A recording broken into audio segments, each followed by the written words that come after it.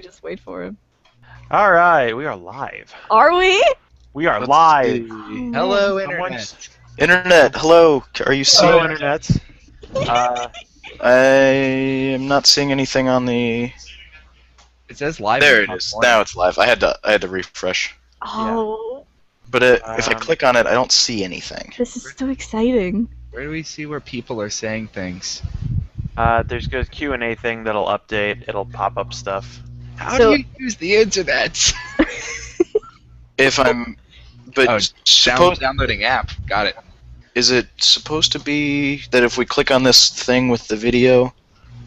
I can also just link the YouTube link, and you can try and tweet blast that too. Yeah, go for it. All right. How many dicks plus 3? There we go. Okay, now I'm seeing shit.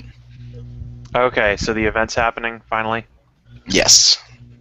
Okay, Should Okay, we talk I'm to not gonna someone? click on that because it's going to. we're up to 6 viewers. Oh man. Oh Oh, boy. Just give me I'm one of pray. them. So All right. 5. Isn't Sam one of them too? Yeah, I was for So half. 4.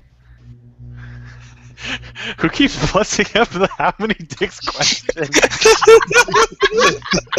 Plus fucking 1. Well, let's see. About 1, 2, 3, 4, 5, 6, 7, 8, 9. 9 now. Hold on. Where are you seeing the questions?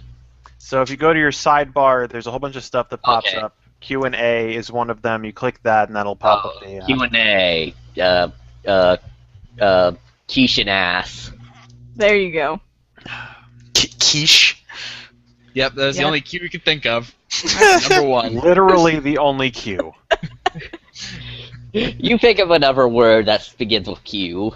Chi. Quarantine. God damn it, Travis! How many dicks incremented? I just wanted to change my icon. Okay. Okay, so apparently I have outside confirmation that people are able to see us and watch us. So Also, Oh, it super. seems that Nate is muted, though. Nate, Because yeah, you got Nate an stepped icon. away for a second. Alright. okay, so hi internet. Hi, We're- Internet! Hello, internet. Hello, Welcome to the Internet. total non-stop action stream of, No, not of that! Frieda's. It's such a garden in here. No, no. We're- No! Hello, Internet. You may remember me from such things as damn near everything. James! Should we go around and introduce everybody? Yeah, go for it. Cat outside. Let's see, that's Josh. that's Sam. One at a time. One at a time. All right. So it lists everybody alphabetically, which means we start with Hannah. Hold on, let me think. Oh god, no, I have to go feed the cat. God damn it. We are so organized. I'm sorry, I'll be right back. Really are. Just like try to start a regular game. Well, that's Hannah. Hi, internet. Did you ever want to know what our stuff is like before I edit it? It's pretty much this. This is it. There's I been don't know, very I little don't- talk about butts. I mean, we could increase that. Oh god, I opened How up do something I- so there's 2. Fuck. Oh no, I Where's the cursed. Q&A? How many dicks is now up to +5? God damn it. Sounds I about can't right. answer the number of dicks. I'm sad. Hold on, how do I +1 it? You click on it.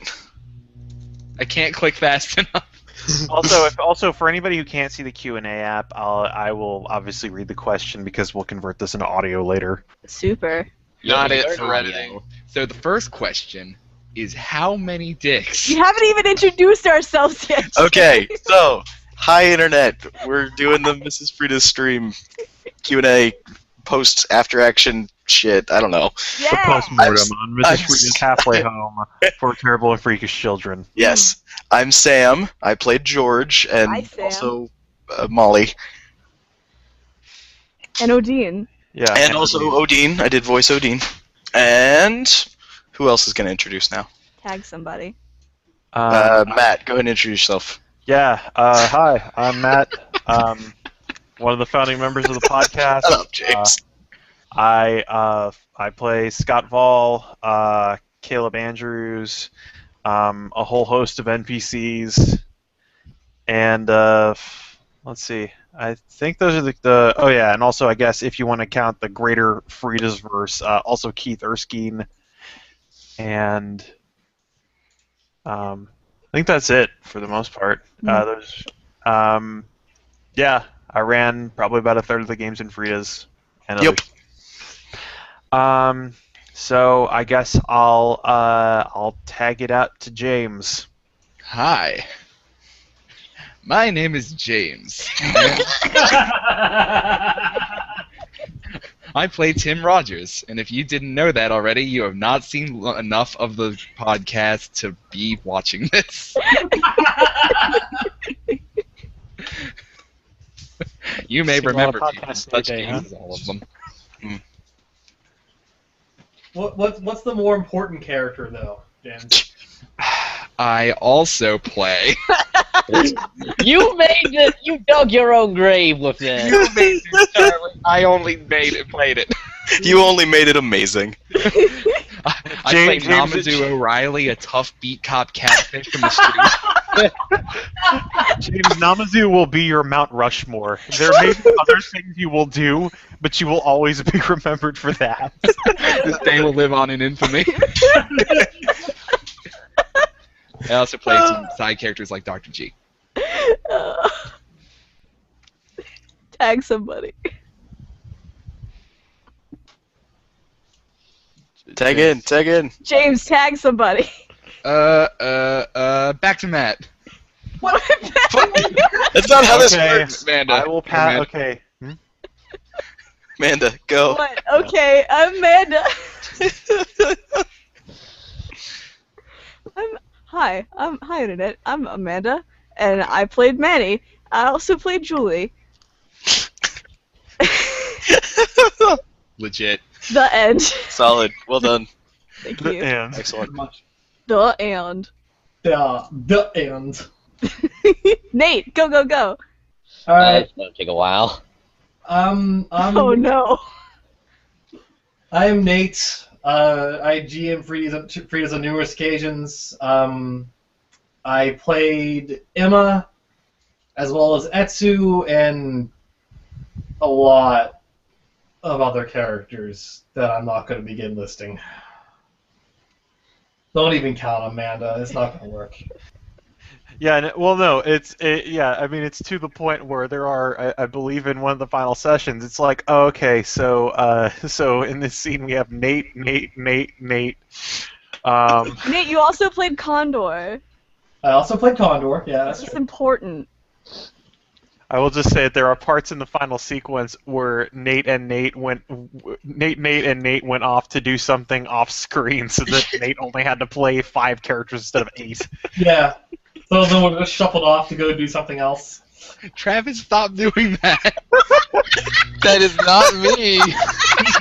That is Hannah, and I am okay with this. I want you on to a dog. Oh my god.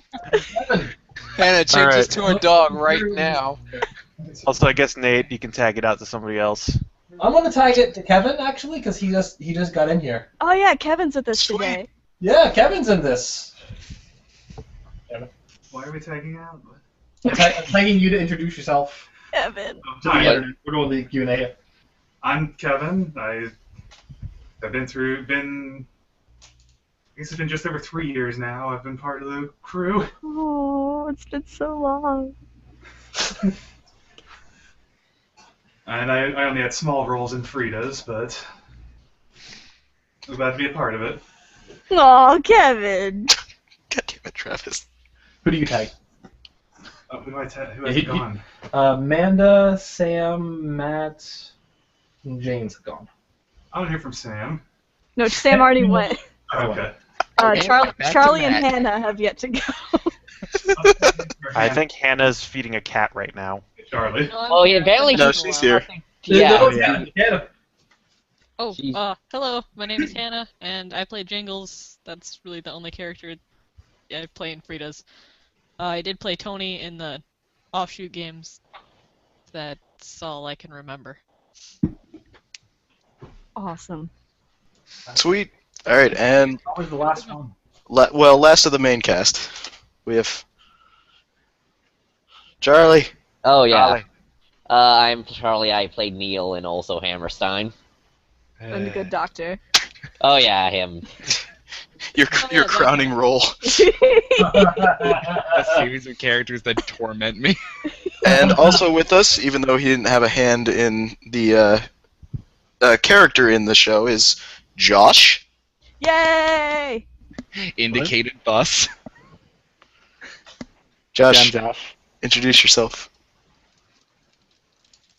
That's pretty much it. All right. Thumbs up. Wait, no, I played the idea merchant. You played There you go. Crazy Yvonne. Oh yeah. Crazy Yvonne. A couple characters that are in the same universe, but not in Frieda's proper. Yeah. We should do another session with Josh's character. All right. And also, Travis, are you going to talk, or are you still just hanging out? I'm here. I do Hanging edits. out, putting all the Google effects on his face. I am here and I do the edits. That's all y'all know about me. I'm gonna go back to my corner now. Pull the slot machine, see what I get. We call him the One-Eyed Devil. All right, so we've got a fair few questions to answer. We've got some from comments on the podcast episode, and we've got a couple on the forums. So we can just get started, I suppose. Okay. Is there anyone actually watching right now? Yeah, I think so. Cool. We've Yeah, got how a do couple I check questions. how do I check the number of viewers that aren't us? With subtraction? Well, no, because it doesn't say. Okay, yeah, no, because the thing is that we can be in this, and it also won't list that we're watching it. Is what I'm saying. Sam said that he was able to pull up a list earlier. I like the cut of your jib. I was just looking at the. Or were you actually in the? Were you actually in? On the Q&A page, we've got 8 watching, so it's me. Okay.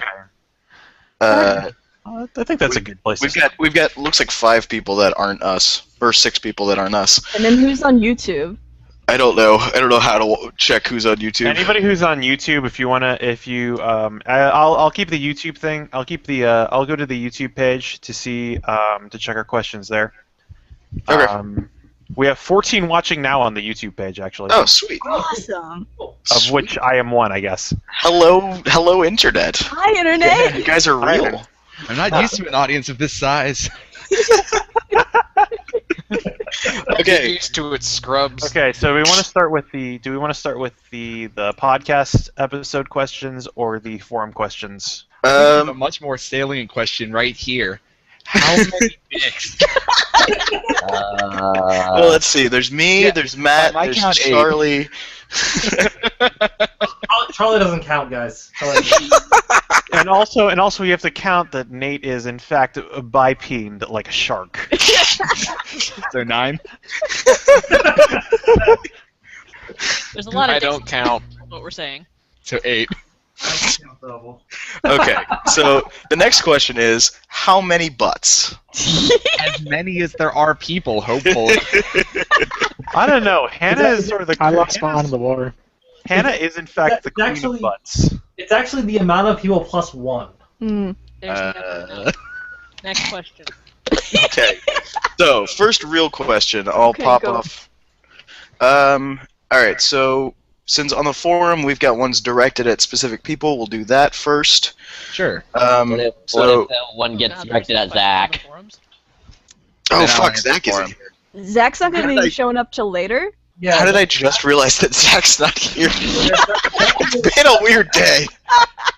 I didn't even Oh, realize poor that Zach isn't here. Zach's either going to show You up didn't late- notice the distinct lack of moe? Hey, Uh, I will fight you. Don't you dare. Also, something's weird with your microphone going on, Nate. Oh, because he's got a different microphone. So Yeah, he he's thinks in a different mic here, so that Kevin and I can talk. Turn it. yeah. Come my way? Yeah. Why? Because you'll be talking more than I will. Well, Okay. So first question to James. James, are you there? Sure am. Okay. So these are all from Blue Canary, who does the All lovely. of them? Yes. Well, the first 5 are from Blue Canary. I like Blue Canary. She's She's nice. so sweet. she's I love great. her. Yeah. She Um, has my official endorsement. Oh yeah, let's put the Agreed. stamp of approval. thunk. Okay, to James. Since they Yo. never interacted in the campaign, what would be Dr. G's opinion of Tim? Well, I have a very easy road to to answering this because I happen to know what Tim's problems are, and Dr. G is usually right about them. But probably the biggest trigger would be unresolved anger issues, which came out a couple times over the course of the series. Mm-hmm. Cool.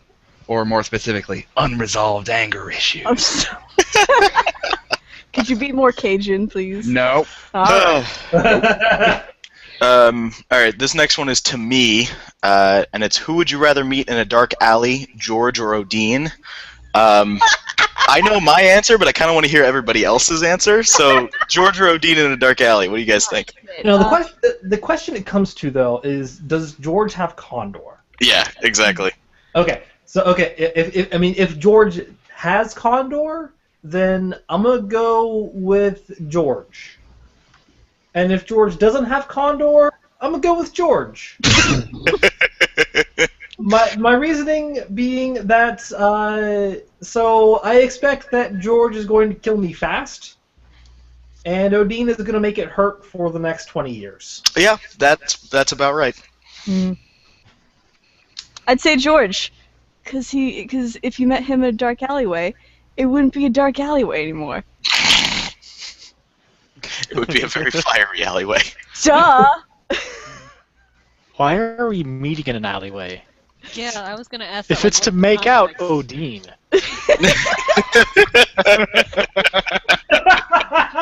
Odin, clear winner. We got a real match. I'm gonna die. Anybody else? It is 20 minutes in.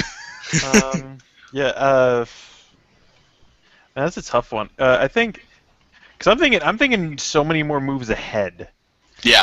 I think if you met Odin in a dark alleyway, he wouldn't unless you pose. So neither of them, unless you posed a direct threat, would kill you immediately. But interacting with either of them, if you formed any kind of, if for some reason this dark alley relationship became something a little deeper, maybe some sort of companionship, then you're running into a problem either way. Where a deeper companionship with Odin, deeper companionship with George would eventually result in his inevitable betrayal to go after whatever scheme Sam's working on this week. Whereas meeting up with Odin will result in you constantly wishing that you were dead. Mm-hmm. But he might pull you out of a scrape here and there because he needs to keep you alive in order to keep having fun.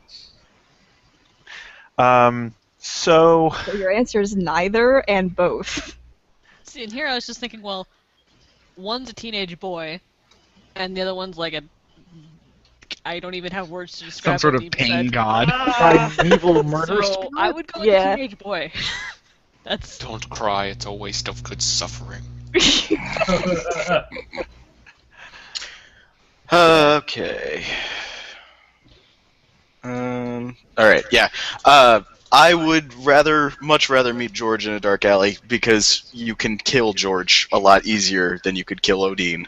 He is, after all, eventually just a human. And yet, who died?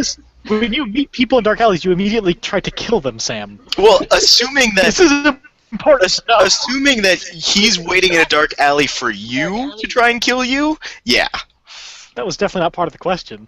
Well, I'm just saying, don't walk into dark alleys. I'm just With still you, doing it. apparently. yeah, I mean, be street smart about it. Unbeknownst to most of the don't feel safe, don't go. unbeknownst to most of the cast, every dark alley in Troy has a hidden subplot in it.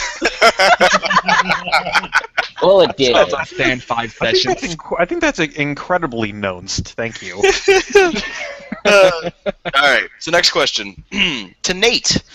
How much did you flesh out Etsu's character before her introduction, and how much of it came over the course of playing her? And while you answer this, I will be right back. Oh god. After these. Okay, so messages- the answer to that is I didn't actually flesh her character out very much before I played her. Initially, initially, I just kind of wanted to go with the idea of.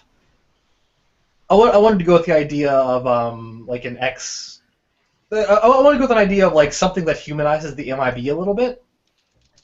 Like the idea that like what if someone is taken out of it and humanized. So I wanted to play with that. And then it turns out they're not human. Well, That- she didn't complete the indoctrination program. Yeah, she didn't complete the indoctrination Sorry. program. But that aside, I didn't actually have a lot of stuff in mind for her. There's a game out there called Delta Greenhouse. It's a Fear Itself game that I ran that actually introduced her into the universe. Yeah, the people in there end up rescuing her basically. Yeah. It basically was it was the mission that went horribly wrong. But otherwise, yeah, I didn't have a lot of stuff for her at first. She was just a character for me to play during the high school stuff. Since our characters are split between high school and middle school, I just need someone to play during the high school. And a lot of her just kind of developed over the course of it. I just had a personality in mind. That was really it. Related question from the forums from a Sin. How fleshed out was Etsu when Tim got kicked into a bookcase? When Tim got kicked into a bookcase, all I really had was that all I really had by that point was that she tended to lash out at people and things. I agree. Commonly. And often over-exaggerated her feelings. Because she wasn't used to having feelings. Are you still bitter? By the way, if no one's made the connection yet, I'm Sin on the forums. All right, well, cool. So yeah, all right, Tamanda. Oh man. Ms. Skull, does it ever get better for her? Please. I think we all know the answer to this one. Yes, Nope. as she and the angry PE teacher hook up and make violent, angry, sad sex. No. Hi everyone, I do the fan fictions around here. Travis. Y'all missed the last one. Is I run into George because it's hot sloppy makeouts and possible threesomes. Get out of here, Travis. Wait, who's the third? Condor. God damn it. Oh man, talk about hot sloppy makeup. Well, that No, was Ian Skin just control, like, sloughing butthole. right off. I was gonna say, yeah, you mispronounced slowly. Doesn't get better for Miss Skull.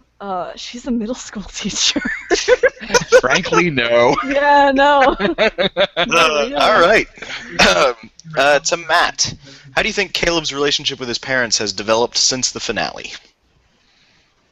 Well, I mean, leading up to the finale, he pretty much broke the truth to them that he's friends with a hyperdimensional or an extra-dimensional hyper-intelligent space rabbit that probably murdered a bunch of people. And he's gay. And he's gay, which is sort of that's like a second tier to the murder. Yeah. Also, I his never boyfriend's not never human. really thought too much about his parents. His mom's the sole breadwinner for the family. His dad doesn't do a whole lot, some home maintenance, and mostly stays home and watches TV. I don't think they have some religious backing, which is why Caleb has some, which is further backed up by there's supernatural shit. So hey, there's probably a god, some. Now, as far as their adherence to the laws of Mosiah, I don't think they care too much. I imagine they're a lot more liberal. So they, as much as he had his own things about coming out as gay, that was mostly because he was a high schooler, and I think the perpetual fear of stating, or the perpetual fear of gay people is as stated so eloquently by Cameron Esposito. Everybody thinks that if somebody thinks they're gay, no matter what age they are, someone is going to call you a fag and shove you into a locker. This is also applicable if you're 30. And so his reservations against that were mostly from his peers. I imagine if his family can get past the murders, and also that there is an entire world that they have not known about that is actually full of magic and wizards and robots and all that shit. Maybe in time they'll find their way back together. I imagine once the shell shock clears, they will eventually they'll reunite. Cool. All right, so that exhausts Blue Canary's questions. I'm going to shift over to the comments now. From Luffy, we got exactly what were Dr. Greenwell and Elder Dane. I don't think they ever got a full reveal, just lots of little clues. Right. Mm-hmm. So I don't know how deep we want to get into this one. We're going balls deep. I guess we could go as deep. We could go as deep as we want because it's over. Yeah, it's over. Do it. Talk about it. We still got some unrevealed secrets left up our sleeves, folks. So, I don't know, James. You want to talk about since you and I both worked on creating Dr. G, and you took him, you ended up making him what he was eventually, or do you want me to talk about him? I'll talk about him. Okay. So, Dr. G was, well, actually, originally he was a woman named Dr. Victoria Greenwell, but as soon as I saw the character sheet, I had the accent in mind, and, well, it went from there.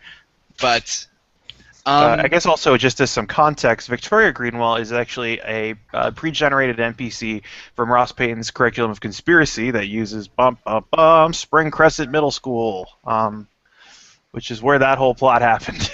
Gotcha. Someday, maybe we'll actually get back to run that. There's like one adventure left in it. I just didn't run it because Frieda's was over. No, I mean, just to like run just that campaign setting as like a thing. Maybe. Someday we'll convince him. Right. So Dr. G, here's the big reveal. He was actually a sort of a tertiary antagonist secretly. It never came up ever in the actual words of the plot. But basically he was a plant that would feed information about weird kids or monster kids to the shadowy organization he worked for. Son of a bitch! Yeah. And Come on, it's a it James worked, character. it worked real nice. It worked real nice. Yeah, no, he had so much information that if Curriculum of Conspiracy actually became a core plot, like that's like his whole thing. Like, and his only powers are that because everybody in the conspiracy is a wizard. I wanted to trust him. His only powers, and these actually did come up in the course of the Curriculum side game we played. He is immune to any mind effects, which are like mind reading, mind control. It also came up in the time that he dealt with Slash Hackman. Right. So I will say that in his behavior, at least, he did actually like care for the kids. Like he wanted to make them feel better. But yeah, he was pretty much under pressure from the conspiracy to report back with any information he got. Right. I actually have a huge page of notes of things that came up during conversations with Dr. G that had I the chance, I would have executed on them. Yeah. So they got a whole bunch of dossiers on the children and one dossier about a weird dream about caramel-powered robots. Look, these things happen. I'm still mad. Because you know what that means? That means George was right. I told you, motherfuckers! Sam picked up on it really fast. Sam, George being right rarely has anything to do with things being true. No, don't get me wrong. Like, there was a reason I didn't. If I was playing a more devious character, like I would have done something about it. But I was playing George, so he just got angry and stormed out. Well, yeah, I guess George's paranoia. Although again, I think the old Spanish saying is if you say it's gonna rain every day, eventually you'll be right. And what was the question? Is Elder Dane? Yeah, Elder Dane. So Elder Dane, and we do have sort of a canon for this. I mean, basically, it's like Elder Day. It's like he said. He is a guardian angel, and the greater backstory to Dane is that he's part of a whole. This is still kind of this was kind of fleshed out between a lot of writing that Manda and I did. That's in an actual version of the book that Manny got that both of us wrote. That there is an organization that it spans that kind of spans between like planets and dimensions. It's a very loosely governed organization by the nature of how spread out it is, and basically, their whole thing is sort of finding rogue supernatural entities and kind of trying to shield regular people from stuff that they shouldn't know. In addition to further edifying whatever race that they're in contact with. So in the case of Dane, he was part of a set of beings that went to Earth.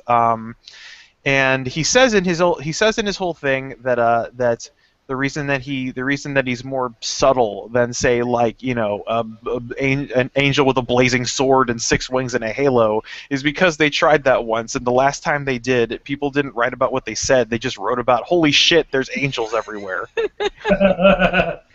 And so when all that went south, most of the organization left the planet. Dane and a handful of others have stayed behind, and basically they just sort of. I realized way later that I basically wrote the plot to the Adjustment Bureau. Yeah, I was thinking about that. Because I hadn't even seen that movie. It was while I was watching it. It's like, holy shit, this is what Elder Dane is. They basically go through and they have a plan. They have a plan for civilizations. There's a place that they want them to be, and it's kind of they're working towards unity and harmony and all that kind of stuff. But they don't work directly. They only make very subtle changes from the outside to try and push that because they want people to reach it by themselves. But sometimes things don't always go so great. Cool. All right, so that's Luffy's question. Now we've got Jake on the comment section. Says he won't be able to make it tonight, so asked his questions. And after this, guys, we'll get to the Google Hangout questions. I see that they're popping up. All right, so number one. How does Manny's first meeting with his mother go down? Oh. Oh. Did that not happen on screen? No, it didn't, because I refused to talk to myself. Oh, right. Good plan. You didn't go for the full Nappian storytelling. Yeah. You didn't want a scene that had 8 Nates and a Charlie. Sam and James. Screw you guys. 8 Nates and a Charlie is an awesome movie. That's my least favorite Ted Danson film. 8 Nates and a Charlie is my Mumford & Sons cover band. Oh, man.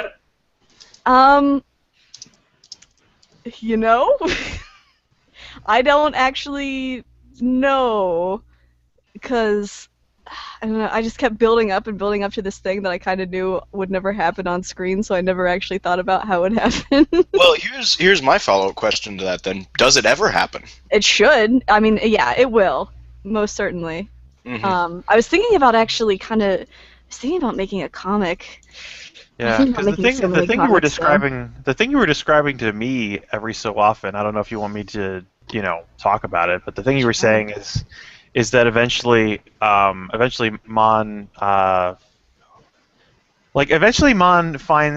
Manny decides to seek her out, and as soon as he does, she just steps out of the shadows and says, "It's time for us to go train," and proceeds to kick his ass for 2 years. I just like the idea of Mon pulling up in a car. No time to explain, just get in. Manny, get in. It's your son. Because I remember you drew. There was a thing you drew about after Manny disappears to X many years of learning how to be a demon with Mon. Yeah, well, he goes back and meets up with Caleb. Well, that was the plan. That like, yeah, they'd eventually meet up, and I don't know how that initial meeting would go. There'd probably be a lot of, Probably you know. like, completely underwhelming. Like, hey, I've always imagined them just staring at each other silently for a minute and then just, you eat anyone today? Mom. No, it's 90% just severe staring. Yeah, as both of them realize they have no fucking idea what to say to one another. But no, the idea was after that, she would at least kind of try to be a mother the best way she knew how, which would mean like, you know, kind of teaching him the things that she knew and teaching him how to like kind of fend for himself because he'd done such a shitty job of it. But I think he pulled out okay. I think he did all right. But yeah, like that was the whole idea, that she would kind of want to be the same kind of guardian figure to him as she was to Ben when he was a kid. Cool. All right. So, the Scottish kids each owe the devil a favor. When does he collect, and what does he ask of them? Give them each a bullet and says, shoot yourself in the skull. Kevin! It's actually an interesting question because I had actually considered running maybe an epilogue session at some point. Are you serious? Yep. oh, well, then we Kill us all. You heard it here first, folks. I remember though, like Nate was and Kev, you were saying it was going to be something very inconsequential. No, he said he wouldn't make the kids kill anybody for it. But the thing is, he needs the kids to do things that adults can't do. Oh no. Like rob a bank. I'm scared now. So I'm gonna leave it there. Oh. Yeah, I guess that's the answer to that question. Kevin will will actually do something with that. Yeah, will be determined. Yeah. Wild in the future. Yeah. All right, so moving on then. Oh, that's terrifying, though. That is terrifying. Oh. This is a question for Terrifying Zach. man. Although I guess Nate could possibly answer. I can answer things for Zach. Well, I mean, it's an Eldon Kagako question. Yeah, So. I can answer that. Well. Okay. Do Eldon Kagako manage to get around the whole monsters leave when you're no longer a child thing? Yes. So, okay, here's the thing about them. Is the whole thing with monsters? One of the things that's consistent with our Frieda's verse and the monsters core book is the reason that monsters tend to leave when you grow up is because you're no longer wearing your emotions on your sleeve. They no longer have like the relationships and the emotional things that they eat and they feed on and it gives them strength is no longer as powerful with you. They don't have ready access to it. Yeah, the whole reason, mostly if you find an adult that has a monster, it's because they are really kind of messed up in the head and they still act like a child. Yeah. So, the thing with Kageko is that she feeds on a very specific relationship. She feeds on Eld's love for her. She's unaware of this. But she's completely unaware of this. But Eld's love for her literally gives her strength and gives her the ability to exist in this world. So, Sorry, I was supposed to be muted. so consequently, yeah, as a result, the whole theme with them is actually a dramatic. Like the whole like conflict for them is supposed to be kind of an act of cosmic irony, since they're fighting for this thing that they believe is going to happen, but it's not actually going to happen. So long as Eld loves her, she's with him. So in a way, they do actually get past the monster leave at 18. Cool. Aww. That's adorable. And also insidious. Okay, so what does Manny do when his features become too monstrous to go out in public? Does he just perform some more extensive self-mutilations to blend in? I still like my headcanon that the only time Manny can go out to a bar is on Halloween. Halloween! Yeah! Well, Yeah. I think it really depends on what the future is like. Yeah, Yeah. that's really true. Because we've been deciding what the future of the Frieda's verse is, and I think at this point, I think we're leaning towards something like, at the end of Frieda's, it's hinted that like you can't keep this hidden forever, and the MIB said we're gonna try. And so I think one of the thoughts we're leaning towards right now, not to set anything in stone, is that eventually it becomes too widespread and social networking and all that becomes too good that even the most powerful organization can't really keep down the mythos, and eventually monsters become public knowledge. Yeah, metahumans kind of become a common thing. Yeah. And then it just depends on how much how much. Even though that becomes public knowledge, like there's still a stigma if you look like a fucking demon. Yeah, well, but I think the idea of Manny starting a band and just becoming the front man for a band would probably go a long way. Yeah, It works for Morty. Badass. Yeah, he could just That guy is actually Scandinavia. Yeah. Become the blackest of black metal. That's the awesome answer. You would have to Yeah. compete though with McCraw. Okay. Are you here to talk still? Is Gunny there? Gunny walked in and started meowing. Meow. Nice. All right. Not So, here, so It's not a real Scratch casual can start scratches talking here. too. But yeah, no, it depends on what the future of the universe is. Although, Manny's actually kind of an older character before I played him from Frieda's, so that like he went through a couple different iterations, and there was a point where like he wouldn't have a problem with self-mutilation in order to fit in. Like that, it came out a little bit with like the nail biting thing, but in earlier stories, I had written things where he would like pull out his own teeth and stuff like that. Like he doesn't have an issue with it. well, I think Manny's entire character arc is really centered around the idea of becoming comfortable with himself. I think Yeah. so. I think in at least the Frieda's version of Manny, I think he gets healthier in that way. Oh yeah, 100%. Mhm. Frida's is actually the best thing to happen to him. All things considered. Yeah, Mm. from what I've known of him before Frieda's, that Hannah was there. Hannah was there. All right, so next question. I don't know if we want to answer this one since there might be a thing about this eventually. I But want to it's- answer it. It's not really a question, but Elvasio Alma, what's his deal? Okay, so Elvasio Alma, he is actually a descendant of what's that guy's name? Sousa, the marching band guy. John And- Philip Sousa. John Philip Sousa, that's the one. And you see, his legacy is based more around the French horn than even the fanfiction writers guessed. I will say, Elvasio Alma. There are 2 face palms, 3 face palms going on right now. so one thing I think I can say, and Nate, correct me if I'm wrong here, without getting into any spoilery stuff, wasn't Alvasio Alma supposed to be the companion character for Tai originally? Yes, Elvasio Alma was originally supposed to be introduced as a specific. I was going to do something with Ty's character and actually give him a personal plot, and Elvasio Alma was supposed to be that personal plot. That's cool. When I didn't know that. when RJ dropped out of the podcast, I had to do something with Elvasio Alma, and I had to make up something new. So what I ended up making up was that he is that he is the new Nothing King.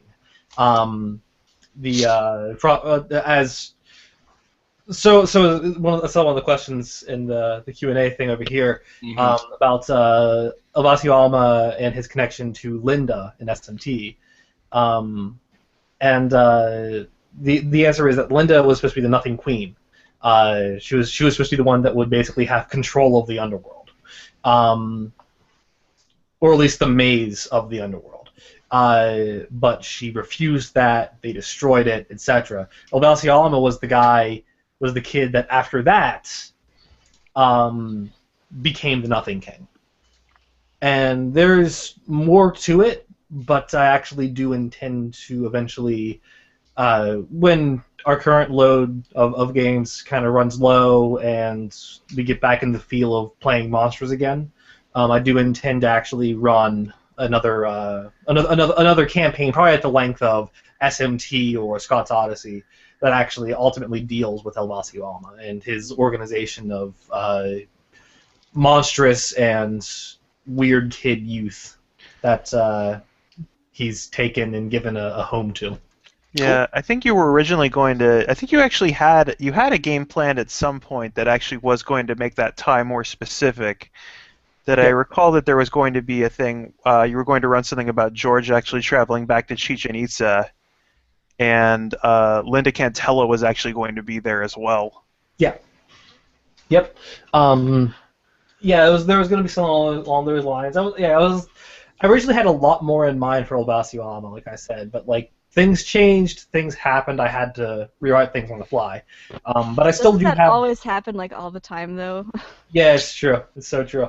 But yeah, it's the case of making such a long, interconnected, and interactive story. Pretty much. But yeah, I do still have stuff in mind for him, and it will actually come up, and we'll actually conclude. Awesome. All right, so next I don't know. question. I like James's headcanon about Inventor of the Sousaphone. As a note, Elvasio Alma is included in Frieda's after I kind of changed his plot.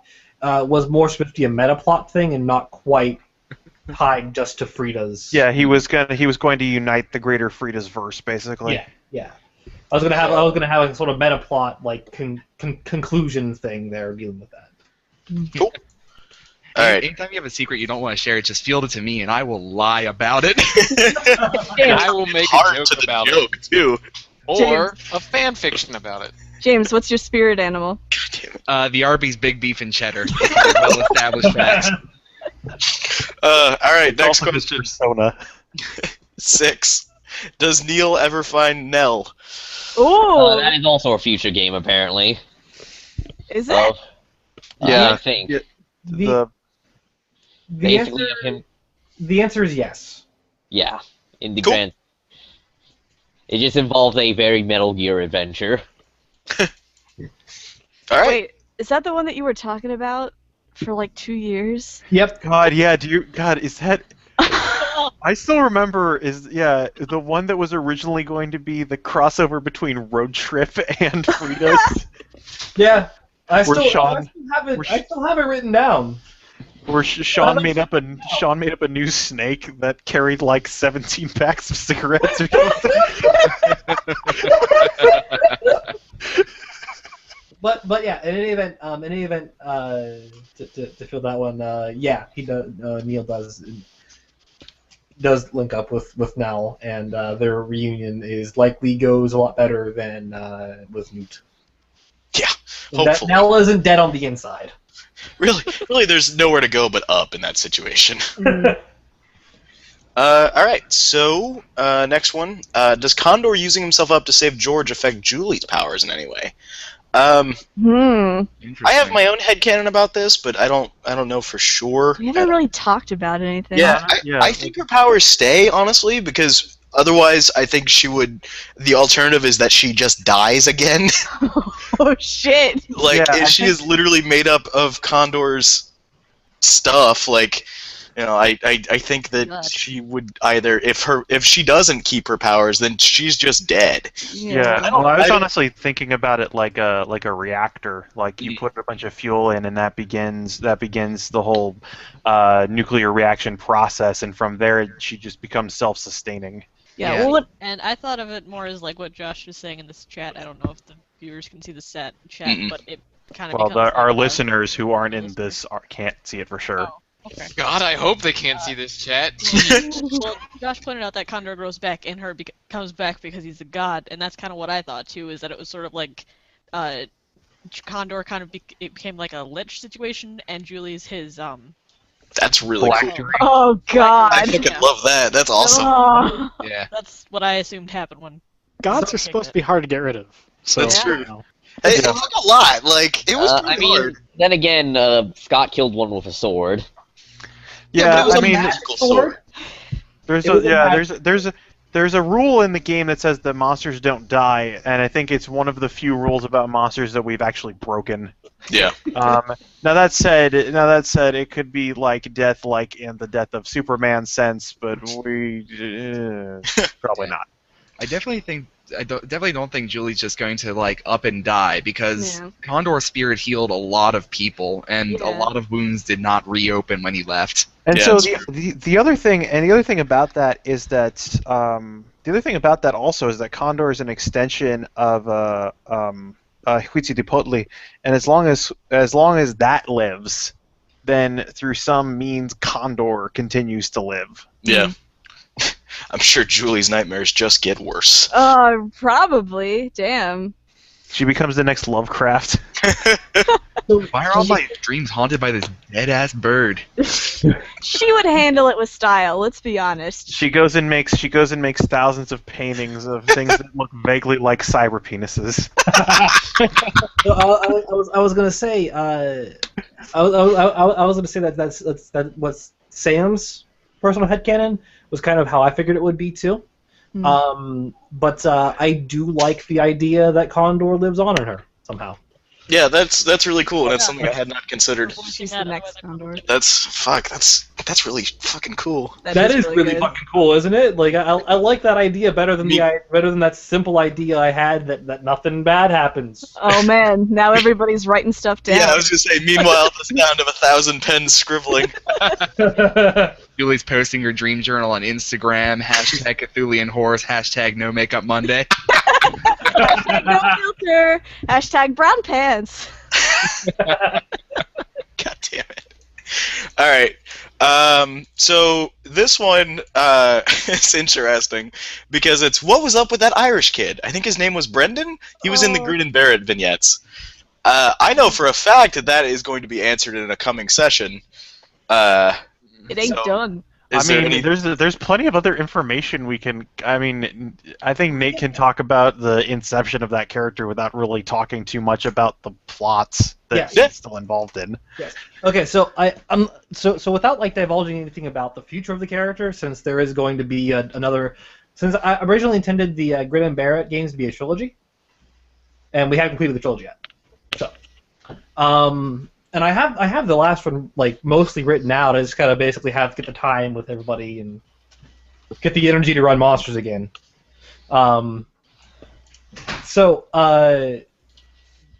Where the kid came from was originally in the 90s. Brendan Healy was Odine's kid.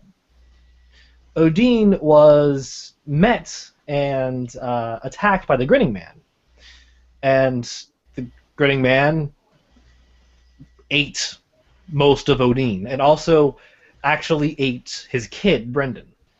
Brendan died there. In Road Trip, the kids actually managed to quote-unquote destroy the Grinning Man.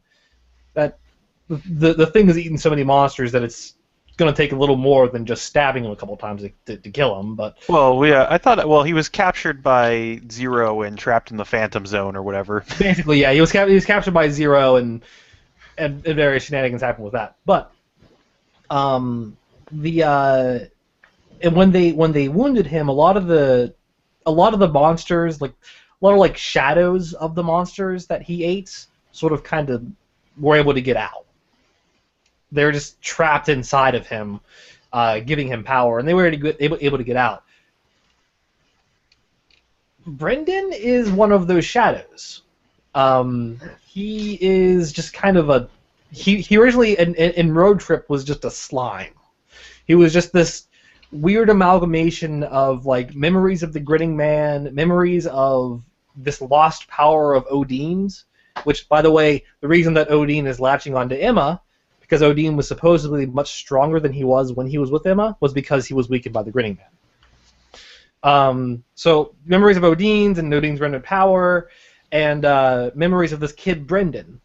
Just this amalgamation of the three. Just we're following the kids of Road Trip until they managed to best it, but it happened to latch onto Daniel on numerous occasions, and so it ended up taking some of Daniel's memories. What ended up happening was Elvasio Alma made this goop that they managed that the kids managed to get away from into a thing. Originally meant to take, capture, and contain the power of Odin, and be able to use it for the purposes of good. But this sort of magic science had problems because Brendan, the character of Brendan, who essentially looked like Daniel, as he took most of his physical memories from Daniel,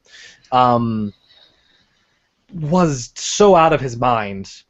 He had memories. He had so many different conflicting, clashing memories, different conflicting, clashing powers that he was utterly unaware of, and it was just sort of driving him crazy. And George, Manny, and Caleb were periodically got opportunities to see into the catastrophe that was this abomination that was originally created for a good purpose, but started just falling apart. And they were basically just kind of piecing him back together little by little, and trying to keep him from just totally falling apart. They weren't quite aware of that, but that's effectively what they were doing. They were trying to keep this kid from just like falling to pieces, literally. Cool. I never actually knew that he was the Shadow. Yeah, he was the Shadow. He was the Shadow that was That's interesting because I can say that I wrote another thing for the Shadow for the end of Road Trip that never happened. That's fun. I love how y'all have ideas that play off of each other without really knowing. Like, Nate's got this idea and it's got a secret in it, but Matt's like, that's a cool idea, I'm going to use this, but I don't know about that secret in it, but I've got my own secret in it. Well, that was kind of like Road Trip. That was kind of our like us running other scenarios, us having other GMs that created other plot lines. That Road Trip kind of we did it sort of as sort of an Exquisite Corpse thing, that we might have had our own ideas from it, but like Alex said, he created the Shadow and he had no plans for it. It's like, I don't know, somebody else do something with it. I just made it so that it's an idea. That's what I intended to do. Was to do something with it. I mean, that's kind of how we tend to work. Like, how many campaigns have we done that are all basically the same, idea of somebody makes something, somebody else rolls with it, and then it becomes this whole huge fucking thing. Like, yeah, that's how we collaborate. No. George's entire story was Sam just going, hey, I got this character concept, boom, it's out there, and I was just like, I could probably do something with that. Death gods and pizza and shit, let's do this. Alright, so one last one from Jake, and that'll be the last of our comments/forum questions for the moment, and we can finally kip over to the Q&A. So, number 9, does Odin ever recover from the events of the fall of House of Odin? And I think the answer is yes. That is my answer. Yeah, I mean, he lived. I think that was the thing that everybody suspected, was he was weakened, he was wounded from the fight. But I mean, he survived the fight with the Grinning Man, which is the monster that we created that breaks the rule that monsters can't die. Yeah. And so he's wounded. He's probably not coming back anytime soon, but in time he'll eventually recover. And I am fully sure that he just will not come back to Emma. Like, Odin's hit the point where he was no longer going to continue throwing good money after bad. Like, he was done. Like, he'll find an easier victim. There's plenty of other people out there that he can deal with that aren't as heavily reinforced as Emma became. Well, I think the thing right now is that he's sort of dormant in Emma, and it's just he just has that residual power of the mind control, the Jedi mind trick ability, and basically once Emma grows up enough, he'll just kind of get kicked out and just sort of be a rogue entity until he recovers enough that he even can seek out children again. Yeah, I mean, at his base definition, Odin is a parasite, and a parasite does what a parasite does. So what I figured the case was going to be was that gotta stop that. What I figured the case was going to be was that like, you have your bad days. Emma's going to have more bad days, and that's going to strengthen like the Odin inside of her, since he's living in like the cracks of her soul. I was going to strengthen Odin a little bit more, little bit by little bit, by little bit, until he has enough strength to just leave. Yeah, that's pretty much. But until Emma, you are the monsters. until she has just enough bad days that Odin can leave, she's stuck in there. Yeah, but for him, like, it might be excruciating, but he also has lived how long? Like, how short is a year, or 10 years to somebody that has eternity? Yeah. He was born an infinite number of years ago.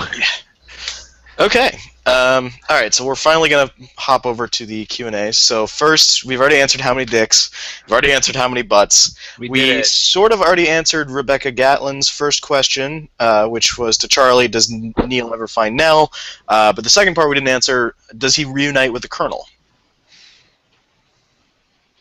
Nate? I don't know. That's up to you, man. Maybe. I mean, he and the Colonel were in active like phone contact, which is more than he had with Nell. So yeah, I think it's much. I think if he's going to reunite, in my head at least. I mean, I can't speak for your character, but in my head at least, he and the Colonel are capable of saying like, "Hey, the heat's off. Let's go to Denny's." Yeah, pretty much. All right. How much experience did the highest, I'm assuming highest experience character, not just the person that toked up the most, by the end of the game? So when I read this question, every day. when I read this question myself, one of the things is I can say easily that I don't think there's any way we can prove this definitively, because there's a point with the high level characters. Like with all the characters that we pretty much just kind of stopped tracking experience actively. Yeah. I did go through, when I saw this question, I went through Scott's character sheet, who is one of the more veteran characters in the game, who's been in like probably 70 of the 90 sessions of it. Mm-hmm. And not counting however much he's lost to scars or whatever, so adding up all of his stats and skills and relationships and weird relationships, and then subtracting the initial 15 from each of those, he has 155 experience. Holy fuck! Yeah, easily enough to roll 10 dice. He's lowest skill, and this is because I think hands got scarred. Hands got a lot of scars taken to it. Feet got a lot of scars taken to them during the course of the Odyssey, and then, but I mean, the lowest thing he has is 3, which is in feet and guts, and that's because those took scars.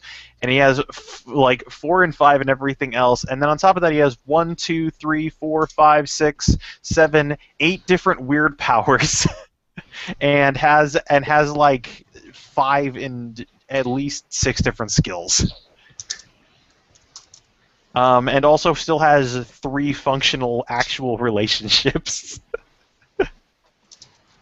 I know that also. I know that George's is a harder one to track. I know that at least Sam and I both at some point, I think, stopped actively adding experience to our characters. Although during the time that Sam was actually tracking experience and adding it, he was pretty much just adding monster dice to Condor. Yeah, there was a part where I dumped, I think, like 50 experience into George, like sharing on literally all of Condor's abilities. There's also that part where making him the most broken character.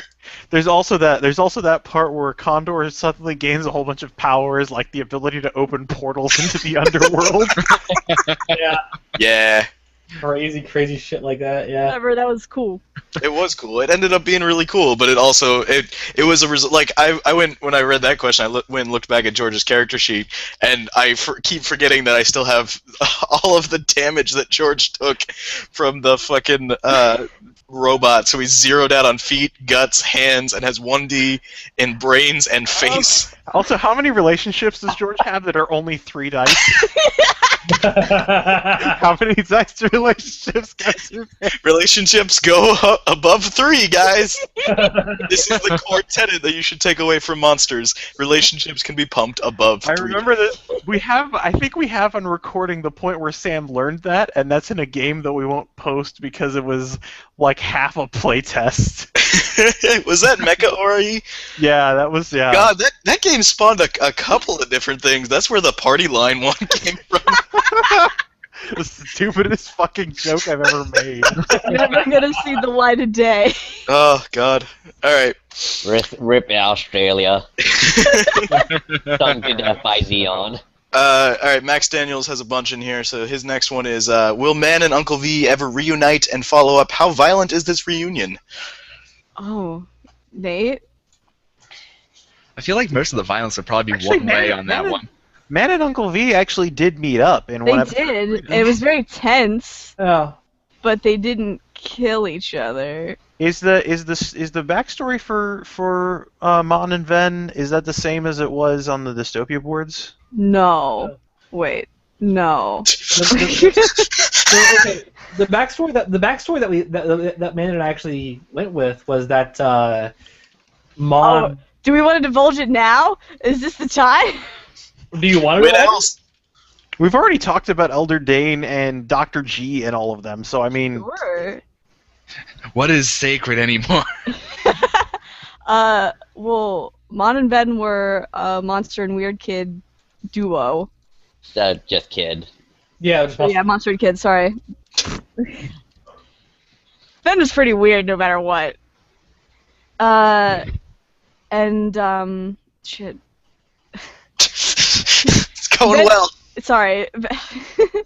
Ben was getting old enough to where, eventually they were going to split off, so they decided to go on one last grand adventure together. And I believe, I never asked Kevin if he was cool with this, but I believe they tried to go take down the shopkeeper. Was the idea that I kind of had. And We know how well that worked. yeah. And Ben still has his base. yeah, well, the idea was that he gave them what they desired most, and what Ben wanted was not just fame and fortune, but also, some kind of security, because she was leaving, so he gave him the base. And Mon wanted purpose, because without Ben, she really didn't have anything to do anymore, so he gave her a child. And I can't decide whether it was through traditional means or magic bullshit. But yeah, the shopkeeper, always in my mind, the shopkeeper's technically Manny's father. There it is. In as much as he's the father to probably a whole bunch of other people that came and sold part of their soul to have kids or something. Yeah. Yeah, I was gonna say, Shopkeeper- knowing Ven, I'm sure traditional means and magic were involved. The shopkeeper's a mad baby daddy. Yeah. So It's a good thing he doesn't have to pay child support. I can imagine the conversation went something like, "Oh, I'll give you a child. What you've always wanted. Will it look anything like you? If you don't want it, great." It's my dick in the And grimoire. that's why Manny looks like a carving. Yeah, that's why copy of his Manny mother. looks like exactly like his mother. Yeah. So, if the question, will they reunite and follow up? I think so. I think yes. Yeah. I think basically once Manny comes out of the training and whatnot, and reunites with Uncle V, I think that you'll have actually more of an actual meeting between Uncle V, Mon, and Manny. And probably some sort of crazy, God, I'm trying to think of the word. Trio. Some of a crazy sitcom, basically. Oh. Where you have a full-time demon, a half-time demon, and a rock star living under the same roof. 2.5 demons. 2.5 demons. Basically. Fund it. Fund it. So yeah, I don't think it would be violent except for when there's rock star lifestyle involved and someone gets torn in half by, I don't even know, but it's probably not violence between V and Mon. That's No. Yeah. No. Also, I think they could make up. as a mild follow-on to that, I don't remember if this was said in the game or if it was ever part of this canon, but isn't Uncle V the reason that Mon doesn't have her horns anymore? Yeah. Yeah. Tangentially. The idea was that she lost them in the underworld with her wings, and he's the one that put her there. Because the reason he has Manny or he had Manny for the longest time, was because when Mon was given the child, she also lost control of herself, and Ven had to put her down, basically. But he didn't have it in him to kill who was basically his mother figure, since Ven was orphaned at a very young age, and like this monster just took care of him and mommied him for most of his life. So he didn't have it in him to actually truly put her down. So he basically just kind of like, after beating her, he shuffled her off into the underworld and just kind of hoped that she would get better. She got beat up, and she got angry. Yeah. It's just like anytime somebody is imprisoned. We want them to get better, and they just get angrier and better at the things that we don't want them to do. That being said, the fact that Mon went out of control and Vin had to use his security to destroy her probably was the shopkeeper's doing. Yeah. Probably was that. It all wraps up nicely. Okay. We never meant to like keep it a secret. We were actually going to talk about it when she first was introduced. Well, it was briefly alluded to. Yeah, but something else came up and we never talked about it. Well, I mean, it's also the fact that they're both tertiary characters to the core story. Like, that was the thing. Like, no one asked, so it was never important. Yeah. Okay. So this next one's for Hannah. What was Jingle's reaction to finding out she died? Well, that probably sucked. I've thought about it, and I think she'd probably have been in denial for a little bit and refused to believe that she had died.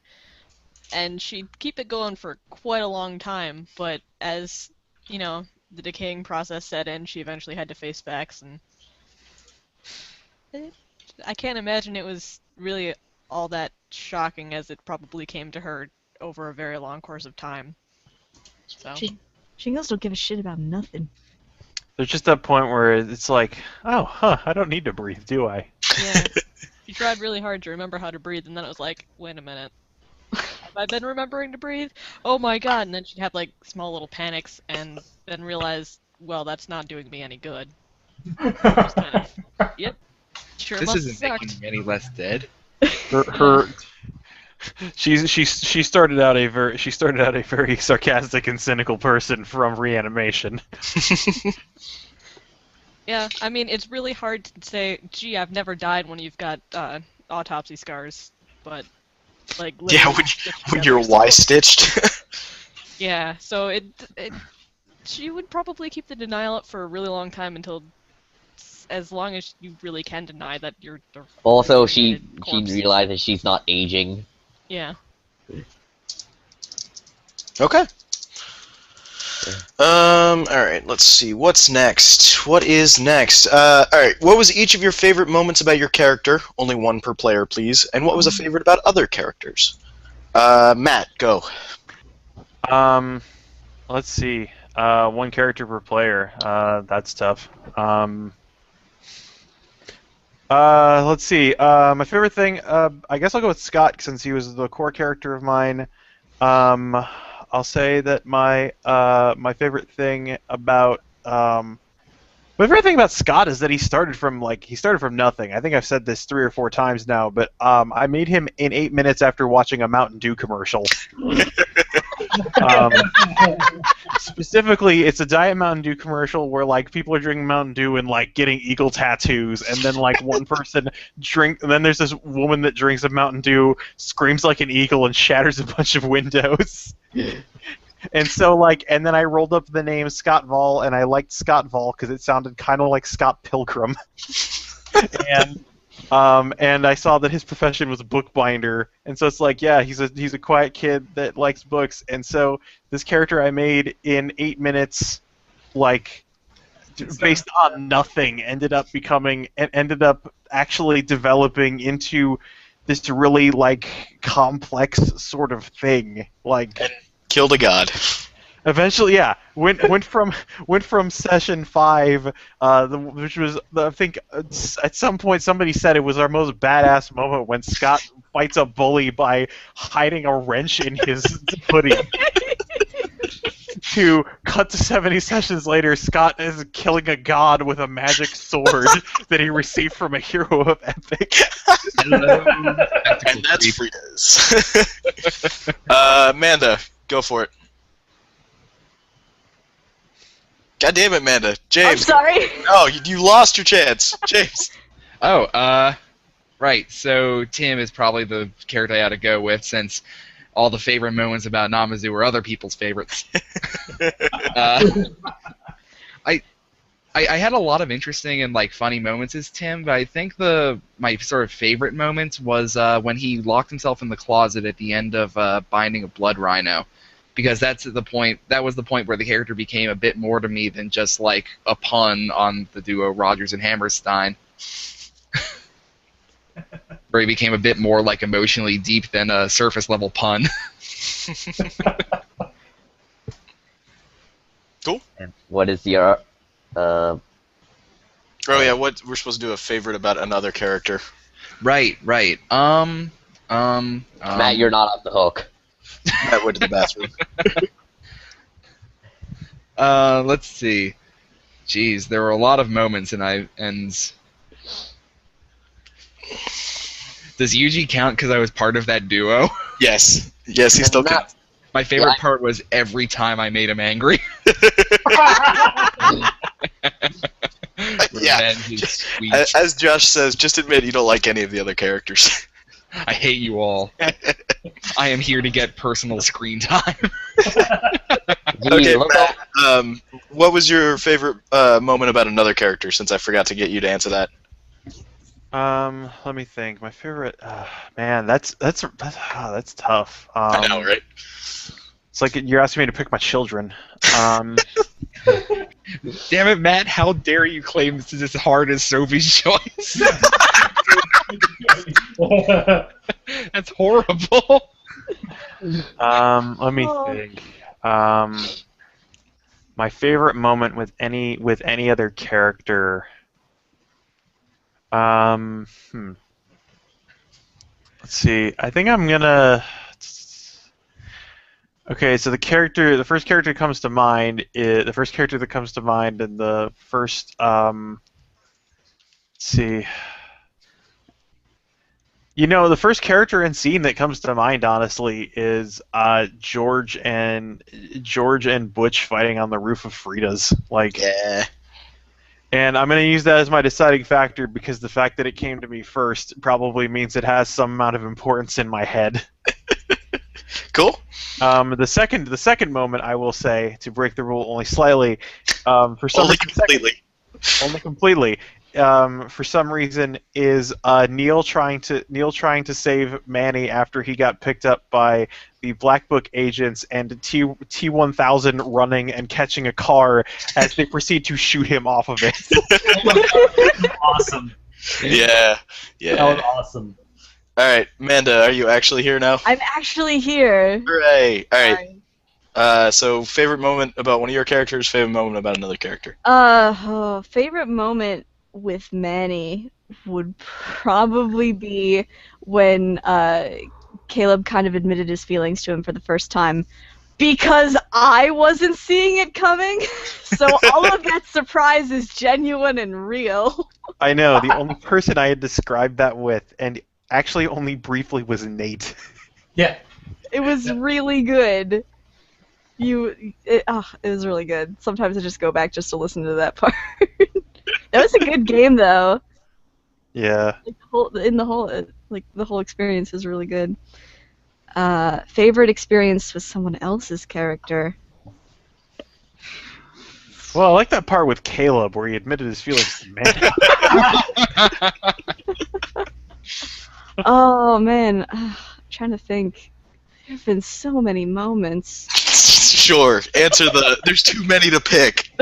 Yeah.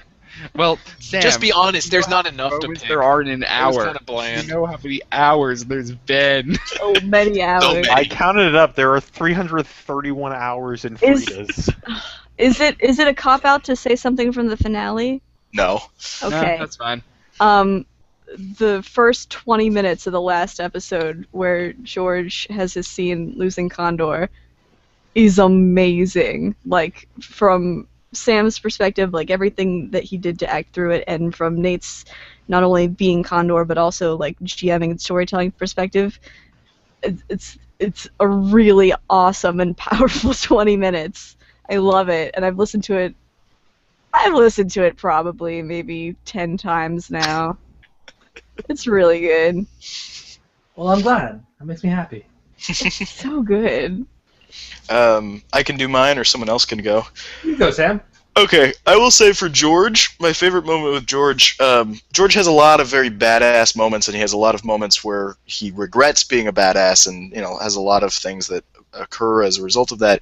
But I swear to God, my favorite moment with George is George explaining to Julie what happened to her. Because not only is it a fantastic, like, George having to explain the entire point of this girl's new existence, it's also me as the GM that killed her explaining to the character why I killed her. It's a really, really good scene, and I think it's one of the, I wouldn't say underrated, but I think it's one of the points in the finale that kind of got passed over a little bit because there's so much in the finale. But I loved playing it out, and I loved re-listening to it, and it's really, really, really goddamn good. It was really difficult to act, I tell you what. Yeah, I believe it. Julie's difficult to be serious. It's really difficult to be serious as her. Well, and the way she gets, like, angry about it almost really fit, and I thought it worked great. Favorite moment with another character, I will always say this, but the fucking scene with Yuji and Namazu, where Namazu is spiraling off into the sunset, and it cuts back to Yuji, cuts to Namazu flying away, cuts to Yuji, cuts to Namazu flying away, cuts to Yuji, and he's wearing a leather jacket.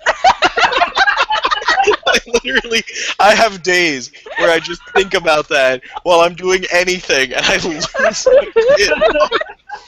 I think it doesn't actually come up on recording either, but I remember anytime James was declaring a movement phase during the overland part of the battle, he always just kept saying that that Namazu was just tumbling end over end at 40 miles an hour. So yeah, that's mine. Nate, what do you got? Nate. Sure. Okay. Me. Sorry, I didn't hear you. No, it's okay.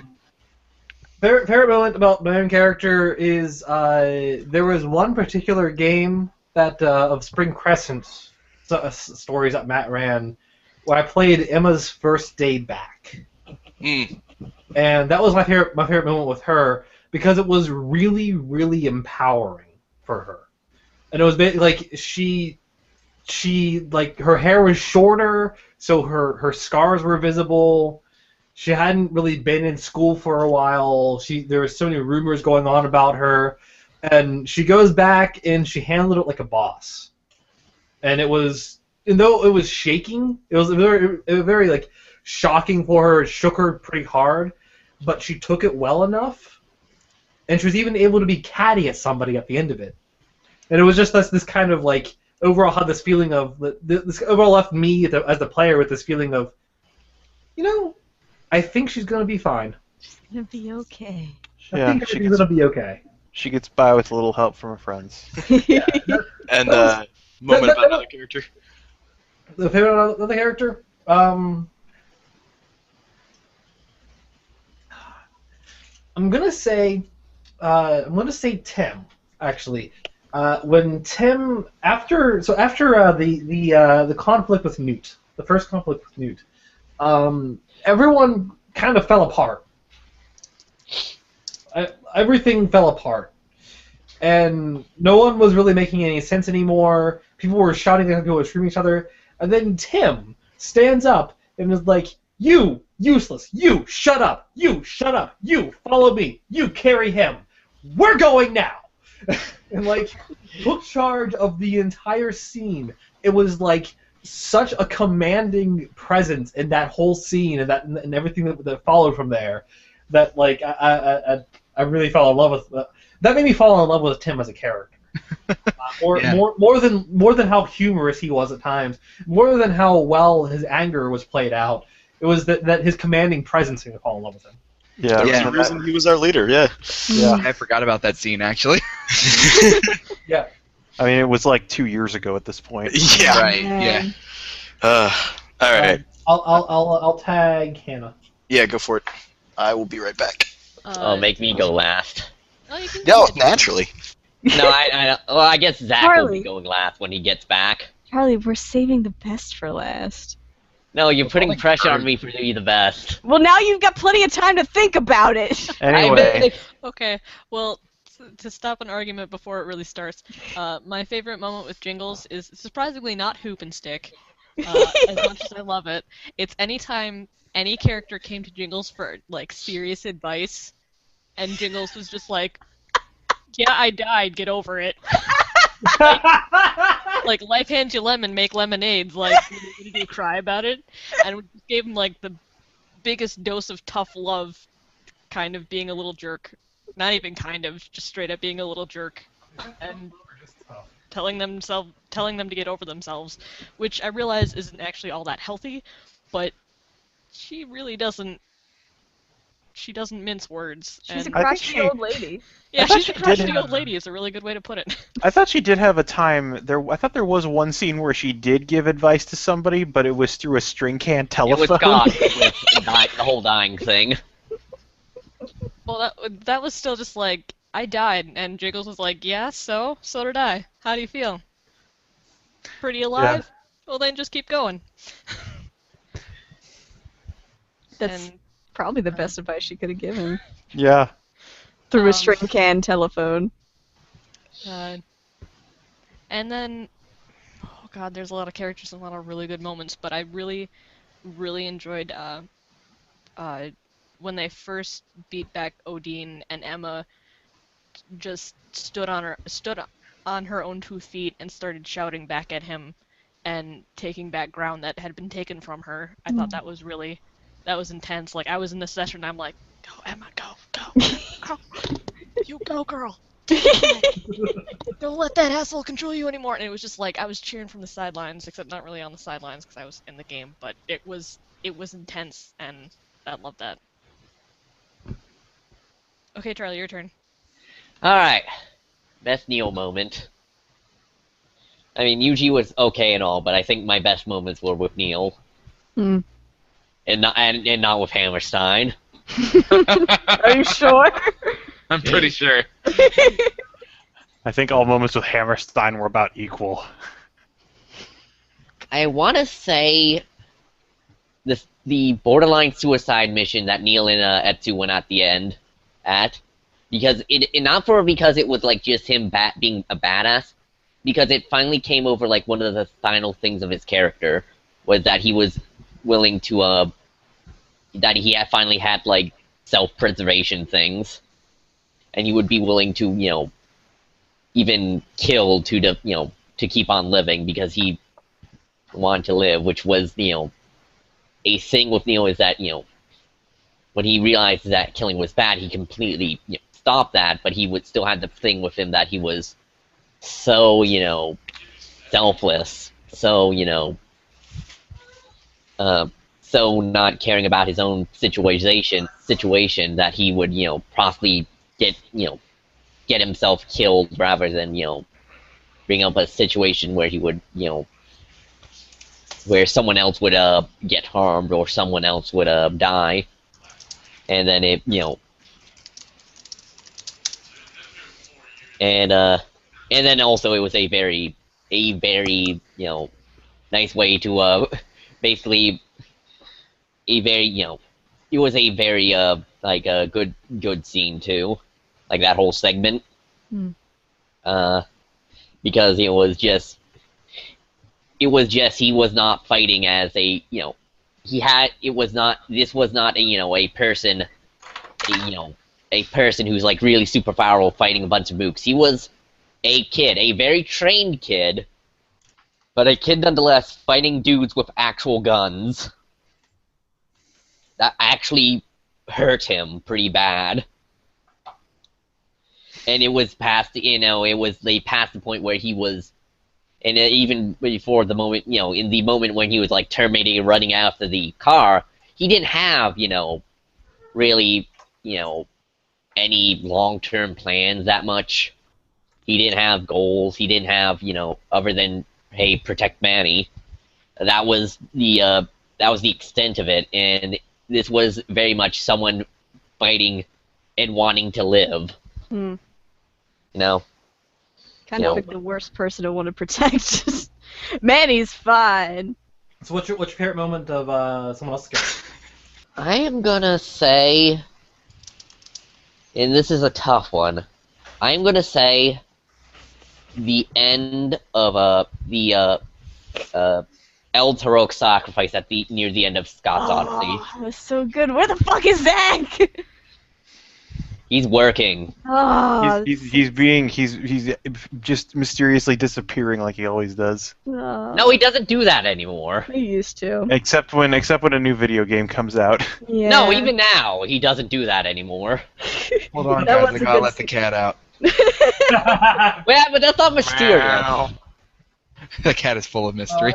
Meow. So I think that wraps up that question then. Yeah, just save that one for. We'll have a special thing when Zach gets back. If he does, if he makes it in time. If you can ask us enough questions to keep us occupied until Zach comes around. Let's have a Saturday night Zach-tacular at the end of this.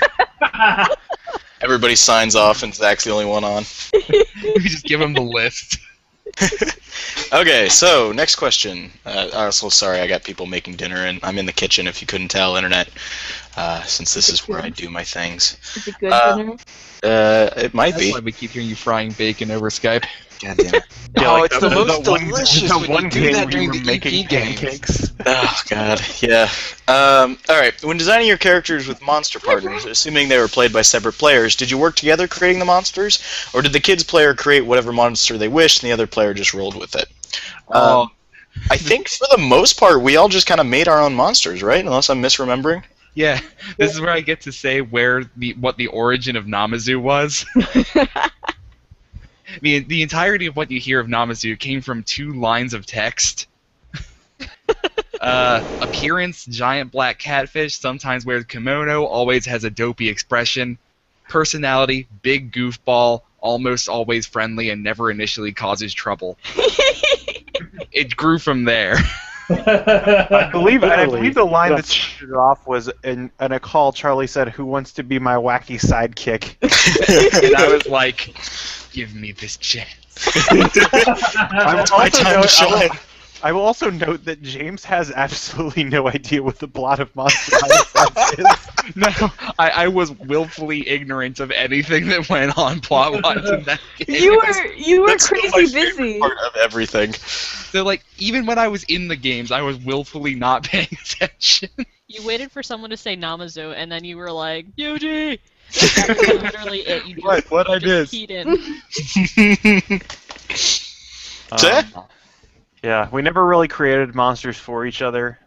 We always create that is one of the ways they say you can create monsters in the book, but it's not a way they say you have to. Yeah. It's not Better Angels. Yeah, exactly. And I think part, especially for the core cast, like we didn't know what we were getting into when we made characters. Like Yeah, we literally. Had we expected this to be a longer series than it was, we probably would have made them all in the same grade level, so that we wouldn't have had to make extra characters when school began. Yeah, exactly. So a lot of it just kind of, a lot of it, just like Frieda's, all interactions between characters and monster characters and the people playing them just formed naturally. Like nothing was ever really discussed and beforehand, at least. And then once things got rolling, we talked a lot about it. But Yeah. it pretty much came out organically, which is awesome, all things considered. All right. I can answer this next question. What was the deal with George's dad and the lighter he finds? The answer is simple. I literally do not know. On record, internet, that was the first game I had ever run ever. So I just kind of threw in things that I thought would maybe be interesting at some point. So I don't know. Wait, that was the first game you had ever run? Mm-hmm. I thought you were talking about running Call of Cthulhu before that. No, that was the first game I'd ever run. Was that Frieda session where George disappears. Huh. Yeah. And as a note, Internet, Sam just kind of dropping plot hooks without any like context is where I even wrote his backstory and Condor and Wheatsey stuff. That all came from the fact that Sam was just like, "Hey, here's this detail. He's covered in tattoos. I don't know why." Did you see them? They're there. If I can explain it, I will. The real secret is that I'm a horribly lazy writer. And so I just... There's a reason I like minimalist styles of writing, because it makes me have to do less work. Alright, so that one's answered. Let's see. Have you ever given thought to what happened/happens to those characters whose players dropped out of Frieda's? August, Ty, Dynamite, etc. I think it's pretty clear we thought about what happened to August. Yeah, I think we actually have, we never played these out because I think we wanted to, but the players, obviously, the reason the characters were gone is because the players left. And I think we have the whole thing, so... Starting with Kid Dynamite, who's, you know, the character that drops out the earliest in the game, his whole monster Echo was based on quantum mechanics and observations and being and not being at the same time. And I think Alex actually wrote some stuff in there. He wrote this like 5-page story about the history of Kid Dynamite. That talks about like all the experiments he's done and stuff like that. And I think the thing that we ended up coming to was that, and I think for the most part this was sort of a joke ending, but we always had said that his interaction with Echo had caused him to just phase out of this reality. Bad end. Actually, that being said, is never actually I wish I could do. I wish I could actually get the time to. I wish I could have got the time to actually run this, but. Since then, all players would be busy / not currently interested. But I originally actually had something in mind that the reason that August was actually forgotten over the course of Frieda's forcibly was actually going to be Echo, Kid Dynamite and Echo. Kid Dynamite and August were roommates in Frieda's. And both of them disappeared simultaneously, narratively. And everyone just forgot that they existed. They eloped. They literally fell into a plot hole. Good. And Echo basically, Echo basically ate them. Is what it was going to be, and then I was going to have like, I was gonna run a game for Alex and Sean, where it gives their characters some measure of conclusion, since they didn't have the time to be in Frieda's consistently. I still wanted them to have a conclusion for the characters, and I was going to run something for them, but they since either are too busy, can't get the time, etc. So yeah, that never happened. But yeah, it was actually going to be that Echo did swallow them in quantum indeterminacy. Hey, I have a question. And then the ending of Ty, I think we. The ending of Ty, as far as we had put, he did the meditation and trance equivalent of walking upstairs to the basketball and never coming back down. Like I think anytime we ever mentioned him after RJ left, is that he'd been sitting hovering just 2 inches over his bed in a lotus pose, and he meditated his way into some other reality. Wasn't she? Like, she just like, yeah, no, he's just doing the meditation thing again, over and over again. Yeah. Rode a psychic car. I have a question though. For Nate, actually. If you got permission from Sean and Alex, would you ever consider like writing a wrap up? You know, I would, yeah. I would. Like a single piece of prose. Yeah. If I had their permission, I would. I think also in the vein of Ty, thinking about it more, I think that there was a plot that RJ was starting about Ty, and I think one of the things that was hinted at was that Ty was like basically slowly becoming the Phoenix or something. Yeah. Because when he was sitting in that pose for long enough, he started creating earthquakes and other stuff like that. Okay, so from Crazon. what is your reaction to the popularity of Frieda's fan fiction, fan art, fan music? We fucking love it. Yeah. Yeah, we love it, and it's crazy, and we can't literally every time we see something that one of y'all has made, we lose our collective shit. Like it's awesome. Oh my god, you have no idea how much shit we lose every single time. I will say honestly there are some milestones I had set in my head as to how far we have come as a podcast. The first part was that we started getting thousands of spam messages a week, meaning that we are high enough in Google that spam bots are noticing us. Yeah. Well, the second part is that people are invested in enough to write fan fiction. And not only fan fiction, but meta commentary about the goddamn series. Like, that's the coolest fucking thing ever! That was something I never expected. Like, Also, can I just say that the meta that I have read has been really spot on. Oh, it's so good. So Yeah. good. That's good too, because it makes I don't know, it makes me feel good, you know, like It validates me as a storyteller, even though I Right? don't do anything. Like, Yeah. I'm not just like, pretending people to be a 15-year-old boy on the internet. Like I'm actually telling a real story. And I think after the Within the Giant album dropped, we all collectively needed new pants. Like, oh god. Basically, yeah. Oh, it's Idge, you fucking killed it, man. Ige because he's Elijah. Ige. It's Oh, Ige. that makes sense. Okay. We've been saying, I get it now. we've all I been finally get it. That pronunciation's been You know, spreading I knew it slowly was- from person to person. I knew it was based on Elijah. I just always assumed. I just still read it as Idge. Like Yeah. I knew it was that part. I think it's because I put it as the part. I don't know. I guess in my head it was Elijah, but also Elijah. BRB, I gotta go re-record a thing. Hang on. Alright. So yeah, we love it. We want to see more of it. We will continue to pimp it out as much as we can. Yeah, if you have, You'll if you want to, voraciously Gimme. consume any fan content that you make. Yes. yeah, The if you want one- to. If you want to make us stuff, yeah, more? cool. What That's I'm amazing. waiting is there was a hint on one blog with one post him. that somewhere in the world there has been Mrs. Frieda's cosplay of Yeah! Yeah. Oh, How's God. that turn out? We need to see pictures of that.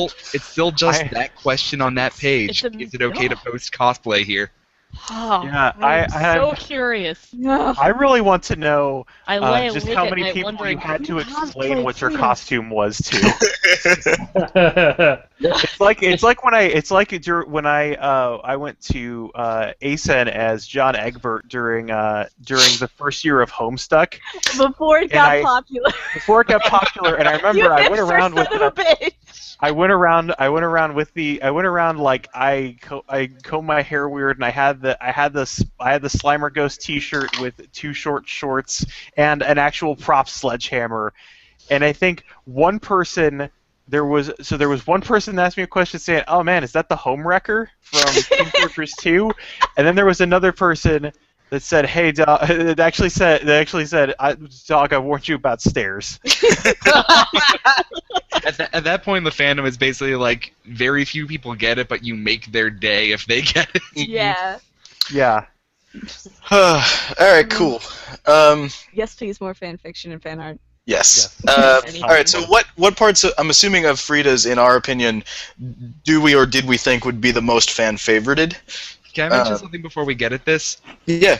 One of the questions is you pronounced it right the first way. Which one was the first way, Ige or Idge? Idge. Idge, I guess. Oh, so it's not Ige? Ha! Eat it! Someone told me Ige! They lied. Was that person Elijah? No. The person who has the fucking name? You know what? I think it was Travis. Fucking Travis. Why the no? Never listen to him You're about not gonna give me pronunciation. no. This is bullshit. Never. He pronounces his Listen to own me. last I'm name from wrong. the South. I'm allowed to be racist. What? How is that racism? It's Can we okay kick from the Travis south. from the Sorry, call? that's a reflex. That's a reflex. Okay. I'm racist against long eyes. Something does not excuse that, by the way. Oh, God. Alright. So, anyway, what parts of the story did we think would be the most fan-favorited? Shipping. Yeah. Shipping. Yeah. Yeah. Fuck me. And there's been a fair amount of that. Aw, get out of here, you guys! Stop being cute on camera. Shit. Do the makeouts. Yeah. Even better. Anyway, there's been a bit of shipping that's been done on the forums, but I am waiting for the goddamn enormous Tumblr blow up of shipping posts that is sure to happen someday. One day. I've heard One that there day. are shipping charts following the quadrants of Homestuck, and I would like to see each and every fan's. Yeah. I mean, and also that I would say that makes sense, as I'm guessing a large majority of our listenership at this point probably came from MS Paint Adventures during the many months that we've been advertising there. Mm-hmm. Wait, I thought Best you just had to put $50 and then, are you still up there? No, we'd keep putting money in whenever we have it. We put money in from time to time. Anyway. So yeah, shipping. Anything else? You want to know our OTPs? I guess those are my top two that I imagine would be the most fan favorite. Is that just the aspect of having monsters. Can I be honest? Because I've been lying this whole time. It's live. You can't be honest. What are you thinking? This is show business. Stick to the script. When we were playing, and even when we play games now, I don't even think about the listeners. Yeah, me neither. I just play to have fun, and then later when I go back and listen to it, I'm like, oh, people might like that. It always. Yeah, we play games for us, and then we post them, and if people like them, then great. Yeah, we literally post them because we love attention. That's the only reason. I mean, we are when you get down to it, we are not really much different than other gaming groups out there, except that we are just fucking voracious and enthusiastic and are probably other also, adjectives that are greater than 4 we're a little bit more story than most podcasts, I would say. What was the word you used? Story gamer. Oh, story. Yeah, we that, and that's true. But we like playing because we like playing, and it's just a really awesome side benefit that you guys also really love listening to it. So, and I think if we did anything else, it would be. I mean, it wouldn't feel as natural, and it wouldn't feel as perfect as Frieda's does, and as everything else we've done does. I will say though. If I can talk about something that hasn't been posted yet, I'm just waiting for the action games to start going up because I think people will really honestly like them. You like superheroes, you like teens. Guess what? It has both. You got your superhero, I'm my teens. You got your teens, I'm my superheroes. Last session, just make out already, god damn it. We need more of this quote-unquote ship. Who? Everybody? Hannah! Oh. Yeah. Hannah, I love you. No, but you said that to me. But I love everybody. We all love each other. That I think contributes to our popularity as well. Are we gonna make Polydrugly? Polydrugly. Oh God. No, and thank you. Can we all live in a big giant mansion together and have I would love that. Me too. Charlie, you can have a wing all to yourself. Backhanded fucking thing I've heard all week. Okay, no, next question. No, it's the cool part of the house. It's called the garage. No, that's the most backhanded thing I've heard all week. And just earlier today, I went to an honors ceremony where they said at the beginning, when you guys came in, you were the best members. You were the best freshman class we'd ever had. In the next 3 years, that record got smashed. So sorry. As long as I get a dog in a doghouse, I'm fine. Of course, you could have the whole backyard with a pool and everything. Doghouse. There'll be a big farm. You can chase rabbits there, Travis. Oh no! What is the next question? I do love everyone though. Everyone here, everyone became pretty much super good friends of mine. And I don't think we would have stuck together if we weren't friends. I'm a big sap though. I love everybody. Hey, you guys are pretty much my closest friends I have. Ah, Charlie! Yeah. I'm gonna cry for real tears. Next question. Next question. Sam, next question. Okay, Sorry, so people are I- talking to me.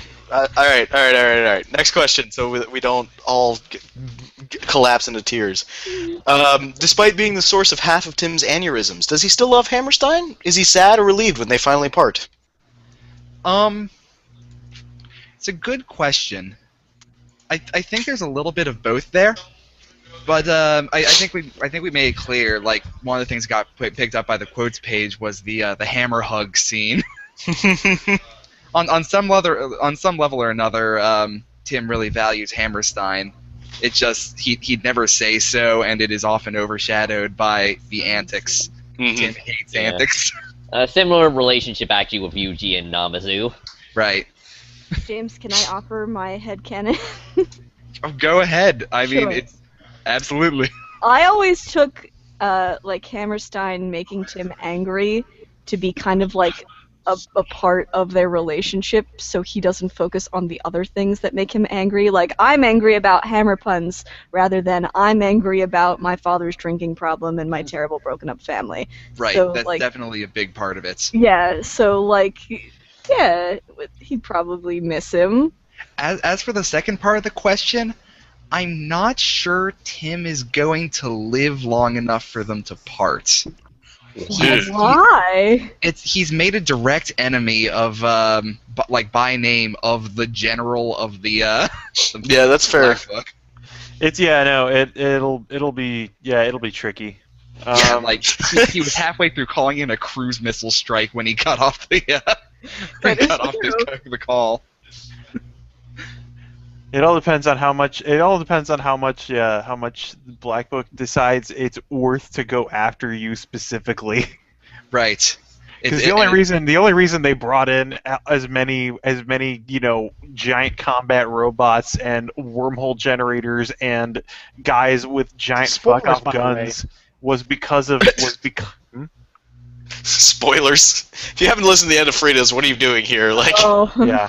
But the only reason they brought all that in is the main thing is their main focus is containing the mythos, and the only reason they brought all that in is because they found a mythos that proved itself somewhat more uncontainable. slightly difficult to contain, yeah. And as far as they understood that the thing that blew up Troy was Condor, because none of them even knew that Odin existed. Yeah. I've just never been sure if General whatever his name was, if he had like Colonel Brock. If he had the wherewithal to hold a grudge. If he's anything like the block I played with in my other group, yes, you're dead. I mean, he probably holds a grudge, but at the same time, he's got a lot of fish on his plate. Definitely. So like he's got, and you kind of knocked a few giant robots out of his squad. Yeah. It's up in the air. Okay. Cool. Yeah. So what's Jingle's backstory? Ooh. Oh, that's a good question. That's a very good question. I don't know. Haven't thought about it. I can tell you that the character was created in 2008 and is based off of a grim fairy tale, The Three Army Surgeons. She is the third of the three surgeons, and that is why she has the weird cat eyes. So that's. Well, there was that. I mean, if we want to take as canon that one game, what was it? The one based on Shin Megami Tensei Devil Summoner.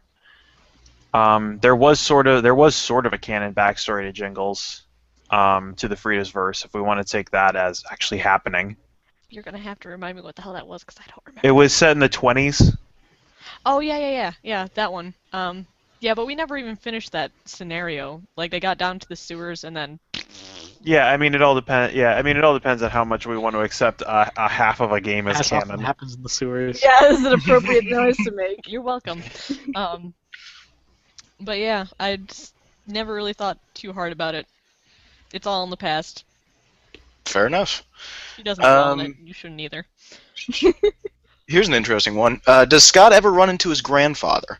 Or is that one family relationship he's willing to leave to just shady news reports and bloody photos? Ooh, I wish. I think Scott has always been interested in trying to find the rooster. Like I think as part of the Odyssey, like whenever he goes and seeks out his family members, really the thing he's looking for is kind of closure and maybe some understanding. Like when he went on the Odyssey, the thing he expected to find in the end was like his mother's grave, and so the fact that she wasn't actually like the fact that she was kind of alive was like that was a surprise.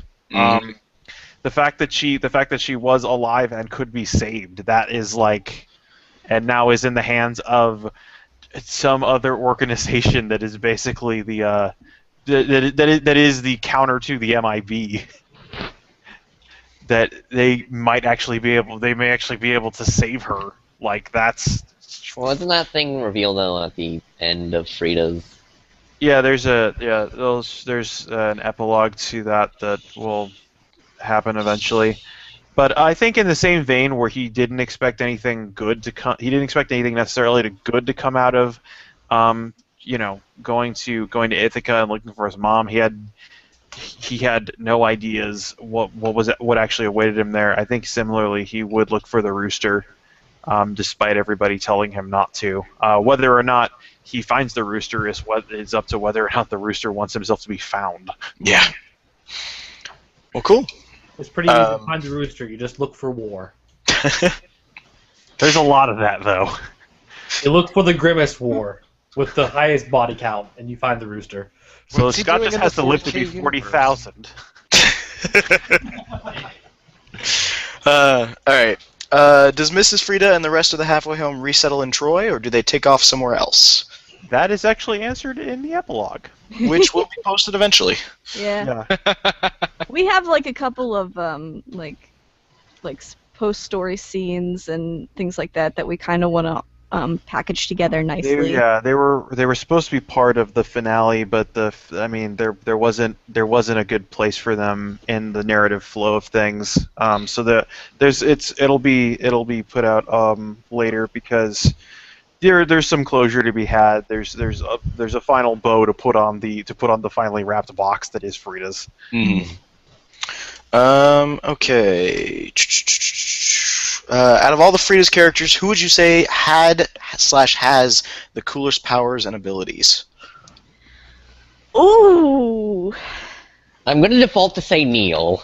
Of course you would. Of course you are. Because I just think super soldiers are like really rad. Well, why don't we take the question and think of it like this. If your character had to switch powers with someone else, who would it be? Manny. Why? Because Manny's the raddest. Like. See, yeah, I remember in this vein, Nate and I briefly wrote an AU, or like I guess I'll say a fan fiction of our own stuff, where Scott and Emma briefly switched bodies. When did that happen? It was something we wrote that was like maybe a page long, I think. that was very very early into the thing, like yeah.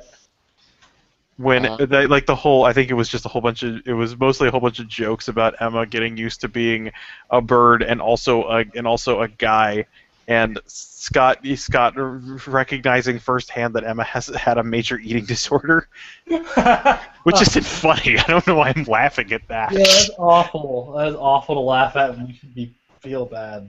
Terrible people. So to answer the question, shoddy. Yeah, shoddy is really cool. True. Yeah.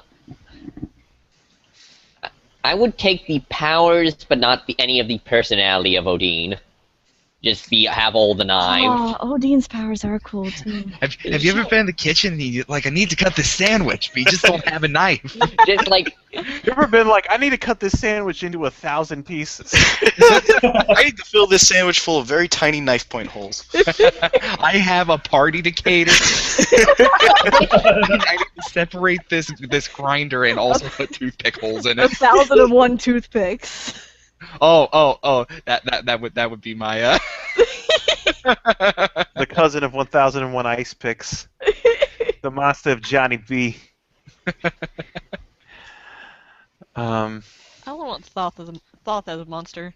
He just seems really chill. Is it because he has two powers, which are be cool and be really cool? Oh shit! Yeah. I changed my mind. Phoenix.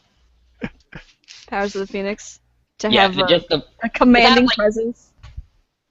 more just how like ram my wings into stuff and fly around. I think I would pick Kageko's powers of like shadow jumping and everything like that. That's cool. I like jumping. Like jumping.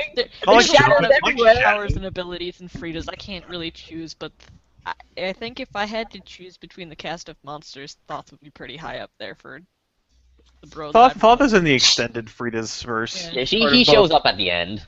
Yeah, Oh, he's in he's in ISS as well. And Shin Megami Tensei. Mm. Yeah. Okay. So. Oh, sorry. No, go for it. No, I didn't actually answer. I was waiting for everyone else. So, of all the characters with power ability, I think is the coolest. The answer I would have to say is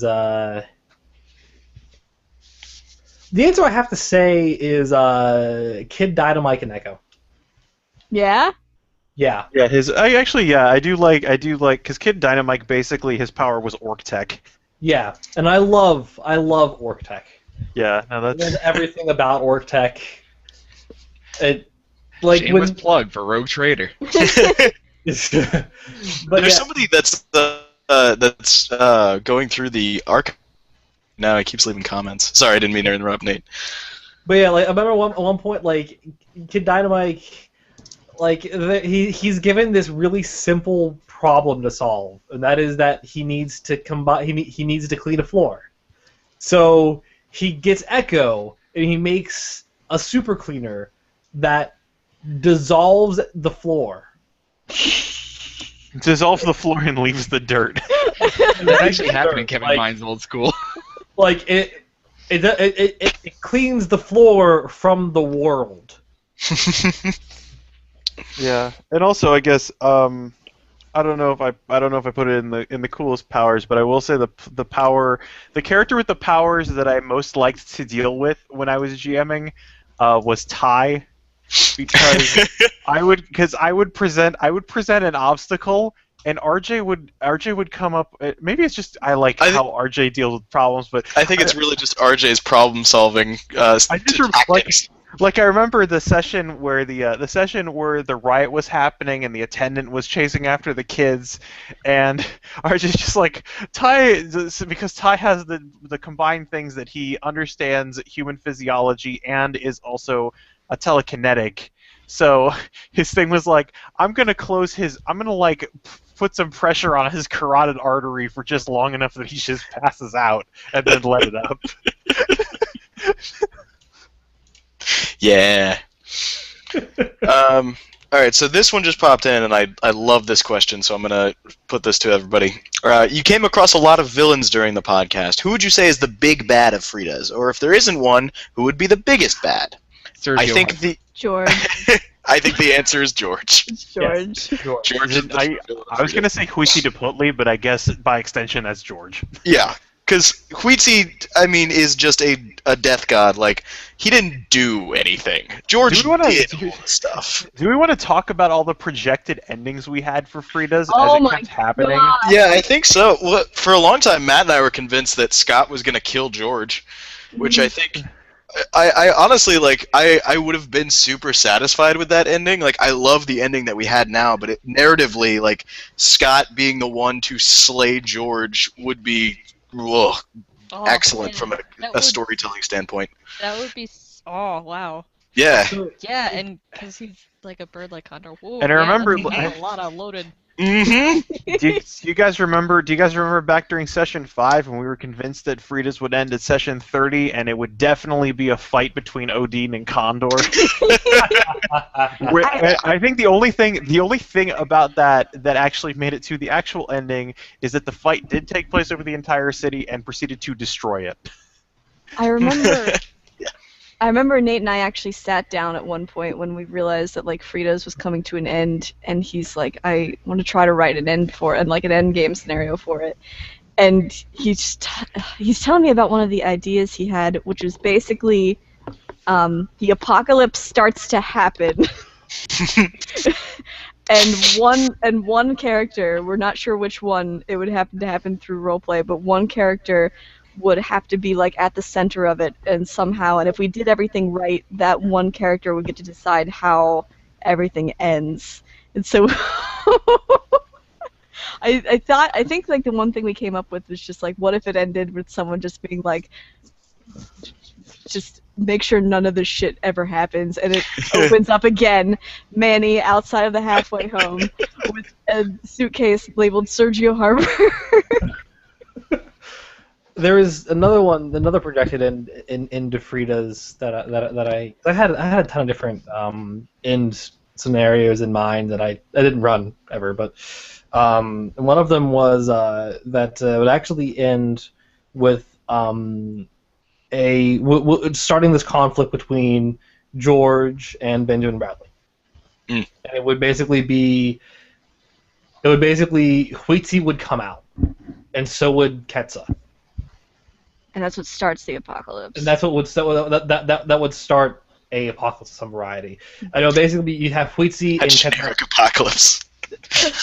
You'd have Huitzi and Ketsa fighting over the city, while George and Ben are in conflict. And so long as they're connected with these greater monsters, neither of them can really kill each other.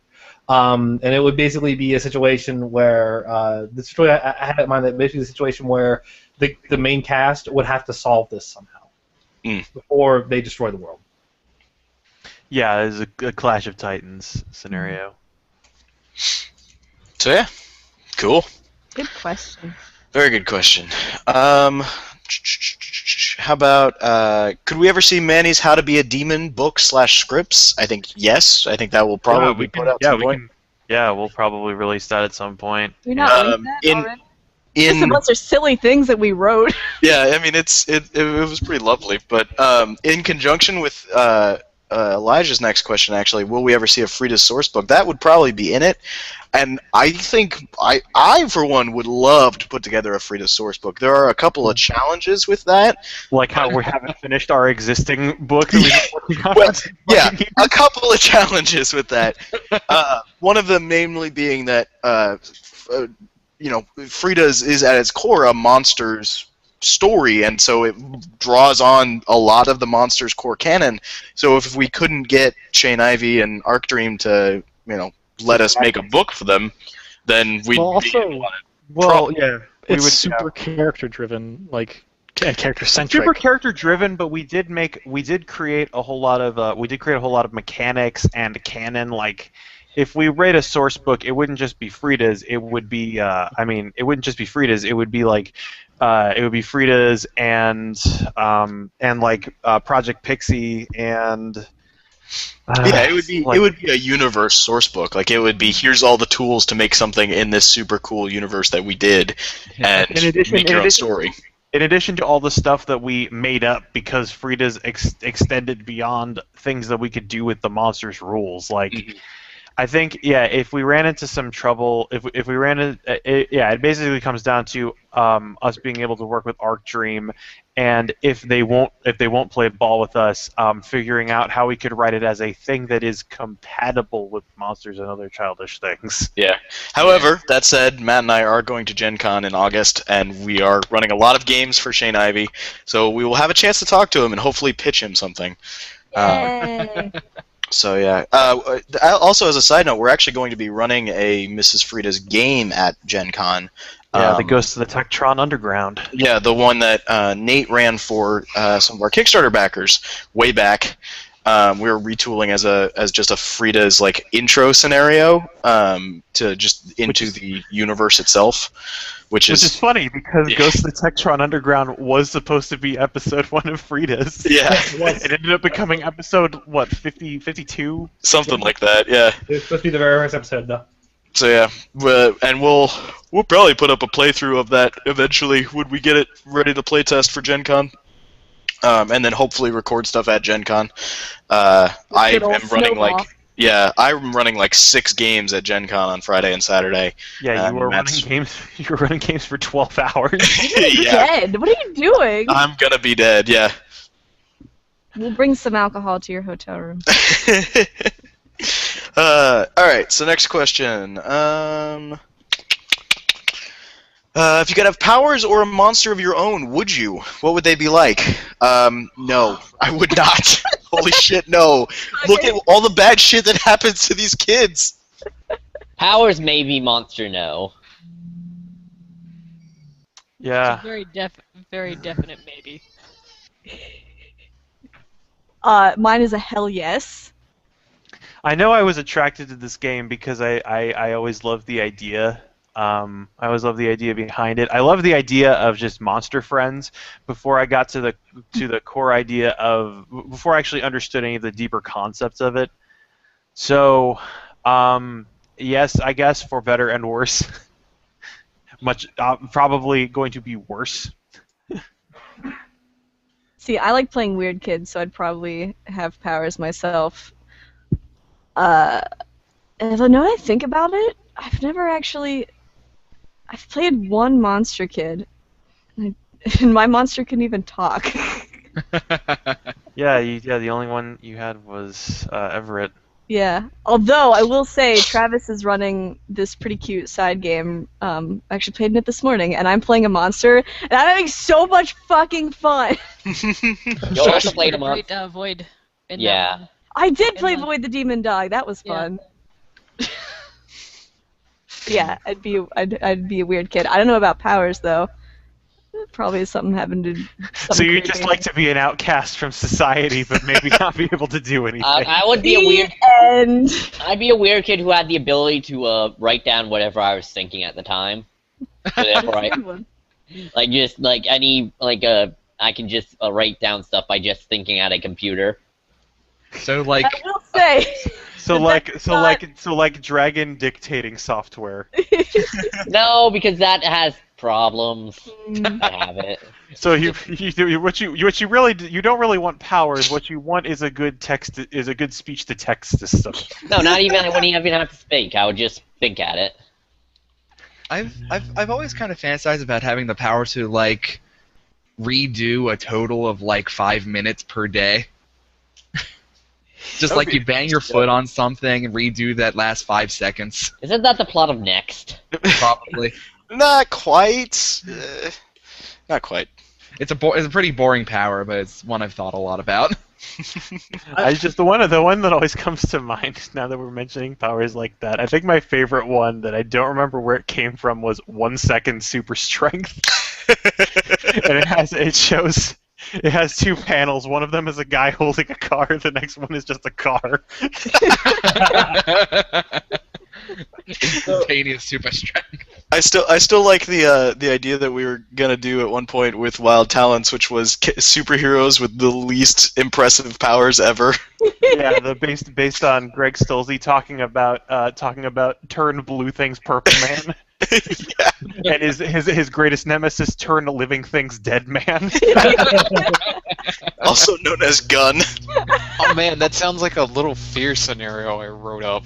Oh man. So as a note, if I could, if the answer to this question ultimately for me is yes, I would have a power, and I've always loved like James says he had something he's always considered for a while. I've always wanted to have the ability to change the circumstances of a situation. Like, say you're having an argument with somebody. I would have the power. I would like to have the power of changing what the argument's even about. Nate's OP, please nerf. like not actually changing that there's an argument, but like so basically you want the power of you guys are having a heated debate about women's rights and like pro-life, pro-choice, and you turn the argument into like I like ice cream sandwiches more. Yeah, Should bacon really be as popular as it is? Yeah, you're in this screaming match with somebody, And like I would just like to have the power of changing the context of the screaming match. You realize how When we're talking about broken that Frieda, is, we're not right? talking- What? Like at that point, you just run for office, win, and then control the world. Like, You say that, but I feel like that's one of those powers where like the universe bends itself over backwards to accommodate the new circumstances and things go badly. that's fair. I'm not man, saying I that I would changed my actually answer. like, want things to go well. I would just want to change the context of it. That would also be interesting if it applies to the grander idea of what consists of an argument. Like you change why nations go to war. Yeah, right. And for some reason in my head, the thing you're always changing it to is the topic of ice cream sandwich. You know, it's the power to change the topic of conversation, but only to that topic of conversation. It's like a monkey paw wish. Oh no. What would I do for a Klondike bar? Finger hugging with a red button. Nuke the world! Millions dead for ice cream sandwiches. It would be the most horrifying power ever. All right, moving on. Do you love, I have an do you ice cream love ice sandwich, cream though. sandwiches? Damn it! Now I want an ice cream sandwich. God damn it. Me too. Suddenly, Well, the entire no, stream ice breaks cream. down as everyone goes to get ice cream sandwiches. God, do have Nate to has do the that. power. Contextualize that. Wait, From really? admitting it. Wait, did we just establish that Nate has the power of tangents? Well, they bought ice cream sandwiches. Right. Something known to everybody. All right, moving on. Charlie's version is of Doug. God damn it. I can't get other people to talk about Doug ever. Except that one time. Moving on. Will Blood Rhino ride again? Of course it will. Question Next answered. question. Next question. Does Chippy the robot ever find the group, and also has he ever annoyed the shopkeeper? Oh no. I think I believe the canon. I believe the canon is that Chippy did manage to escape from Persistencia by following the bus, just kind of running after them. Just with the wait, where are you going? I want to be loved. Like a really shitty Terminator.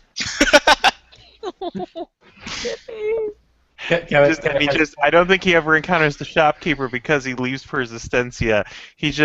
I remember this became a thing that he doesn't ever find the shopkeeper, but he does find a boy that loves him, and they do go on many adventures together. But one day he loses the boy, and he goes wandering off into the sunset, looking for him for the rest of his life. Shut up! And This then is a scenario! Engine Heart. Yeah. So yeah, that's my thought. He does find a small child that loves him, and they go on capers, and everybody else hates them. They are the most annoying, wonderful detective duo. Matt, Make if we that ever play, character. if we ever play Amazing T and you need an opening, I will be that kid. If you will be Chippy, I can be an annoying asshole little kid. Oh no. All right. Did any of the GMs ever fudge their rolls to achieve a specific narrative result, or did you play all rolls straight and adjust plan story accordingly? Oh, that is deeply personal. Hmm. Not to me. Yeah. A lady never tells. What about you, Yeah, Charlie? once we Yeah, what about you though? once we give a peek behind the curtain, you know. So I'll at least answer this. You don't care. I don't I mind. would if I was the GM. Yeah, I had as everything set up for this thing, and then they try to derail it with like, well, let's take this solution to this problem that you didn't think about. And be like, it doesn't work. I've never There. changing the no, rules. I've never done that. So when I say that I have fudged rolls for narrative result, it's not actually for my benefit or for the thing that I've written. Whenever I do actually, and to this day, commonly fudge rolls, but always to the player's benefit. There are times where I roll like an asshole, and I don't feel like I've been playing Wild Talents, and I'll roll 9 shock and killing to the head or something, and I'm like, I don't feel like killing this character right now. Yeah, well, I mean, it's just too shocking alternately, if we want to talk about a thing where we just stuck with the results, the fucking end of Polybius. where Oh, fuck that was yeah.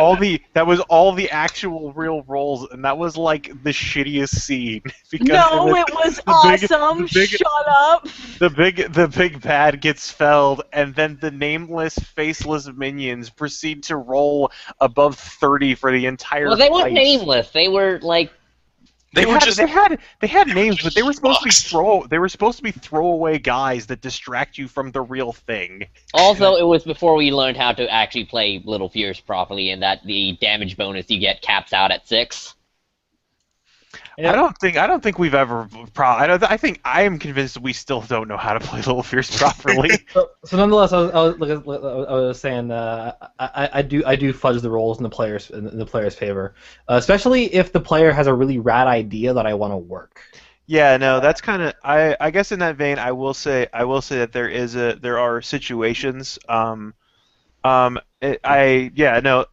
will say that there is a situation or a few where I have fudged rolls for the in the benefit of the players, and there's also a whole lot of times where I have actually there's actually been a whole lot of times where I've changed an ending to something entirely because the way that the players thought it was happening was actually a lot more interesting to me than what I had written. Well, not. Yeah, I do that all the time. Yeah, me too. Yeah, like So yeah. That's not mechanics, though. Like what just happened with the whole Julie being a phylactery.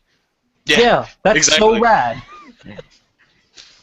Nato, do you remember when we first played Grin and Barrett? Yeah. Do you remember having notes and then no longer having notes? Yeah, no, I remember like you guys went and did a thing, and I just like I had a little notebook, and then I just threw the notebook over my shoulder, and I was like, "Fuck it, we're just improvising." yeah, well, because we ended up getting to the end of the story, just not in the way that you planned. Yeah. And also, we tried to buy like $500 of Twinkies. Pretty much. All right. Here's a question that I like. What happened to Hobo Johnson in the last session? What happened? Who was Hobo Johnson? Who the hell is Hobo Johnson? Oh, Hobo Johnson. Hobo Johnson was the guy that Jingles fixed up. He was played by Sean in like session 20. During the session we had that was just like it was just an August and Jingles session because they hadn't been in a lot of games, and so we wanted to cover what they had been doing. So I remember, yeah, Hobo Johnson he probably left. He probably left even before he went down. Yeah, no, he probably was a drifter and just rides the rails. A true hobo. One of these days, let's have a game with like Hobo Johnson, Sergio Harper, the creepy kid with the sausage fingers. You mean James? Yes. He's constantly holding a sausage in each hand. Yes. And probably eating one while he talks. Who's Sergio Harper? Sergio Harper was the owner of Manny's Luggage. Was the name of Manny's Luggage. Also an awesome song, by the way. Yes. Check it out. Notes, yeah. Yes. Yes, and. Yes. If there was if there was like a Frieda's anime opening, it would be that song. We're gonna make one. Yeah. You and me. Summer goals. Speaking of that, this next question is where did it go? Damn it! Where did it go?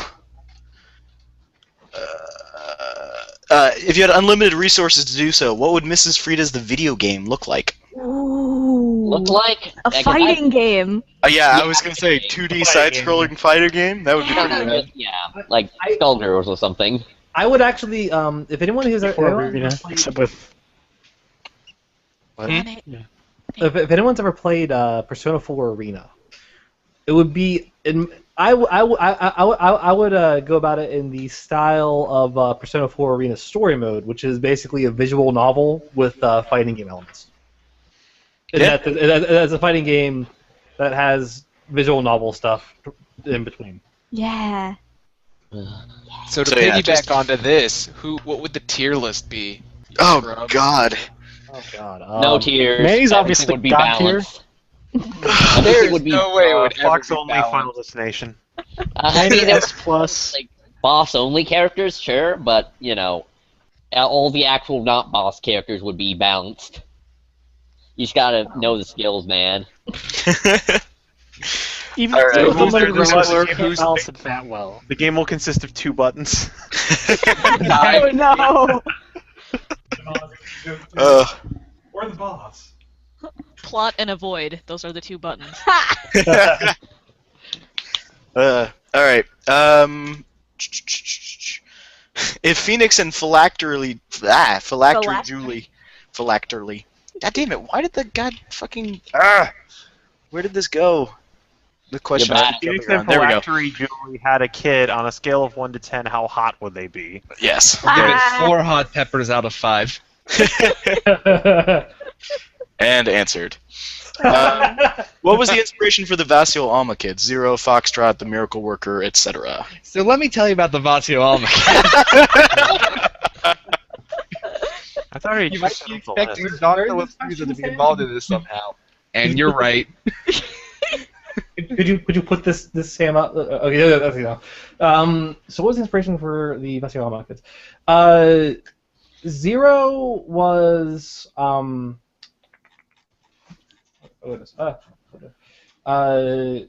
Zero was inspired by my appreciation for cryptic assholes with albinism,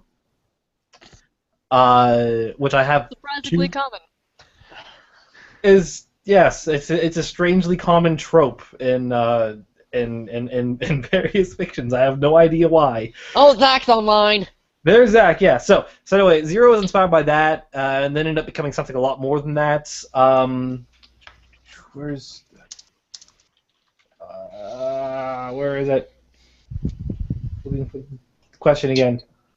Zero, Foxtrot, the Oh, kid. Foxtrot was actually inspired. Foxtrot was inspired by the song "Perfect Day." And I want he was made entirely just so that I could have that adventure even happen. I came up with the idea of Foxtrot to be a dream manipulator exclusively so I could have the perfect day scenario happen. But then as I was writing it, I was just like, oh, I'll make him be the same species as Zero because why not? We'll have some connectivity. Had nothing really deeper than that. Initially, and then the Miracle Worker was someone that I made up on the fly, who made sense to be with these kids. But yeah, they were mostly inspired by just tropes of fiction, and then eventually became eventually got through in development. I think was that the species that they are. That they belong to was destroyed. They were denizens of the underworld, and their species was just kind of eradicated.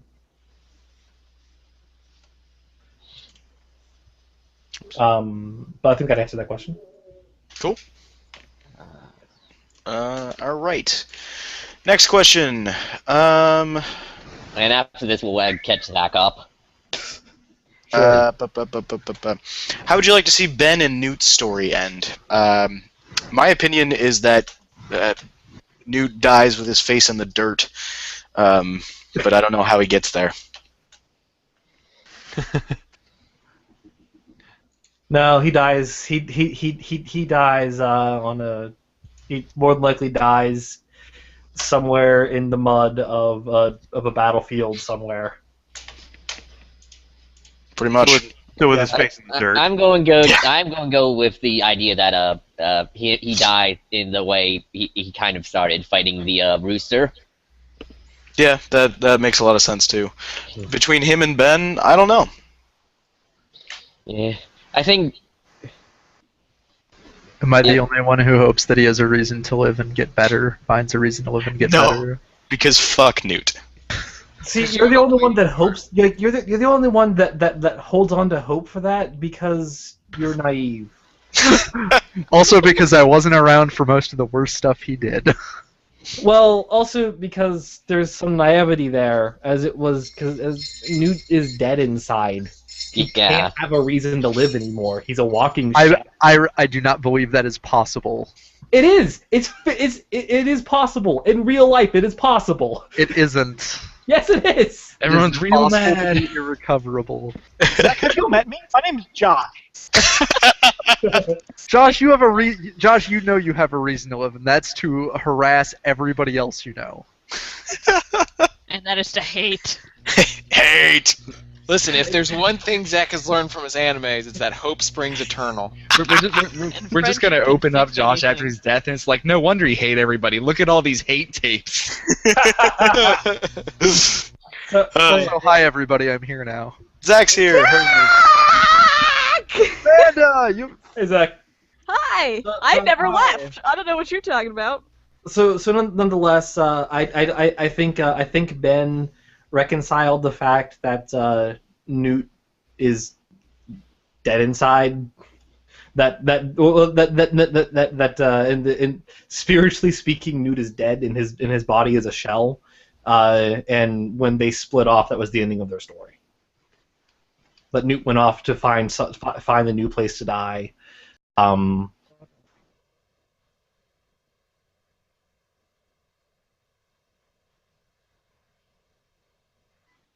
The computer crashed.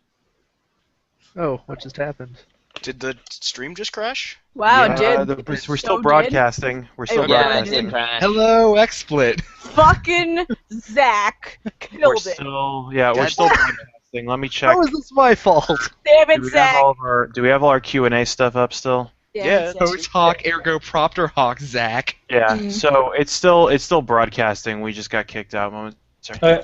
Anyway, I was just saying that Ben reconciled the fact that Newt was spiritually dead, and that was the end of their story when Newt and Ben split off.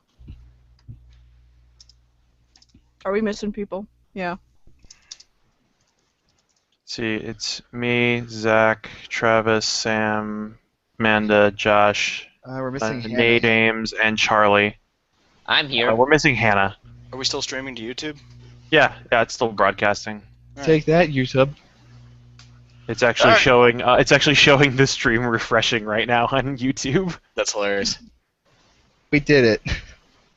Okay, we have confirmation that we're back. All right. We are So, missing Hannah though. Yeah. All right. Next question. Yes. Oh, do we go back to Zach to answer the ones he wasn't around for? No. I think that's fine. All right. I don't think anybody wants to listen to a whole slew of the No, same nobody wants to questions. listen to No, not Zach. like all the questions, just If- like the ones. How about maybe just the specific ones about his favorite moment about his character and his favorite moment about someone else's character? That works. Sure, we'll do that. All right. Well, favorite moment about my character is really easy. It was the looking into the well and having Eld see himself as the Reaper. Yeah. That was pretty That was much good. that was pretty much my favorite moment as Eld. For someone else's character, I will say this because I wasn't around for this technically, but I actually did listen into that part of that session, and I really liked Emma's throwdown, Emma and the gang's throwdown with Odin. I actually managed to catch that, even though I wasn't in the campaign yet. Was just Which one though? Because there were two. the final one where Yeah, where they final actually got rid of him. Yeah. No, that was solid. I loved that session. I was the one telling Nate to beat him with the power of love. Yeah, Fall of the House of Odin is one of my most favorite things I've ever run. It was really cool. It was really good. All right. Is it wrong of me to say that I was actually kind of sad at the end, thinking that Odin was dead and gone? Yeah, no, I mean he was a Where significant is all of our influence. conflict gonna come from? Right? No. Where Yeah. indeed? Yeah, really. All right, so James, does Namazu ever square out his debts? Could we hear his wonderful voice doing this on at least one occasion? I was wondering when we were gonna get a "Can you do this voice" thing. He may square out some debts. He will never square out every debt because he thinks he's a crafty consumer. I'll take 8. I mean, he can make people throw up money. And shit He, money. he is the sort of man who will take a man's bet on who has more arms, and then accept that man's definition that whiskers are not arms. He's the guy that bets against the Globetrotters. Yeah. I really think the team they're playing against has a chance this year. I mean, they're due for a loss. Yeah. Look at those odds. How can I lose? It's easy. If I put in $10,000, that's like $40 million. All the fish food in the world. Yuji, lend me $10,000. I don't. I honestly thought when I first read that question about does he ever settle his debts, I thought you were meaning how many does he ever get his money back from all the other mythological figures? Wait, I thought that was what they were talking about. What other debts does he have? All the debts he's made between all the debts he's made buying buying fish food with Yuji's credit card. Oh no, those debts are square. Those are Yuji's debts. Yeah, I they're square them out. perfectly happy to come after Yuji for those. Also, just on a brief aside, that reminded me of a good moment from Road Trip where all the monsters are sitting by the car playing poker and betting with Melee. All right. Were there any monsters or kids that you wanted to add into the plot that just didn't make it in? I don't think there's anybody that didn't get added. I'm sure there's a lot of people that didn't get as much screen time as we kind of wished. Yeah, there's a lot of characters that it was pretty full. Like we had to actively kind of cut back on characters as we kept going. So I always wanted to make a cameo from the first monster I ever made. What did you make? An apple. Just an apple. It has 3 hit locations: the core, the apple, and the stem. It was a learning exercise. And hell, maybe it was in there somewhere. I don't know. There was probably an apple there at some point. I will say that characters in Frieda's that did make it into the plot in a very limited capacity. I actually had a full storyline written for all of the Umbra units. That just it got knocked to the wayside because there was more important stuff happening. Mm-hmm. But there were full personality types, and there was going to be a lot of shenanigans between all the other robots. Based on sort of on the ape random plot generator roller, and then me just stringing together all those elements into one thing. Were their personalities going to be anything like the Umbra personalities that they were based on? No, they weren't going to be like that. They're the similarities were just going to be that I was just going to use the names, and also the Niklas robot only had one arm because the other one was a giant fucking cannon. I'll say I am mildly disappointed. There was originally idea that that a certain character of mine would have a more direct cameo at some point during the plot, and that didn't end up happening. But is that who I think it is? Almost certainly, yes. I would have loved to have had adult Aiden Rain show up. Yeah. That would have been great. Yeah. He cameoed numerous times, but only in text conversations with people. Mm-hmm. Yep. And also as played by other GMs. Yeah, that too. I was gonna say, so like Matt said, there were for the most part there really wasn't anything that didn't get. As Matt and Sam were getting at, there was a lot of things that just were in there. They just didn't get a lot of screen time. That said, to answer to imply that being part of the question, I would have liked to have actually played Arowino more. You just wanted the cute moments. I can't even words. I'm just overwhelmed by the idea. She has a character sheet. To be adorable. She has a character sheet. She has stats and powers. Yeah. She just never was in any. She was never in any capacity where she needed to roll for anything. Yeah. Why wasn't I aware of this? The good doctor Oh, on she Mutiny set it does out. have stats. Yeah, the good doctor never had stats. Good doctor just does what he wants. I will say that Elder Dane had stats, and in that vein, there was an alternate form for Elder Dane that never showed up and never needed to show up. Was there? Yeah, he had a pure angel form. I shit. think that was because there was originally an ending in mind that Nate was going to do, that was going to take a whole bunch of badass characters and warp them to demonstrate some threat that was happening, and then the ending changed, and we never needed to do that. Yeah. All right. That's awesome. Next question. Was there a larger subplot / backstory intended for Venna in her book? Is it secretly a monster or just a magic book? How did she get it?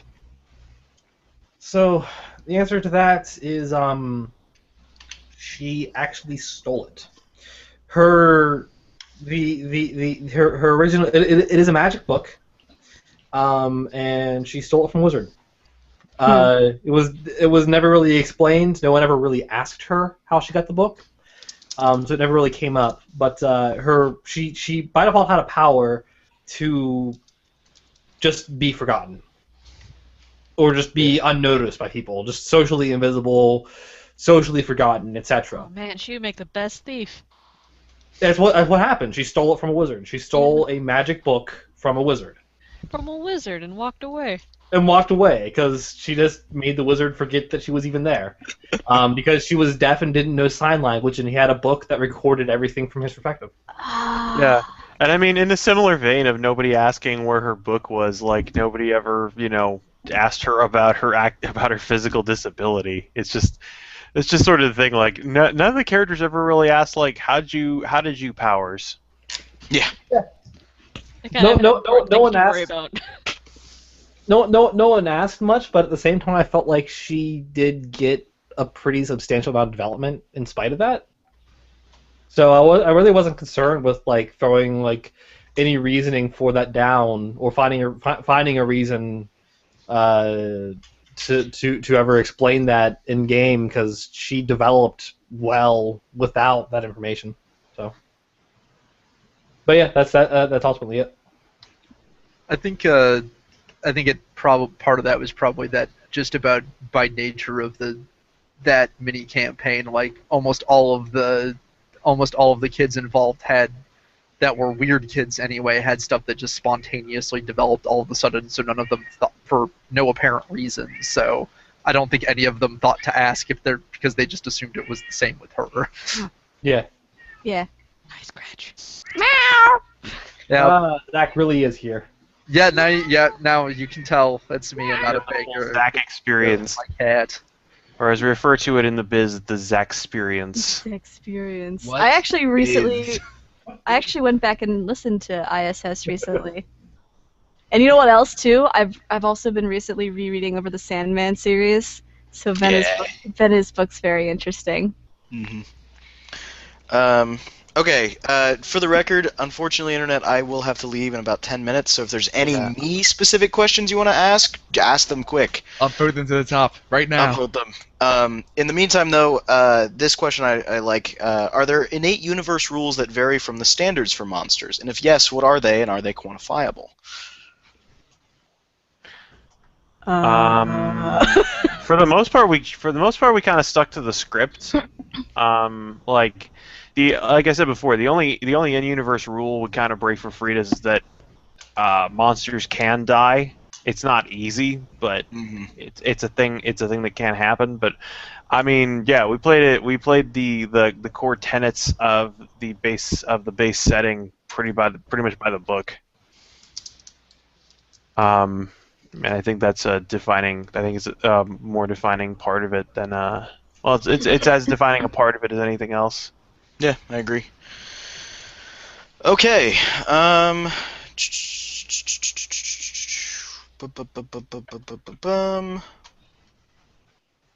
How exhausting, difficult / time consuming is it to add sound effects / music in the podcast? Is it something you're likely to do in the future? Oh man, you want to know how long I've been? You want to know how long I worked on Shin difficult. Megami Tensei? Yeah. Oh. I will say adding in the music for at the beginning and ends of all the finale episodes is actually super easy. That isn't Yeah, really that that's difficult. that's just a fade. It's copy paste and fade. Like it's not that. It's not Like that if you difficult. want to talk about something like a Pokemon episode or a Shin Megami Tensei episode, I will say that normally to edit a podcast episode for me is usually about the length of an episode, maybe longer, maybe shorter if there's not as much stuff to do, because I listen to all the episodes at about 180% speed when I edit them. If I add in music and sound effects, suddenly it goes from me listening to the show and removing like unnecessary talk or any kind of like or anything that kind of breaks the flow of the game, to me having to stop, find a sound effect, import it, move it in, play through, make sure it syncs up with the point I want it to. And if the more of those I have to add, the longer it takes. I will say that the Shin Megami Tensei stuff. I know I spent a weekend, like an entire weekend, working on Part 3. Yeah.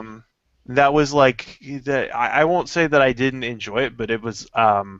I don't think I would soon do it again for anything, because it is so time consuming to do that, especially not only the part of the actual act of adding it, like syncing it up and all that stuff, and for music, finding music that loops or making music loop that's not supposed to loop, but also finding thematically appropriate music and putting it in a point where I think it should be. Like the only reason that the Pokemon episodes had music had music and sound effects was because I was unemployed and really bored, and Pokemon is a game that has a variety of existing musics and sound effects. Yep. That being said, Internet, if you want that shit, I'm open for commissions over here. Travis. That is true. Throw money at us if you want us to do more intensive stuff. Throw money at me. Travis, yeah. Crazon can vouch for me. Do Yeah, it, you- Crazon. Do it now. You've got editing work, like you've opened yourself up for pay editing work, haven't you? Yep. What are your rates? Can we ask that? Super cheap. 3, 4, and 5. $3 for a basic edit, which is not what we do for the website. Website's $4 an hour. $5 is to do all that insane shit Matt talked about, and then I'll pay $1 to host. $4 and $5 will get you side chatter. The $3 one won't get you side chatter. I'll just keep it in there unless it's too raunchy and not necessary. You have a very Feels strange business incentives. Unless it's too raunchy. This is me now, so you gotta understand the levels of raunch that involves. So probably nothing will get cut. For $3 an hour, Travis will listen to your recording and then give it back to you. I listen to it and clean it Side up. tangent here, but this reminded me. I worked for a print-on-demand business for about a year, and literally we charged a $10 file handling fee that was absolutely just, you send us your shit, I make it a PDF and send it back to you as a proof. Now, if they already sent us a PDF, I literally did nothing except rename the file and send it back to them. Internet, there's now a $5 surcharge when you send me files. Like, fuck. I mean, it's like the people at Geek Squad who will like install Xbox games for you. Yeah. It's like, or like the people at Tiger Direct that will install Windows XP for $70. All right. I think I one guess I can last take question over before I go. Okay. Were there any character or personality developments that surprised you, even as you were acting out those developments mid-podcast? I think all of Frieda's is the answer here. the whole thing. Yep. I said it on Shit. I said it on Blue Canary's thing that there were a lot of scenes I hypothesized about Scott, and was really sure that they would go a certain way, and then when they actually came up, they went a completely different way. We're all pretty reactionary. Hold on. That's the wrong word. We're all very Okay. reactive. There it is. We are not reactionaries. We react to each other. We play off of each other really well. I don't know. I think we should reinstitute the monarchy. I was surprised how smoothly the Dr. G sessions went. I thought that was an experiment that I thought would just crash and burn. How are you surprised? You literally got a degree doing that. I get the degree tomorrow. Congratulations, James. I am entirely certain that a lot of our listenership listens for you. I am not so sure about that. You're the best, James, and we all love you. Anything specific that anybody can remember besides the There's Dr. so G? much stuff. I already mentioned the part where Caleb confesses Yeah. his love for Maddie. Okay, so one thing that did surprise me, when I never actually took Etsu as someone that cared about where she came from. When her actual family came up and started being an actual plot point, I was genuinely surprised playing her reactions to it and being actually very emotional about it. Since prior to that, I never took her as someone that would even remotely care. Cool. That was one that surprised me. Alright, I think on that note, I specifically need to say goodnight, Internet. Aw, Sam. Yeah, I gotta go, unfortunately. Yeah, I'll take over the question moderation, I guess. Yeah, if there's anything that's directed at any of my characters, I will attempt to answer them later, maybe just in text responses or anything along those lines. In that matter, thank you all for listening. I love all of you so much, and you're all fantastic. And yeah, bye. Thanks for sticking with us, Sam. Oh! Oh, no! Okay. Oh god, he was eating. All right. What did I miss? Holy shit! Sam's dead. Yeah. Sam died. A mysterious purple-shirted man came and killed him. An enormous purple shirt came up behind him and grabbed him, and then he signed out. I don't know. It looked like a loving embrace to me. All right. So to continue, let's see. What exactly happened to Caleb and Shoddy when they went to summer camp, quote unquote? Does Shoddy ever tell Caleb to or stand by the "you don't want to know" answer? To answer it directly, like I can say that I can't speak exactly for certain what happened to Caleb. He was obviously captured by the MIB. And they did probably a lot of experiments on him to try and understand more about the Monster Kid bond, because that's a big thing that they want to understand. And yeah, and then I don't really have a whole lot else there. A lot of really bad shit that he didn't ever want to remember, and I think Shoddy will probably. I imagine that Caleb probably asked Shoddy to do that. I don't see any reason why Shoddy would ever tell him, because Shoddy likes knowing, and Shoddy doesn't really care so much who else knows. So yeah, that's that question. Actually, didn't Caleb specifically ask for his memory to be erased? Yeah. Yeah, he did. And of course he told Shoddy that anytime he asked, or whenever he asked about what happened afterwards, immediately after he forgot what happened and found out that it happened, Shoddy said, "You told me to make you forget." So yeah. It's just a cycle. Yeah. So next question. I want to remember. you remember. Why did Yeah. you make me remember? No, honestly, that was the. It's kind of based on the. It was half based on the plot of a Star Trek: The Next Generation episode where they go to a planet that basically declares war on the entire Federation as soon as they're discovered, and the Enterprise says, "Wait, I think we can make this work. We can clear our memories of something."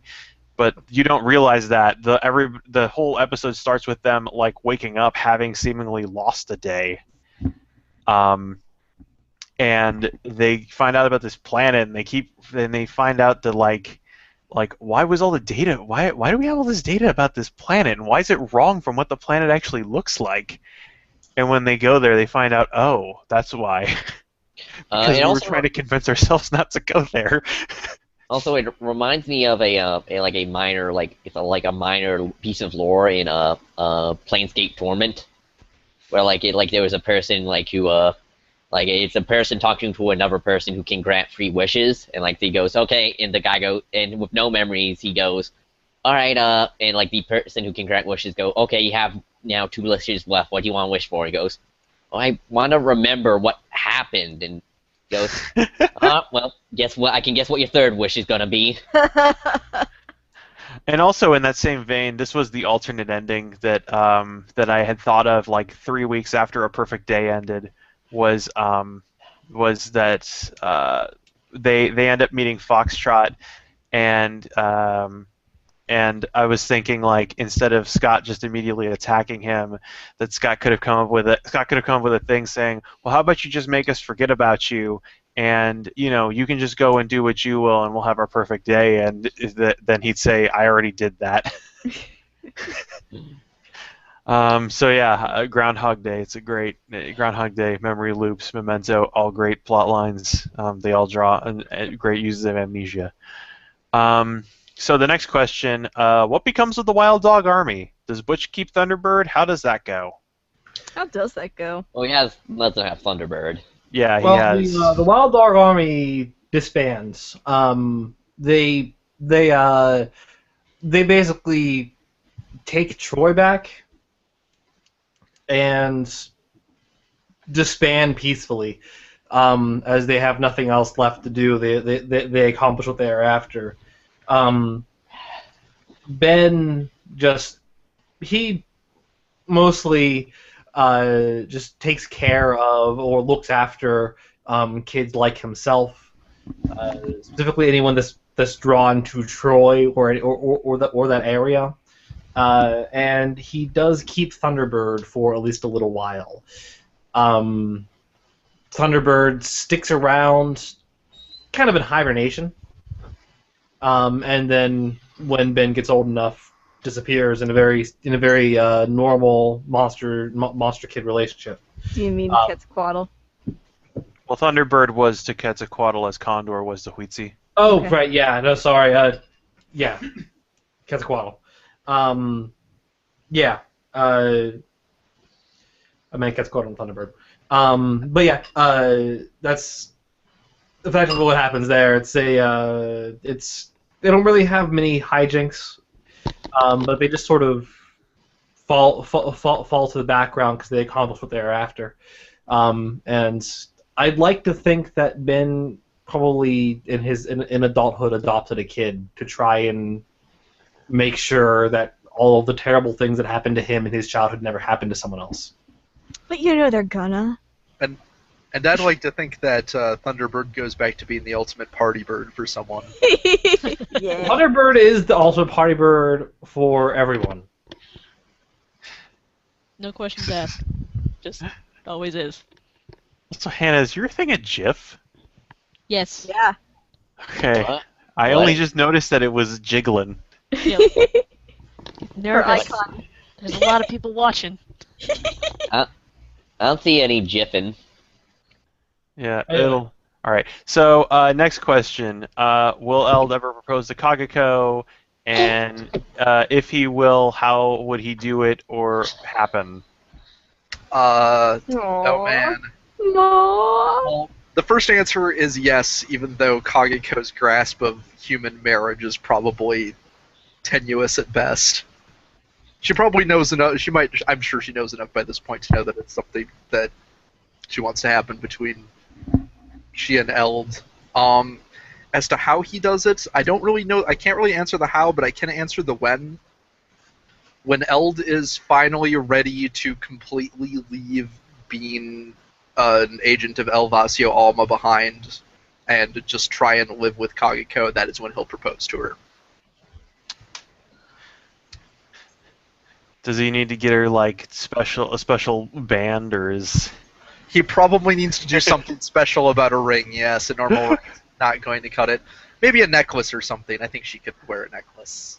yeah? Also, when she goes up to the altar, she looks like she's at a funeral because whenever she wears clothes, she likes to wear black clothes.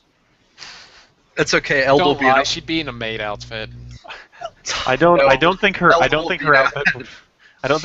would be the most outlandish thing about that wedding. Eld will ensure that Etsu is a bridesmaid to help out with the fashion end of things. Oh my god, that wedding would be awesome. Besides,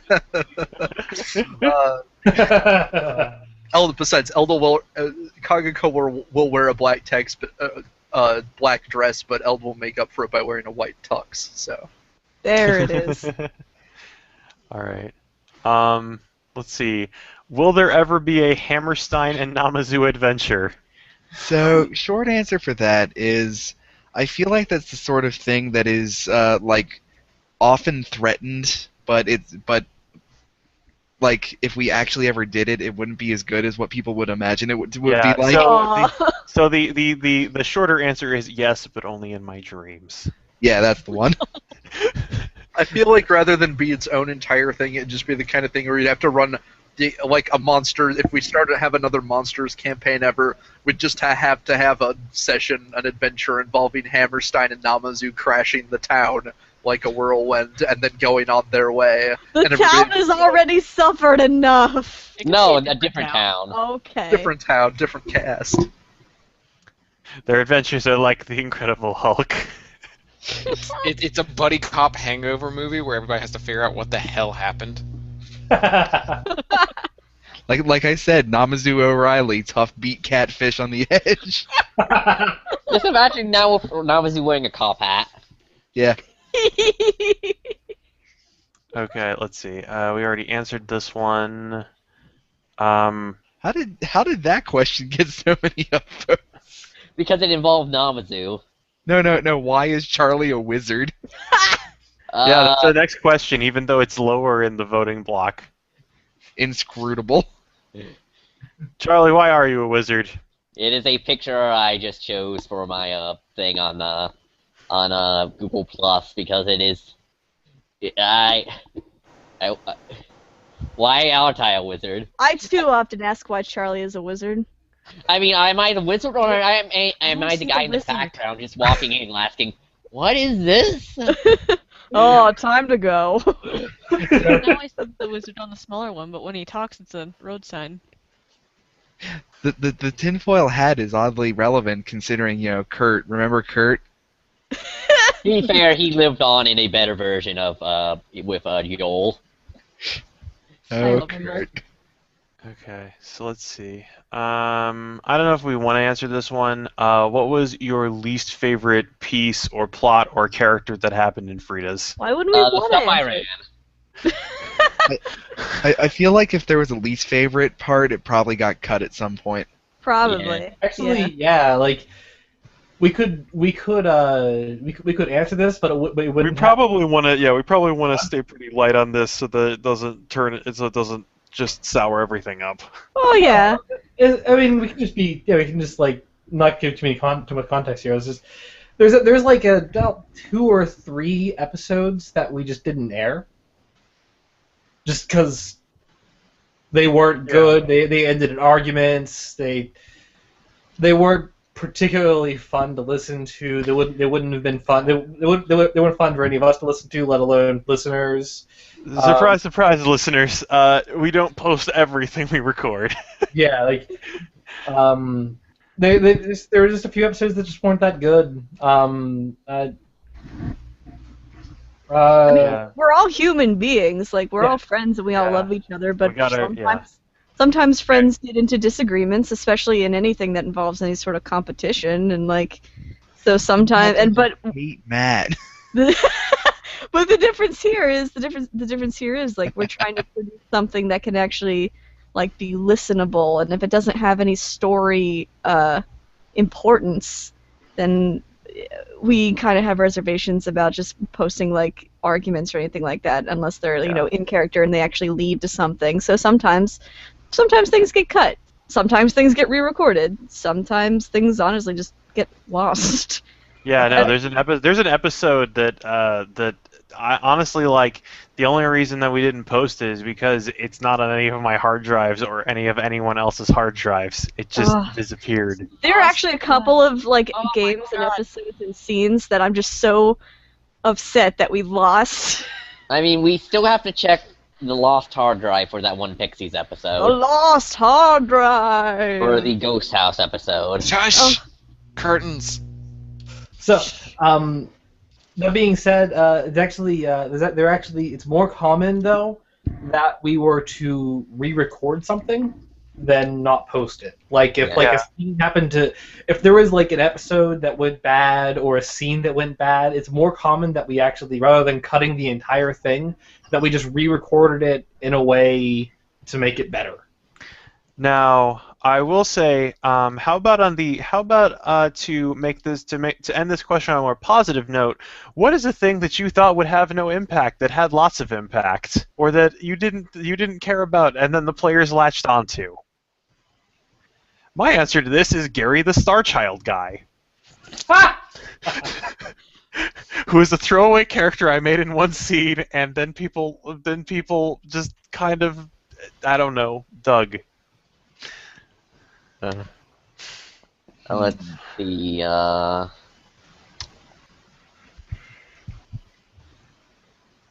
not a GM, but I can answer. I have a question for a thing I did that I thought would have far less importance than it turned out to.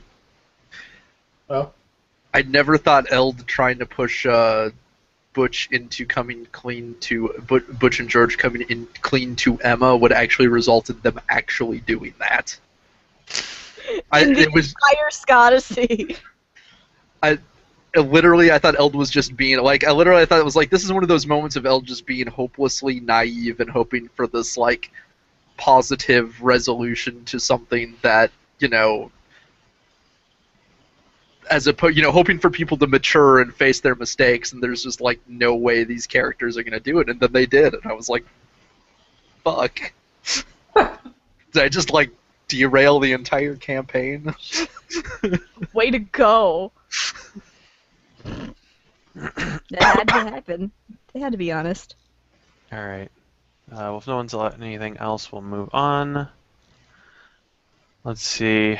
This one shot up really fast for some reason.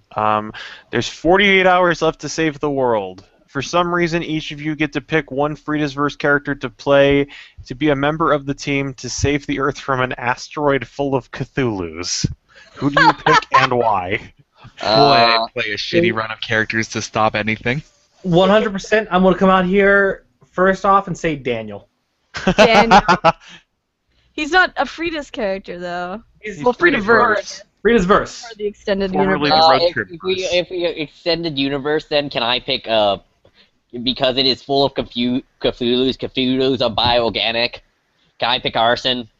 Yeah. I was gonna pick Hrothgar because he's already cool with Cthulhu's, like...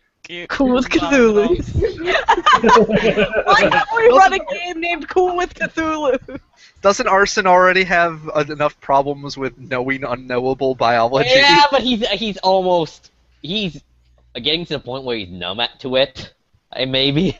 I think Namazu. I think he's the only one who could pull out the sort of Armageddon bullshit that's needed to. He could be bigger than the asteroid. Yeah, Look, he could honestly redirect it himself. James, Namazu can be the Bruce Willis to Daniel's Ben Affleck. I don't want that. Daniel's gonna stay behind to make sure that the asteroid explodes, and then Namazu's like, "No, Daniel, I got this."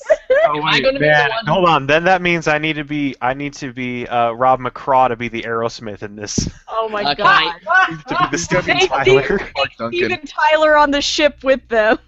Also, Yeah. I guess not. Arson will be the one who comes down with space dementia. I don't want to close my eyes. I don't want to fall asleep.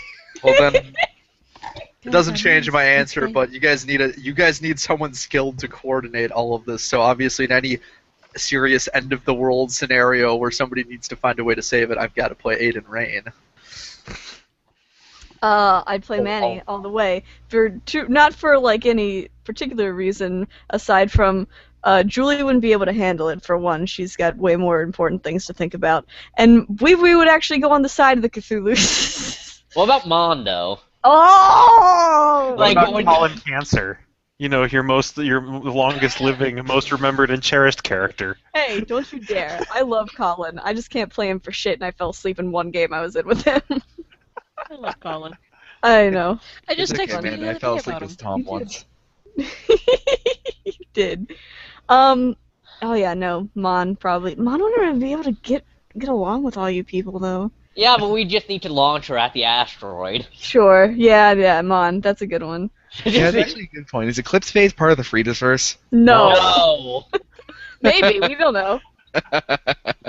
No. Was the As far as contributor we've seen, James? no. Because I'd play Jimmy. I remember He'd Nate space and I jam when all over people. I remember the when real Nate and I question were is, filling can out prove the it's not? Frieda's, or when Nate and I were filling out the Frieda's verse chronology. I remember to the bottom of the document I added 20 XDX morning stars and just left it there to see how long it would take for someone else to notice it was there. All right. Anyone have any choices? I think was that everybody? Yeah. Deciding who they have. I think Josh hasn't spoke, but I would assume he would pick a Mikhail would make the most sense. yeah, Mikhail. Oh, Or Mikhail. Seraphim. Seraphim Oh, just Mikhail. takes all the Just like kinetic force. Yeah, Just all the kinetic energy from the asteroid. Literally just launch They never Seraphim met up him there yet, and have he's good they? to go. Crisis averted.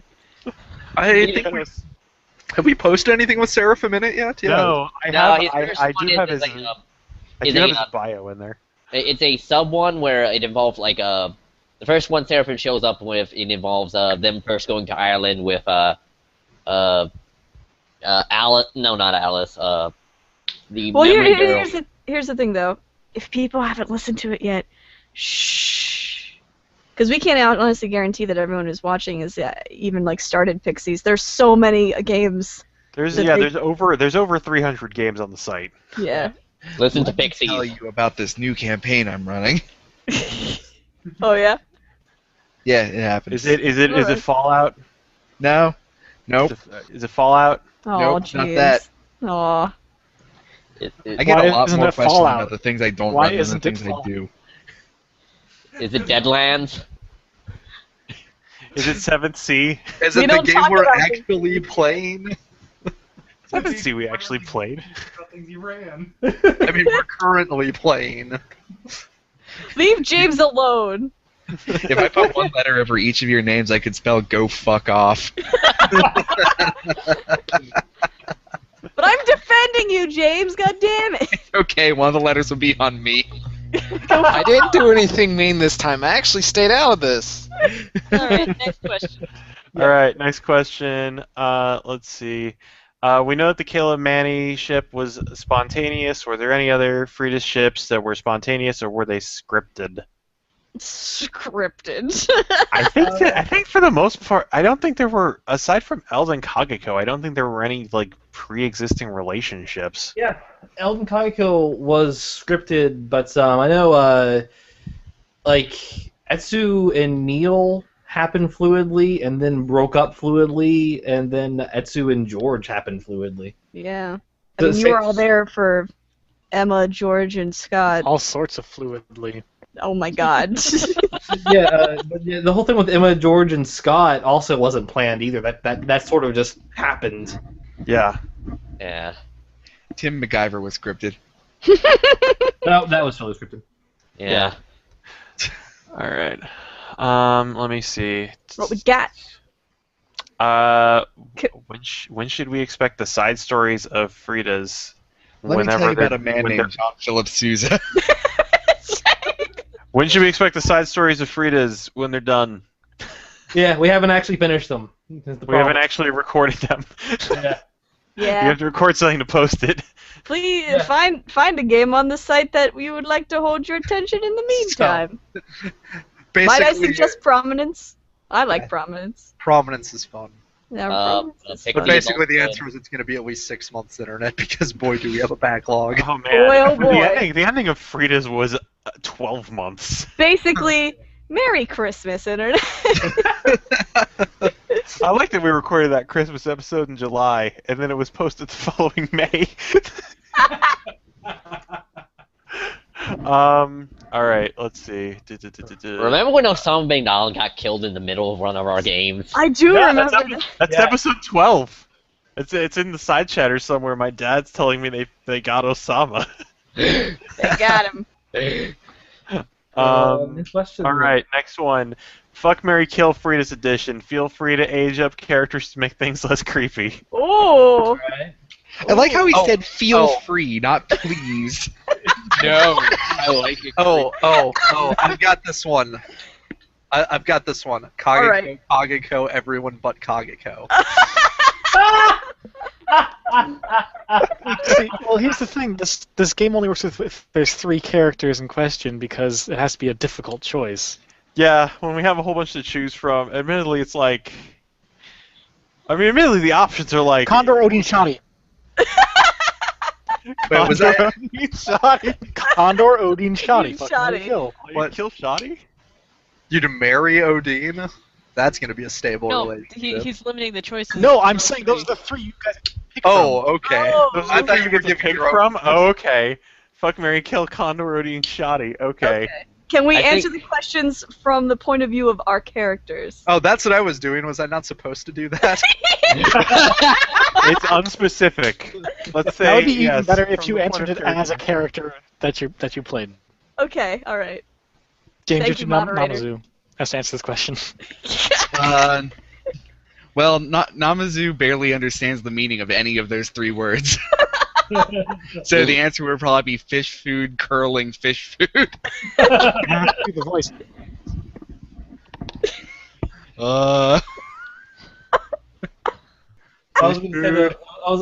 I was gonna to answer the question. I know we need like 3 characters for it, but to answer like I suppose something along those lines.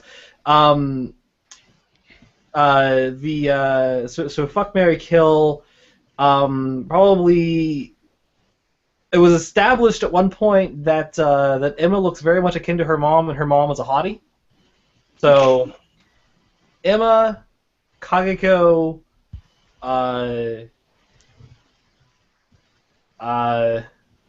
kill. No, actually, no. It would be Emma, Caleb, and then Aw, Caleb's a good answer. yeah. So Emma, Caleb, Eld. I knew it. Okay. I fucking knew I got a question. for that. You've been trying to kill him for years. I have a question. Yeah. Are Eld and Kageko a package deal? Oh. Because that will change my answer. Mm. If the answer is yes, It sounds like it'll make the question funnier. So Yeah. Go with whatever makes things more entertaining. Since thank Zach, God, since Frida's Zach not made the Frida's his, verse. Zach Okay, made his I have kill to. everybody.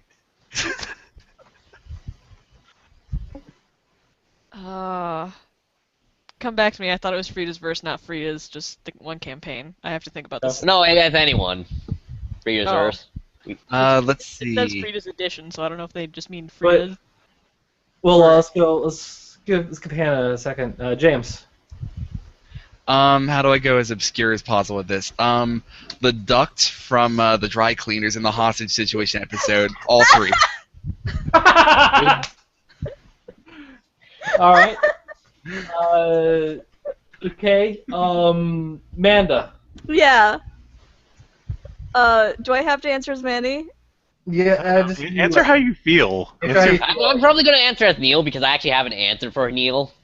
All right. Well, Okay, so if I had to answer as Manny, he, George, Caleb, Newt. okay. If you were answering as you, If I was answering as me, Which children do you want to fuck and kill? And marry? age up characters to make things less creepy, please. yeah, of course. Jesus. Huh. By the Hmm. way, Tim's answer is MacGyver, MacGruber.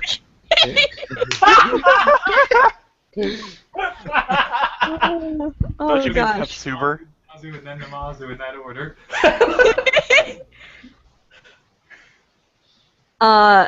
Elder Dane. Shit, Mary. Uncle V. And, let's see. Kill. I don't want to kill anybody. Who do you hate? Tell us who you hate. Slash Hackman. Oh. There we go. There we go. Alright. Charlie. So, alright, as Neil, and Neil's is actually pretty easy. Man, Oh, damn it! I knew he's got a thing for Manny's mom. Ellie, and Newt for completely sympathetic reasons. Yeah. I Put smell down a all parody the of Stacy's mom coming on. Alright. I already made it. I already did it in the session okay. that this was mentioned in. Charlie, you personally then. Alright. Mm, I'll answer for Charlie. It's butt stuff, butt stuff, butt stuff. I will strangle you. Triple butt stuff. Who doesn't want to kill butt stuff? Why would you No, kill it's butt stuff, Doug, and dicks. I would, let's see. I feel like this got off the rails very quickly. I would, We've been at this for 3.5 hours. Have we? No, this question. I'm toward, I know I want to fuck one and marry one, but I can't decide which, do I have to make them different?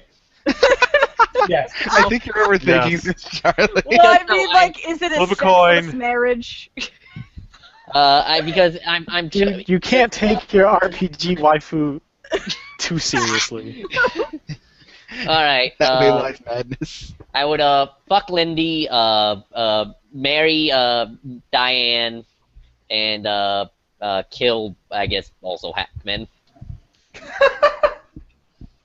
Fuck that guy. The world doesn't need Hackman.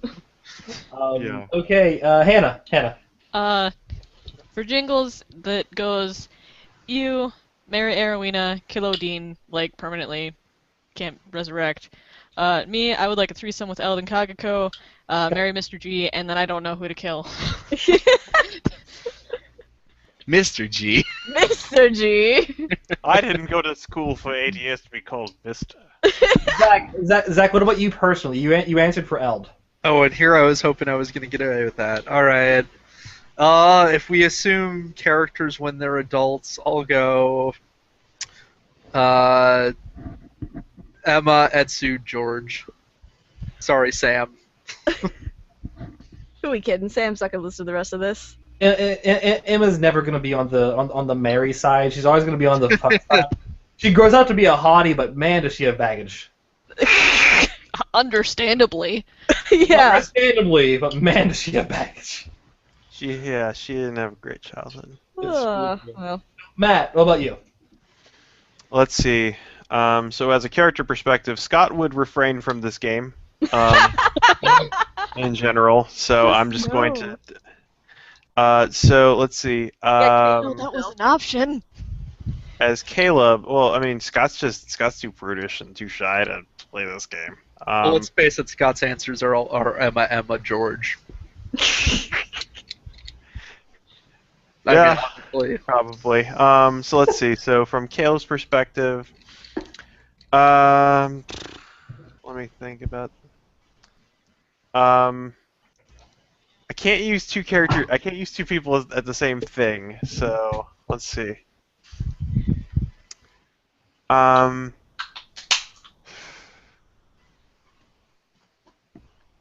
to think about who else to occupy one of the spaces. Um,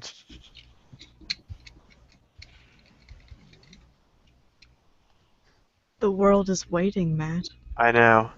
Well, what did we say about not taking this too Yeah, seriously? I know. Well, the thing is, I'm at a loss. I'm at a loss for. I guess for fuck, really. Yeah, Um, it's how it's either- dare you, is Matt? it- It's if I so could, if I abnormal could, that you can't think of one of these child characters you want to have sex with. because all other things aside, like if in violation of the rules, it would probably be Manny Newt. Now if Manny had to only occupy only one of those slots, Well, look, Caleb can go back in time to do the other one. So That's it works. true.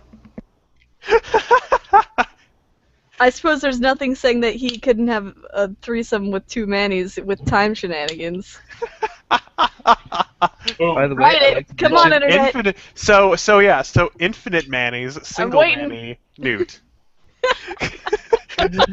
Then There we go. then your personal answer if you age up the characters appropriately. Let's see. My personal answers. Let's see. Manny, because that shit's crazy. It's kinky. That would be wild. It's so crazy. Might not live through it. Yeah, I probably wouldn't. And then I don't know, Emma and. Emma actually gets the Mary slot once, really? Huh? No, it's for Matt. Mary slot. She's such a blushing bride. I caught the bouquet. Yeah, and then Slash Ackman. Yeah. Okay, I think I Next answered the question. then. Yeah, next Okay. Good job, us. We Next did. question. We answered one question. Next question. You would who would you pick to play your character in Mrs. Frieda's the movie? Play character? I don't know that many good child actors at the time. You can also, I mean, there's a lot of young Take adult the actors. entire cat. Take the cast from the Hunger Games. Put them in Frieda's. Actually, no, I got, hold on a second.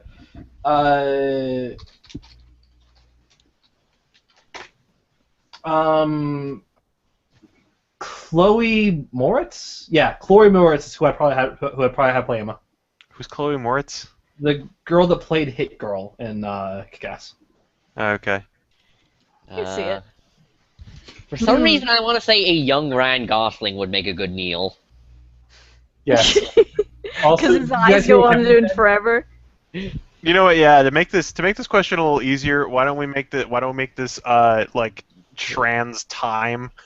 If you could pull an actor from time. We'll just make it trans chronological because we're talking about a thing that will never exist anyway. Yeah. CGI enhanced Jeff Bridges. God damn it. Either young Ryan Gosling or maybe like Jamie Foxx. But James, who would this man play? If that's the case. Okay, if that's the case, it wouldn't be for Emma. It wouldn't be Chloe Moritz. It would be Jodie Foster in that case. Okay.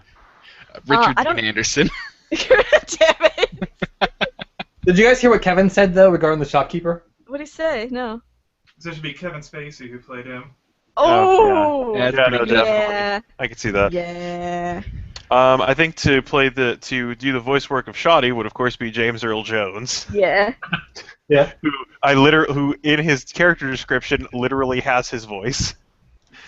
I don't have any ideas for Manny, but whenever I'm drawing George, because his hair is ridiculous, I actually look up pictures of Robert Sheehan, who played the character of Nathan in the Misfits series, if anyone knows what I'm talking about.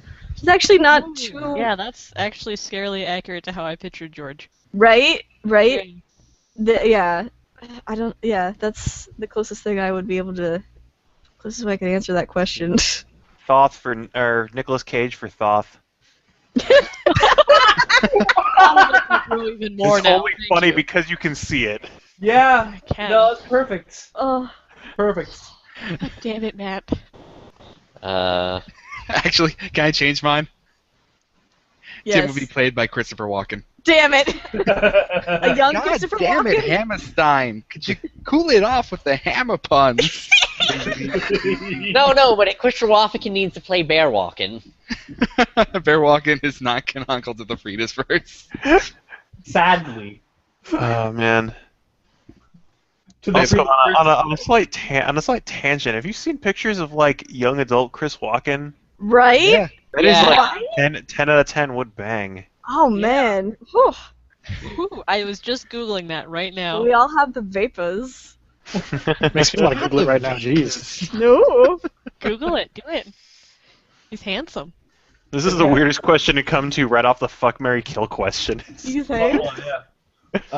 So I guess that answers that then.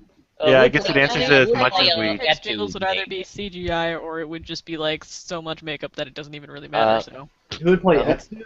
Yeah. I don't actually know enough. We'd have to research some Japanese cinema for. Yeah, Etsu. because I don't know. I don't know enough Asian actors to just to rattle that off. actresses as well. oh, Yeah. what about the chick from Pacific Rim? Oh, the Oh, girls yeah. in Mako? Yeah. Okay. Yeah. I can see Hey, that. Mako. Yeah. Mako. 'Cause, yeah, like the actress would have to have like a very very young supermodel-esque appearance. I can see that from the actress. Yeah. I don't know enough Asian actors, unfortunately, unfortunately, to Each say. How about this? Akira Mifune as. I'm gonna go with. I'll go with. I don't know his name, but I'll go with whoever played L in the live-action Death Note movie. Ah. You know, I never saw it, but I know I can picture like the image of the actor you're talking about. Here, I'll show you a good. Why don't we do this? Since this question is very interesting, and I'm not even being like an ass about probably that. answer it in a text format. Why don't we put it on the forum and let everyone else try to answer it as well? Yeah, that sounds like a That good would be plan. fun. Yeah. Yeah. Post pictures and everything, and your commentary and your thoughts. Yeah. And we'll probably include our own like personal picks too. Yeah. It'll be great. Okay. Yeah, I could see that being L. It's gonna be it'll be a good forum post. So post that up on the forum. Get And ready for the dog pictures. Okay. So. Travis, you're gonna do the entire Frida's cast as dogs. have you not already? I already do it for Ashton. I might as well do it for Frida's. The Wild Better. Dog Army. All right. So Literally next wild question, dog. So the next question. This is slightly germane, only as much as it's about the podcast. Where does Ugly Jeb originate from? He originates from a Frida's. 10-second clip of Blazing Saddles, where a guy says, "You can't park your horse there," and the cowboy he says it to proceeds to punch out the horse that guy is riding. How did he become our mascot? Because I don't even know that one. That was because that was the early days of the pot. We called it the Drunk and the Ugly because that's a Gmail name that Alex made to sign up for an MMO, and we thought it was funny. And then we stuck with, and then we made Ugly Jeb because again it was something that Alex thought would be funny. So our entire brand. The only reason we have Ugly a Jeff was a podcast. cowboy because The only reason we have a podcast is because of Alex. Wait, Ugly Jeb was based on Mongo? Yep. Yeah. Yeah. And the only reason we have a podcast is because in the first game that we played, Alex said, should we record this?" Yeah. Wow. Oh man. Like, And now we're here with a punk album written about us. Without Alex. yeah. Damn No, it, yeah, Alex. We miss you. We only have me and Nate and kind of Manda are the only founding members remaining. Kind of Manda. Because you weren't in the first couple of games. You joined I was in a not. little later. I did. All right. Miss Alex. Alex was hilarious.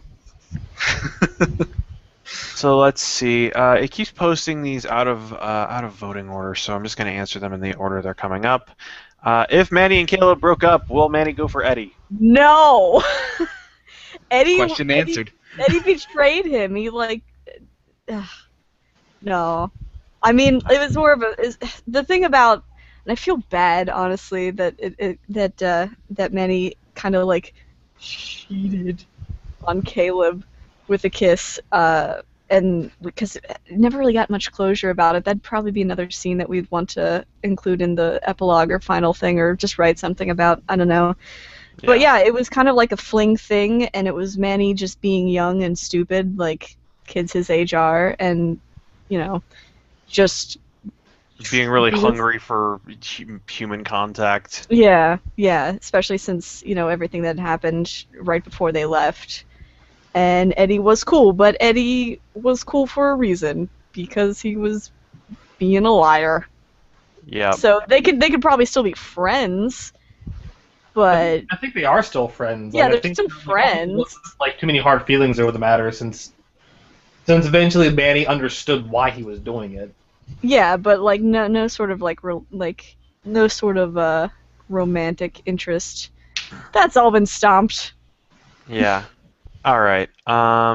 If you guys had the drive opportunity to do so, could we hope for more Frieda's Verse miniseries, guide and side stories featuring more than brief cameos of the characters? I mean, we have a whole bunch of different stuff set in the Frieda's Verse that we're doing right now. Yeah, and there's been talks of like. We've doing been other talking stuff, about too. about a sequel to Frida's. Well, I mean, there's been talks of like Not- side games with the same characters. And or games. I guess when I say sequel to Frida's, a game that is set in like the Frida's verse in 20 years or something like Yeah. that. Well, honestly, I mean, and correct me if I'm wrong, but honestly, what the general consensus has been when we talk about it is like, it's a story we kind of want to let sit for a while. Yeah. Like we came to a good end, and we don't want to we want that end to kind of be as it is right now. We still love the characters, and we would probably slip back into playing them really easily and have a lot of fun with it. But as it stands now, As it stands, we want to try on some other things. yeah. That was a game we played for about 3 years. Yeah. Though, I mean, if the auction does come up, I would certainly partake in it. I would enjoy playing an adult Emma. Yeah. A young adult, I think. Like I'd like to play her in young adulthood, personally. I could play an older Manny. Some rules to play adult characters, though, and if we're going to still use the monsters system. We'd have to use a different system. The only thing that would bother me about playing an older Manny is my voice. I'm just too cute. To be fair, his vocal cords here could age less than the rest. I mean, you play. No, he would be a badass and have a badass voice that I can't muster. Maybe Manny is just one of those people destined. He's like, I'm gonna grow up to be a badass, and he just stays a little cute and adorable forever, and it makes him angry. No, he's not actually a devil. He's just whatever the devil version of a cherubim is. Strong. Amanda, I could do Manny's voice for you when he grows up. James. Yeah. James, I can hear your smile right now. Oh yeah. I know. It's all right. Okay. Manny would be played by Ron Perlman. I'd do that. I'd agree to that if just to meet Ron Perlman. Without necessarily spoiling any future developments, do you think your respective characters will have a good end or bad end?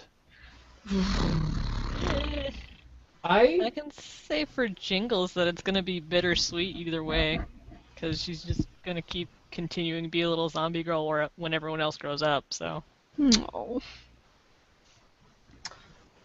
Things are kind of looking up for Neil. Yeah, I think both. I think there's a good end in store for both Caleb and Scott. Yeah. I think for both Emma and Atsu, there's a good end in store. Like I said earlier, Emma had her moment where she felt where there was a bit of empowerment and a hint that she will be fine, and I think she's going to be okay. I think same for Atsu too. I think Eld and by extension Kageko probably have a good end, because I think if they had a bad end, the end of Scott's Odyssey would have ended differently. I think if they survived what they've been through so far, they'll have a good end. Yeah, definitely. Okay, let's see. I love happy endings, so yes. Are there? Okay, we already answered this one about the innate rules for Frieda's. Does Emma ever come to terms with or become comfortable using her Odin kitty powers? Yeah. No, she doesn't. It's a part of Odin that's left in her soul, and she never is going to be. She's never comfortable with Odin or the idea of Odin. So she's always turned off by the idea of using those powers. Ultimately, ever really does unless someone is absolutely going to die if she doesn't. Okay. I think this is going to be a quick one. Will there ever be guest stars of Frieda's in Project Pixie? I'm pretty sure that's a unanimous no. Unless They're in Russia. Yeah. and also 2 years in the past. Yeah, there were Russia and also in the past. So no. I mean, there was references to it at a point, but no, just we reference other stuff that's happened in the universe There or might will be- happen in the universe, but yeah. Your new mission is to find and kill Agent Rooster. Ooh. Oh well. Bad end Uh, So that- for all the characters. so actually in that case, like Kevin said, extraneous characters will show up. yeah. There are like NPCs, the various side characters from the main Frieda's games that may show up, but the main cast of Frieda's likely isn't going to guest star at all. Yeah, definitely not. How well does Caleb recover from his injuries? He was scarred out in 3 locations, which I believe was the hands, the guts, and the feet. So he walks with a limp. He's missing. I believe he had a finger actually blown off by a gunfire, and he I don't know what his abdominal injuries would be like, but I guess he recovers in time, but he has several long-lasting disabilities as a result of being RoboCops. Hey, it'll help his rap career take off. Yeah, Yeah. so I no, think he's got some serious. We make the joke that he's been shot as many times as 50 Cent. He's got I some think even serious more. street cred. Let's be honest. Yep. Yep. The endless quest to find his skull. There we go. Side story game: Caleb and the quest for the crystal skull. No, Caleb and Blood in the Sand. Caleb blood on the sand. All right. Damn it. Hey, Caleb, hit that ramp! Hey, teleport the enemies into the shoddy zone. Where nobody can hurt him. And he's like, no, wait, this is a Napoleon architecture. All right. Oh, in jokes Okay. and in jokes. Oh, this one's for you. So, what are your headcanons about Scott's wizardry business and repaying his debt? I think in my personal one was that he met up with Molly, who in a game that was played but never posted, actually ended up learning some sorcery stuff from one of the faculty of Spring Crescent, and they start some kind of business there. And there's also a franchise he starts in Persistencia, and he probably makes good on his debt. I was gonna say, so how about that Troy branch, huh? Yeah, that one didn't pan out so well. The Persistencia one probably a lot better. Hey. Although I don't know, he's got to compete with Crazy Yvonne, who can sell the idea of things. Also, the shopkeeper can sell you anything at a price. Yeah, well, yeah, but Scott charges a little less than the shopkeeper. Nobody even asked him what the expensive things would cost. Can I buy the cost of this? I like to think you point to something that seems like he should be expensive. The shopkeeper's just like, yeah, that'll be $2. What? That's just diamond. Come on. All right. What was the intended plot for August in Bui Bui? What actually happened to him? Okay, so we answered a couple of these, but do we ever answer what was the intended plot for August in Bui Bui? I don't know.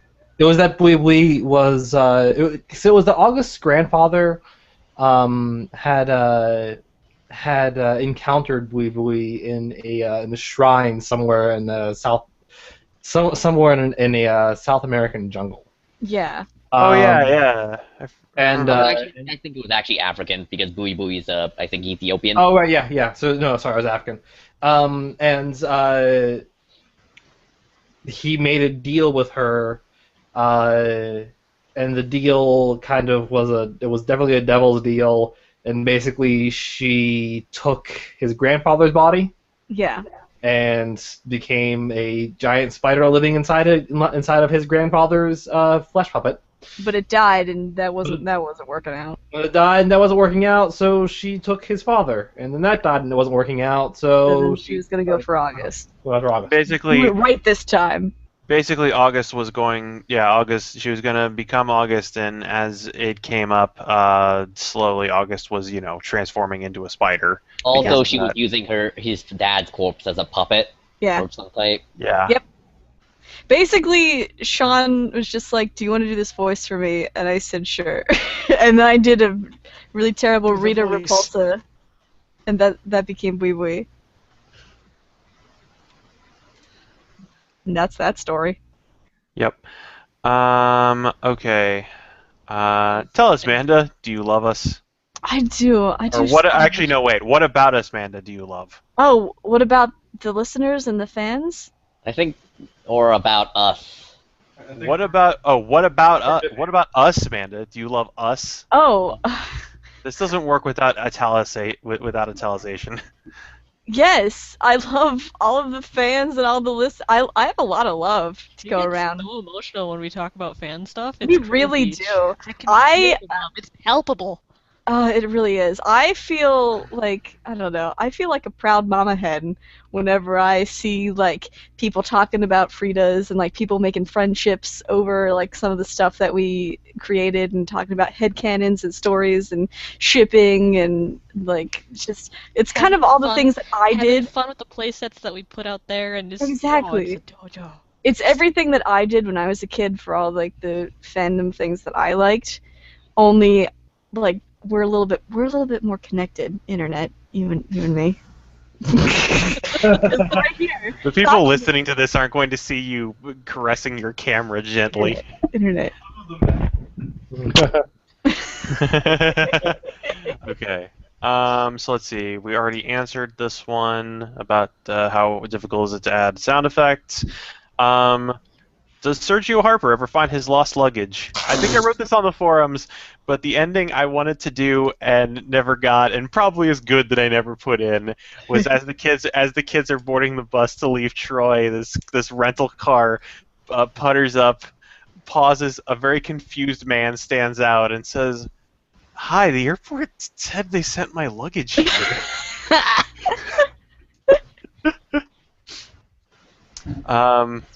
Though, like, he's not gonna find it. His luggage was ripped. His luggage was torn apart and put over a window, and then it was in a house that caught fire.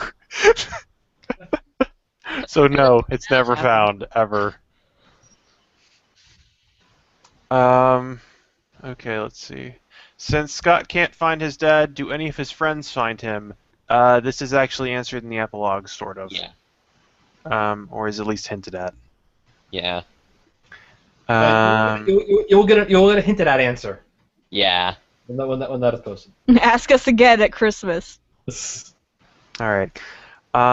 Will that demon Scott hold a debt with ever get revenge on Manny for his method of getting a discount? Probably. I said this The before. answer, I can actually answer this one. When Manny gets his true name, finally, that demon proceeds to learn it, summons him to Alaska, and says, "Now go home." Now walk home. Walk home and think about what you did, Mister. Yeah, basically, Does he preface it by handing him a dime and saying, "Fetch me a switch, boy"? No, he summons him to Alaska out of nowhere and says, "I'm sorry, were you in the middle of something?" Yeah, and then leaves it at that. And then maybe like 20 years later, because demons are very vindictive, he does it again when Manny's forgotten that it's even a possibility. Yep. All Every right, so often he'll just do it just to remind him. Yeah. Yep. we already answered this one. Let's see. Whose And- dog? It's Nat's Yeah, dog. my roommates came home and the dog is freaking out about them. Yo, what up, dog? Okay. What is up, dog? We actually figured let's- that answer out. Damn it. It's Yeah. not much, yo. Wait, okay. Somebody. Frieda's first question. Josh jokingly mentioned Ruby's father is Russian and traveling bizarre. Is her father the cosmonaut Vladimir Belousov? Josh! Well, geez, who knows, man? I want to say Death of yes. the author. Can and I all say that. yes? Can I say yes? Sure, yeah. Let's make Ooh, it canon. Edward Eaton, you were paying Because attention. Vladlin said he spent some time in the States. Yep. I don't know how old Ruby is. Hello. Am I audible? Yeah. What's Yeah. wrong? Yeah, What's you're wrong? here. We're listening to what you say, Matt. Yeah, that was John. I see what you did there, James. I fell for it. Let's see. Ba-ba-dip-ba-doo. We already Probably, ans- I think is the answer there. I like We- that answer. I think already the real answer is why not? Sure. Yeah, right? Yeah, sure. If I we like have a that. chance to connect things, we do. Pretty much. So let's see. We already answered the one about about the story of Vena's book. Let's see. Would you ever do an infinite / what if game set in Frieda's to see what could have happened under different Infinite circumstances? slash. That sounds right up their alley. I'd do it. Already working on it. Oh, are you, Travis? The Don't infinite get or so the slash? excited. That was a joke. Damn Infinite it. slash. Travis, who tops? Just keeps going. Travis is currently writing out every possible set of circumstances in Frieda's. I won't say that I don't know if we'd ever play one, but I will say that we've written a couple. Yeah. First We've- 300-hour scenario, what if the man's name were Sergio Herper? changes What- everything. What if Neil was a carrot? Oh, What if Neil was a rutabaga? What if the spiders were wolf spiders? You know what? To make this germane, whatever happened to the spiders in Uncle's closet? They ate well. It's almost like I know how to segue. You just lean forward. Try not to fall off. They Dude, segues are hard to do. Have you ever been I on know. They are not. I've been on one. You're full of crap, Zach. So to answer this question, they were also they were also eaten by Echo. I do like to think that Joey the Recluse did get a strong liquor game going on before he was removed from existence. Yeah, probably. He finally ended up ruling Spideropolis. Yeah. remember when all the spiders invaded the pizza place and it got shut down? oh, that was a fun scene. Yeah, that was. I got to hiss at somebody. That was fun. Yeah. Let's see. Mrs. Frieda's fiasco, yay or nay? Yay. I would Yeah. do it in a heartbeat. You know what? Yeah, sure. Why not? I would have to make new characters for it, but like you make all like the stuff relating to the actual plot. We No. could we could tie this into a what if scenario. Yeah. What Yeah. if? What if nothing really paranormal happened at Frida's and these were all just kids had like mundane stuff happen to them that was kind of equated to what happened to them? Yeah, I think you would need new characters just because Fiasco is big on establishing new relationships for people. Yeah. that's Just people definitely true. in Troy at the time of all this crazy shit happening. We could The other do. kid that we don't talk about, like Seymour. Remember could do- Seymour? Weren't we Yeah. going to do a? At some point, there was talk of doing a murder mystery game because somebody in one of the episodes mentioned going to like a murder mystery dinner theater thing. Oh, yeah. So there was talk about playing a murder mystery fiasco game where the idea is it was supposed to be a bunch of the kids as actors who had to fill in for some crazy reason for this murder mystery, just making it up as they went along.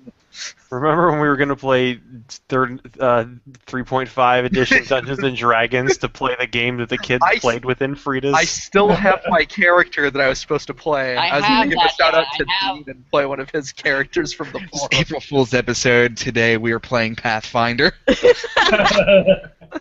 Ah, man. Okay. Let's see. Namazu, Hammerstein, and Leadbot are in a room. How long before the walls come down, the MIB show up? Those two events have drastically different timescales. The walls come down long before the MIB show up. I think that they should be acted out immediately. Actually, I'm gonna add something to this mix. I'm gonna add hipster thoth. I was there before it was cool. God damn it. Nah, Thoth can't be there. No one will ever call the cops on Thoth.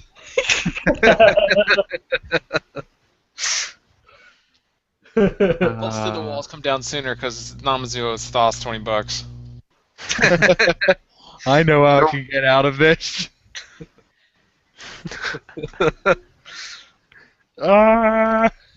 Okay, let's see. This seems getting too mainstream for me. I'm out. Okay.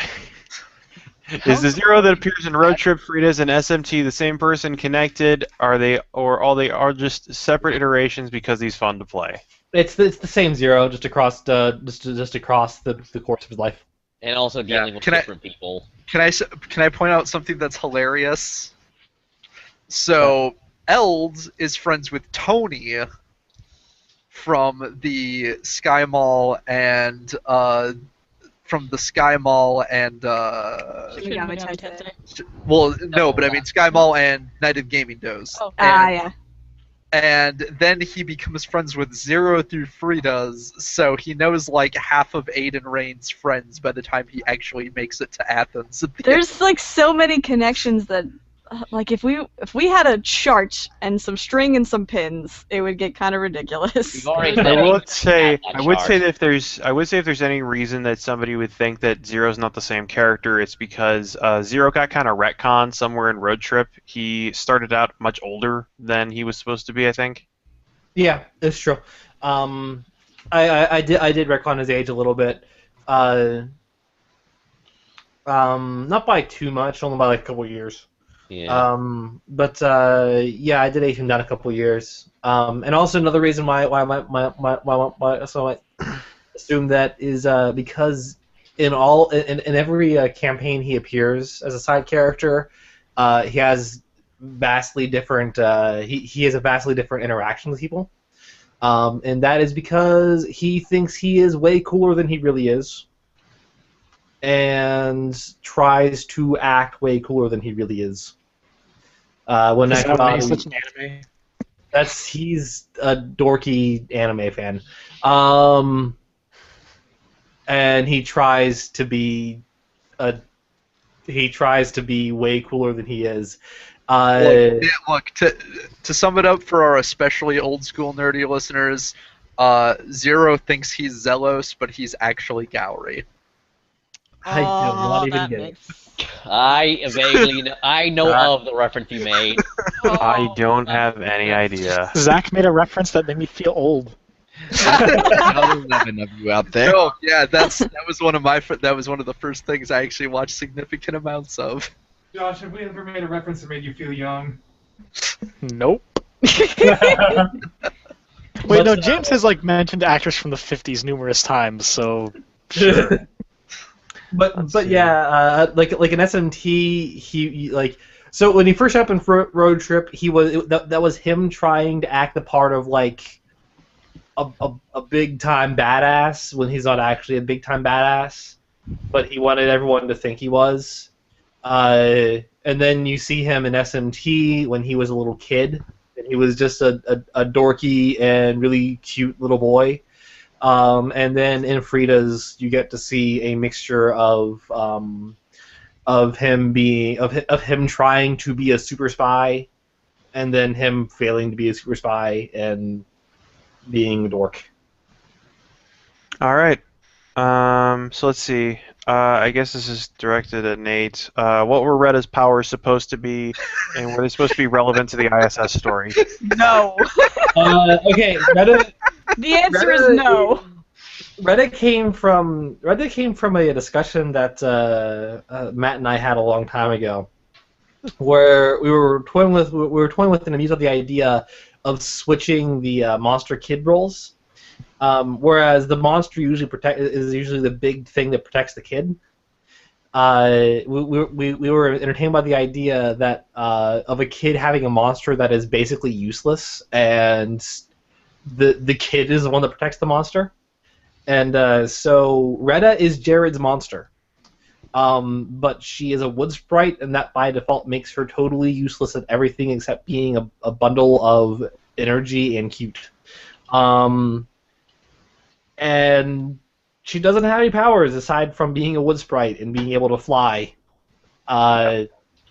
And she's very weak, very frail, and Jared protects her. He is basically her monster as a role reversal. Yeah. Okay. So this one just shot up immediately. Good Doctor versus Crazy Ivan. Who would win? Many doctors come in here. Try fighting. Leave his corpse. I think that no matter who wins, we all lose or win. Yeah, We no. win The on only people, valuable in the end of the day, the only people who win are the fans. We win valuable bargains. It just depends what field they're in. I don't even have an answer. Yeah, I think a fight between them would be haggling. Yeah. Listen, this is not nearly enough laced thoughts to get what you're looking for. It would be like a weird magical version of Pawn Shop or something. Pawn Stars. Whatever. I think if it comes down to haggling, Crazy Ivan's gonna win it, considering Tim haggled him down from his soul to his non-dominant pinky. Yeah, I guess you got a point. And he got a replacement.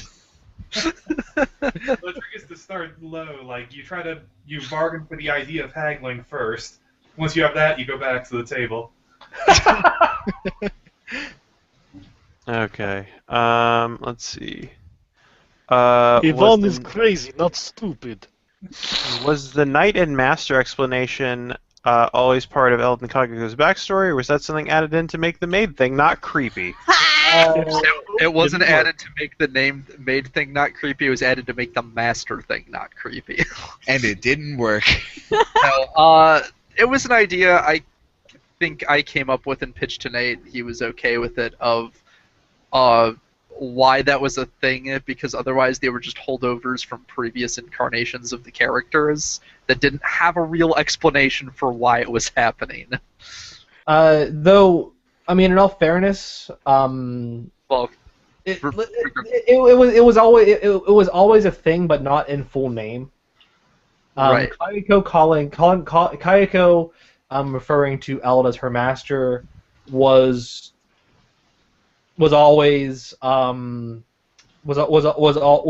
thing always a thing as like a reference to her feeling that she is his knight, but it was never that. But it was originally it wasn't that in name. Yeah, it was always out of. Basically, it was always a thing that Kageko chose to be with Eld and serve him, if you want to put it that way, in the way a knight serves a master, even if that wasn't the original. The metaphor for that wasn't there from the beginning, but it was always that kind of idea, is that she basically chose to be with him and chose to listen to him, even though, as was pointed out in a certain fans' write-up of Eld, she has there's nothing stopping her from just constantly disobeying Eld and wreaking havoc if she wanted to. Yeah. And also the whole thing with her dressing as a maid is because she likes to. Yeah, she likes the French maid outfit. It's just a thing she likes. Elle doesn't even like it, actually. He's not even into that. It's not a thing for him. He is just continually embarrassed by the fact, because everybody always assumes that that's what it is, and no one believes him when he says, like, no, really, I don't make her dress like that. That's how she wants to dress. Please believe me. Even when you're saying out of character, I don't believe you. I know, right? Like, that is how out of control Eld's life is. I've lost control of my life. I was gonna say you mispronounced waifu. Well, that My Let's semi-charmed waifu. Baby, Uh, baby. If you could visit the Frieda's verse for one day, would you? Yes. God, no. Sure. Yes. No. Depends Yes. where. Yes. I have Depends on what day. Yeah, and where. How many people are dying that day? It would be honestly it depends on my own ability to understand the supernatural bullshit, because one of the things about the Freitas verse is that like it's the whole thing that everything's normal, there's just crazy shit that always happens in the background. It seems rare that the crazy shit is for the benefit of anyone. Yeah. It's always shenanigans and they always end poorly. Whatever. I'm adventurous. Yes. I'm gonna take back what I said when I said no. Yes, but only on the caveat that the only character that I hang out with is Thunderbird. I think you could do that a lot easily. I think you could do that a lot more easily and a lot cheaper. Nate and I both live in mortal peril forever from ever interacting with our own characters for fear that they will somehow know all the shit we put them through. Yeah, no, I remember the end of the crossover. The end of the crossover. So it's come to this. Oh, okay. This one shot up really fast. Which moment in Frieda's was the saddest for each of you? Oh. When did I cry? When didn't you cry? When Elder Dane left. Step 1, curl into a ball. Step 2, try not to cry. Step 3, 3, cry cry a a lot. lot. When Elder Dane left, I cried real tears. Saddest moment is probably the basically Neil's and Newt's last face-to-face conversation, where Neil is trying to help him and then just keeps getting faced with the fact that he can't. Yeah. I would have to say the hallucination, the first hallucination Eld have when I think leaving Persistencia, the first one of the times where he was hit with the idea that he and Kagiko would never be able to actually have children, and like basically that nothing would go the way he hopes and that it was doomed to fail. That was a gut punch, let me tell you. That case came out of nowhere and was just I think it was when they first entered Persistencia. No, it was when they left, because when they left, it was a bad trip when they left. Okay, that's right. Yeah. That was hard. Going to Persistentia is always pleasant. Leaving Persistentia is never pleasant. Yeah. It's always a good ride up. It's always a hard ride back down. Yeah.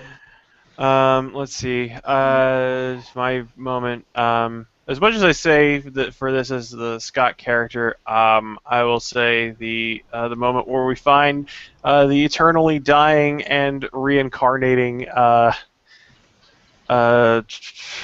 Man, how did her name slip my mind? The spirit of the forest. And I'm not the spirit of the No. forest. The eternally dying. Scott's mom eternally Demetrius? dying. Yeah, Demi. Demetrius. Oh, yeah. Demetrius. Yeah, Demetrius. I don't know why I forgot her name. Oh, that was That was a tough one. Honestly, yeah, I didn't find the death of the spirit of the forest or the leaving of Elder Dane or really any of the moments that I ran to be particularly sad myself. Aw. And I will say for the greater Frieda's verse though, the moment where I actually I will say that there are parts of Shin Megami Tensei and other childish things where I actually did shed real tears. And that's the only campaign where I did that. For me, it was actually Eddie's betrayal. Ugh. Eddie's betrayal was a time that I did actually legitimately tear up, and felt absolutely terrible going about that. That was the saddest one for me. So, generally speaking, I'm a method actor, so doing the acting for the divorce hit me pretty hard. Oh, Yeah. Yeah. saddest question. That was that Because was he definitely antagonized his like, parents until they got You divorced. get married and get divorced. that was gonna be my secondary one. I remember being there for that. And I Ugh. don't normally feel much when it's not my character, sad to say, but that one was that was pretty brutal too. Before we move on to the next question, can I just say, with Sam putting the song Sergio Harper at the end of the finale, that makes me cry every time. I can't listen to those 3 guitar plucks without going like, it's just Like this if you cry every Tim. no. It's so good, and it was such a good way to end. And like, it was like it's like 3-4 years of my life, 3 years, 2 years. Yeah. And I made a lot of friendships, and we wrote a lot of cool stories, and it's just like it finally hit me that it was over, and I like every time I still can't. That was no. I can say in that vein. I remember when I was submitting. I know it hit me finally that it was ending when I submitted Frieda's Finale.mp3 to the website. Oh. And it's like and like that actually that I felt it wasn't anything like teary-eyed or anything like that. It's just there was some gravitas to it. We're all a bunch of saps. We are. It's true. Yeah, that's why we I'll write a whole bunch agree. of really sappy stories. Shut up. Kevin's not a sap. Kevin doesn't. Feel. How can I'll you just say I that walked about away us, to make a Amanda? sandwich and I came back to a bunch of sadness, and I feel really bad that I missed this. Hannah, this is the question. Did you get the question? The previous one was what for you was the saddest moment in Frida's? Ooh. Damn it. I didn't pay that close of attention. Hoop and stick. I guess the ending. They parted The ways, but they were best. united. But they parted ways. You're the best, Hannah. I'm sorry, I just left to go get a sandwich because I don't know if you realize this, but we've been talking for like 4 hours right through dinner time. I know. Yeah, no, Yeah, I ate dinner before we started I this. don't know if you noticed, but I I- shoved a taco in my face halfway through this. I did some burging while we were doing this. Charlie, I don't believe you eat. It's a fair thing to disbelieve. You ever seen this guy? He is like 5'9", 100 pounds. Well, we don't have that many questions left over. We can try to wrap them up as soon as we can, and people can Yeah. go have lives. Yeah. So stop asking questions. We'll answer what we got now. Okay. It's We fine, love I have you. a sandwich. I'm satiated. If you Yeah. have any other questions, put them on the forum. We'll answer them ASAP. Amanda, by saying you love them, you actually answered one of their questions. I love all of them.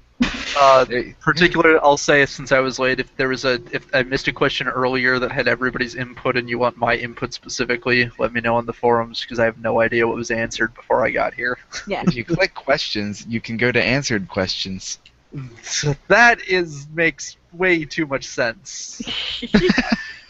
So let's see. Was it intended, or was there a moment when you knew it would happen for Leviathan to kill Eld during their confrontation? Everyone was relieved when he came back, but as GM, did you ever regret killing him?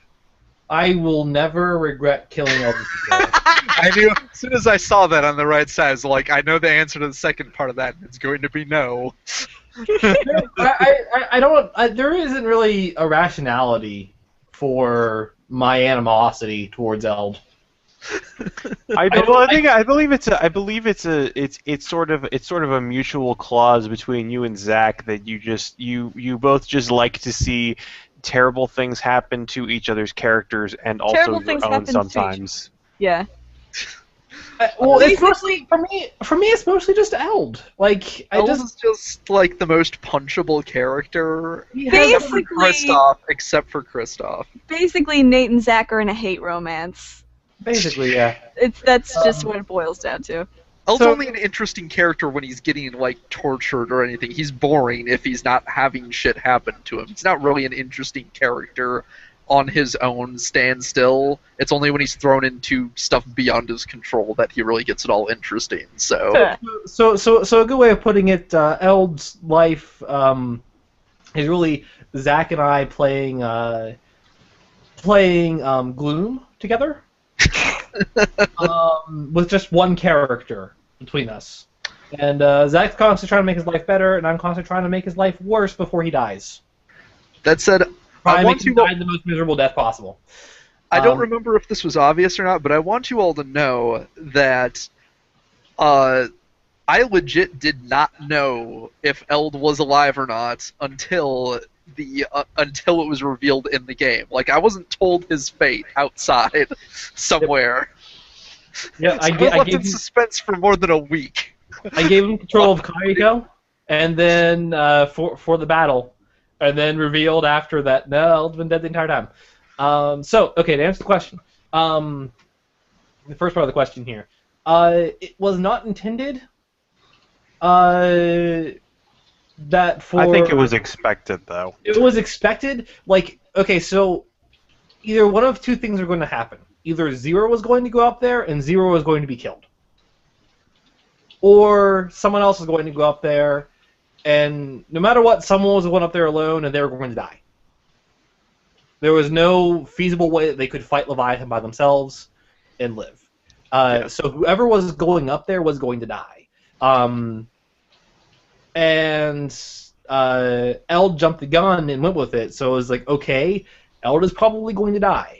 And because it was the end of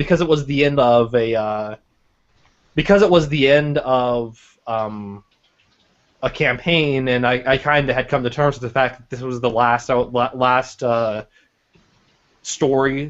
of Frieda's that I was going to be running. I kind of took the gloves off, and I didn't mind PC death at that point. And it was kind of brought up sometime like after that they might be able to use the shopkeeper to bring him back. So I went with that. I was Yeah, like, you didn't mind PC death, but the rest of us did. Yeah, so let's have the shopkeeper bring him back. But it was kind of just a nice, it was kind of a really nice punctuation there to the deal that Eld made with the shopkeeper, and I was pretty happy about that. It was, and it was also, I think, a good cap to his character arc and development, with the idea that if he continued to try and play the martyr, basically, and insist on taking everything on his own shoulders, it was going to kill him. Like, he's just extremely lucky it did in a circumstance where he could come back. All right. So let's see. This is not a question, merely a statement. Thanks for the awesome Q&A. Frieda's is awesome, and so are all of you. Thumbs up. Mwah! Well, thank you. Always for yes, audience. Aw, thank you. Thank you very much. So, what would be your character's idea of a perfect day? Wasn't there like an actual session labeled Tim's Awesome Day or something? Yes. and Yeah, it was no, a we've actually terrible had multiple sessions where this, I guess, had been answered. Yeah. Because there's literally a session called A Perfect Day. Yeah. There's also the follow-up, there's also the text RP that follows George and Emma through their perfect day. Well, sort of. Yeah, well, I mean, the whole point of the perfect day session is they know something's wrong. Yeah. That said, Emma's perfect day is one where she does some science. She wakes up, she does some science, she gets some lunch, she hangs out with her boyfriend, she makes out with her boyfriend a little bit, she does some more science, has some dinner, does some more science, and then has a good sleep. It's Friday. That would be the worst day. That would be the worst day. 7 a.m. waking up in the morning, gotta do science, gotta go downstairs. But so that's basically Emma's perfect day. It mostly consists of just doing science for the sake of doing science. Science. Science? Science. El's Oh, idea of a science. perfect day would be a day where he could go out and have a date with Kageko without needing to hide her or otherwise worry about his or her personal safety if they don't take steps to conceal themselves. Amanda, Mm. Manny's perfect day. We played a session where Manny's perfect day happened.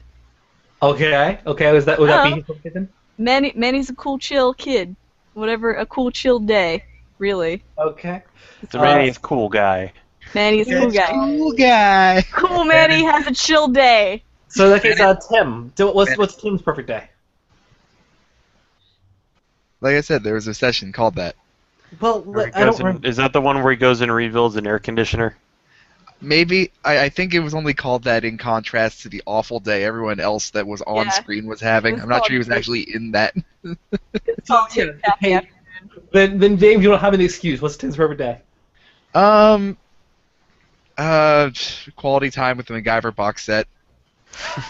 Ugh. Don't ever say it like Oh that. my. Oh my. That was a perfectly innocent way to say that. Oh yeah. So Hannah, Jingles is perfect day. Poop and stick. All right. There you go. Gotta hoop Can't argue with that.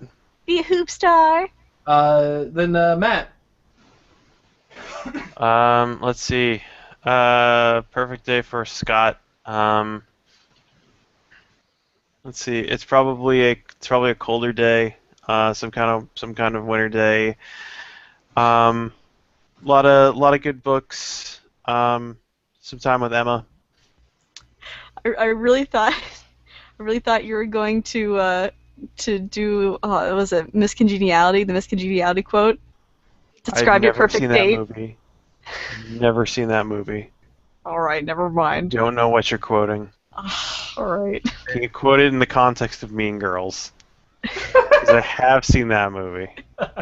Stop trying to make miscongeniality happen. Matt, Not a what thing. about Caleb's perfect day? Caleb's perfect day. Oh man. Probably new. Let's see. I don't keep up too much with the music that Caleb would be into, so probably some new rock / R&B track drops on iTunes. GTA 5, Manny. All right. Pod Ghosts. All right. Flops. And Charlie, Neil's perfect day. Depends at what point of his life. Current. Alright, currently right now, spending time with the people he cares about, Spending just having a time. relaxing day, maybe going out on a date with a cute girl, Robot girl. I assume? yeah, at the moment, yeah, robot girl. Let's see, possibly, doing some volunteer work. Having, and maybe some working out somewhere along the line. Gotta keep in shape. All right. I forgot about probably Etsu's perfect day is includes punching lots of men. Just punching lots of people. And being fabulous kicking while them doing so. And being really fabulous while doing so, yeah. Shoddy's perfect day involves controlling the world. Shawty's perfect day is bending time with a bunch of his friends. Yeah, that was the other joke. All right. If you could give one character for free as a hug, who would you hug? I would say I'm going to say Neil because he's been through a lot and most of it is my fault. I'm gonna agree with Charlie here and say Emma, I'm sorry. I'm so sorry. Yeah. Yeah. I'll go with Scott because all of that plus I actually I think I know what the experience would like having hugged a fursuiter. It would be soft and cuddly and also really kind of sweaty and a little gross. But you know what? it would all be kind of worth it. Yeah, I think we'd all just hug our own characters because we're sorry. You pulled through though. Good job, kid. Group Yeah. hug with Arowena and Jingles. Zombie Simultaneous hug. group hug. Group hug. I would Group hug hug. Trash Man Operation Prime because group hug even brains successful. need love. All right. Zach. What? Who would you hug? Don't say Eld. I would not hug Eld. I'm sorry to break good. the trend. So, anyone else? Anyone else? Who would you hug? Eld doesn't deserve a hug. Eld gets all the hugs he can handle. He doesn't deserve them. See what I mean? He hates Eld. It's A fiery passion, and I have no reason why. Not He Eld, has it's a you. very punchable face. he hates Eld in a way he doesn't hate any of my other characters, save maybe Kristoff. Get a room, you two. So anyway, Zach, who would you hug? Who'd I hug? I'm gonna say I'd probably hug Emma. I wanted to hug Emma all through Scott's Odyssey, so Oh, it's like it'll be okay, Emma. Your boyfriend is going to get better. He's not going to become an insane wizard. You will have a normal life someday, I swear. We'll see about that. All right. I don't know how much time we want to spend on this one, but going by D&D core races and classes, what would you guys classify yourselves? I don't even know. I don't know D&D, listeners. What edition? Oh I don't know. God. Let's say 3.5 / Pathfinder. D&D is really lousy about about having a role for like the crafter, so I think Tim would be a human expert. I Yeah. don't think it's your character. I think it's you. Me in particular. It's just you guys and yourselves. We would be commoners. What do you think? I'd be a particularly undexterous rogue. Yeah, we're all commoners. Yeah. I would be a I would be a human dual classing barbarian and bard. I think there's Yes, the Barbarian. I've seen that. I've seen that. That's happened before. It wasn't pretty. I think I'd probably Dude, say Scalds, come on. I think I'd probably say human cleric, because I like to consider myself more of a support role, and also somewhat versatile. What I am- race? I am. Oh, go ahead. I said human. World's first agnostic cleric. I am a human bard because I am kind of good at a lot of things, but not really good at anything. Also, I consider I've taken classes on singing before, so. I'm still going with commoner because it's not too unlikely that a house cat could kill me. I mean, it's not unlikely the house cat could kill anybody. I mean, Who wins initiative? Because there's a critical hit. Oh, about you, Hannah? You played D&D. Yeah, like a total of 10 times in high school. I was just That's always enough. because I like dwarves. All right. All right. Either, warrior or cleric, so usually cleric. Okay. Headcanon where Neil seeks out Elder Dane and becomes a real angel. Not a question. That is not a question. I guess we'll move on to Though 1 minute. though I do appreciate the idea of it. Yes. I will tentatively say yes. Yeah. I We will like say your headcanons. Put more headcanons on the forum. do not put them in the questions. That is not the place to answer them. I think we already answered how would you like to see Ben and Newt's story end. Yes. Yeah, that one we already answered. Yeah.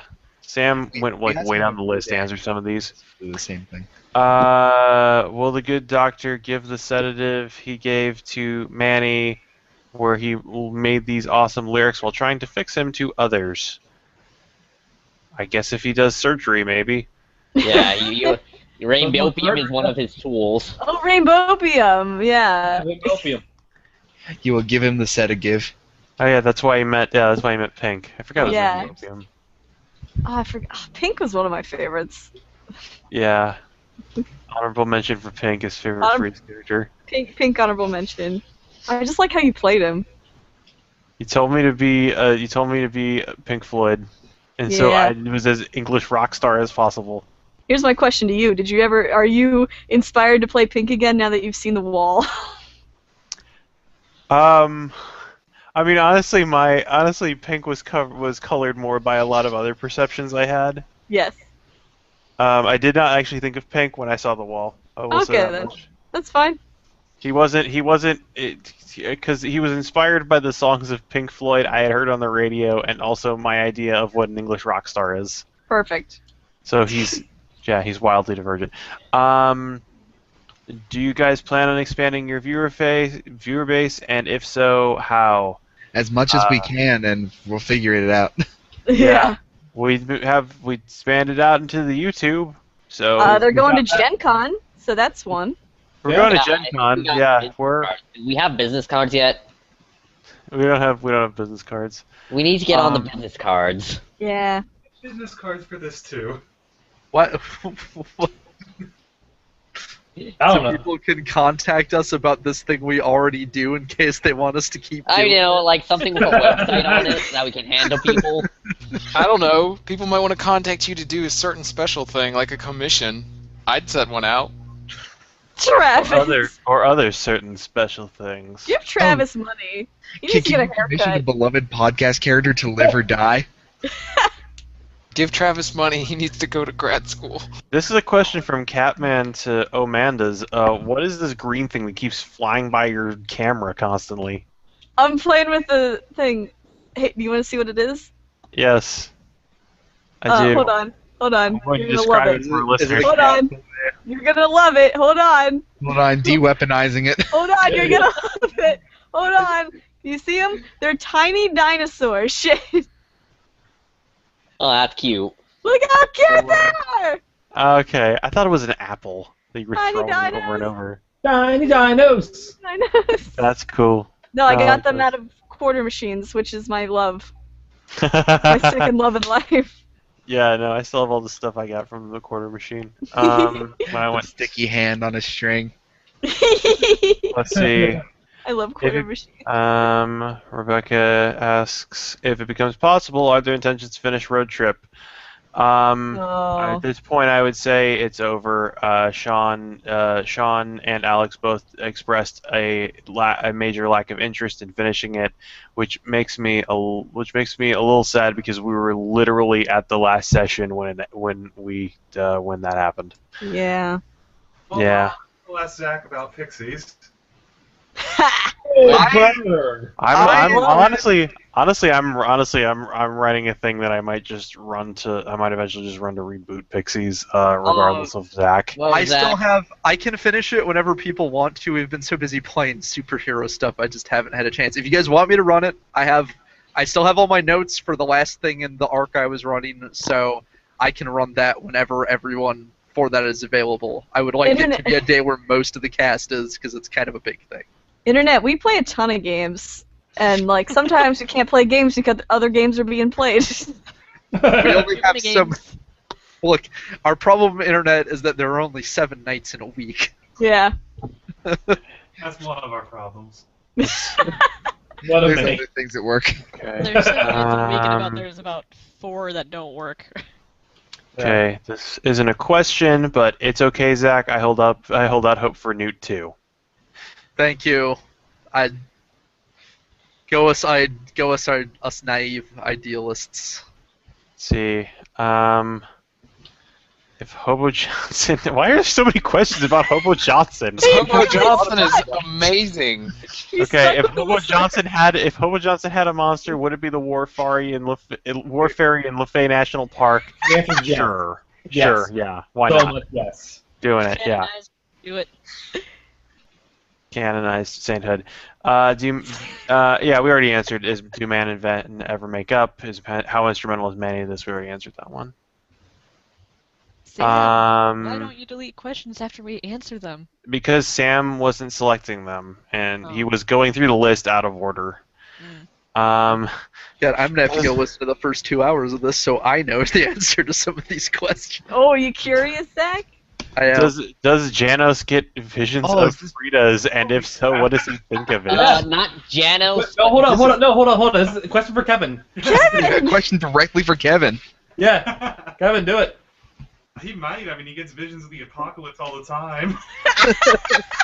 The Jack dude just have to start referencing the Frieda's apocalypse, and no one will ever believe him.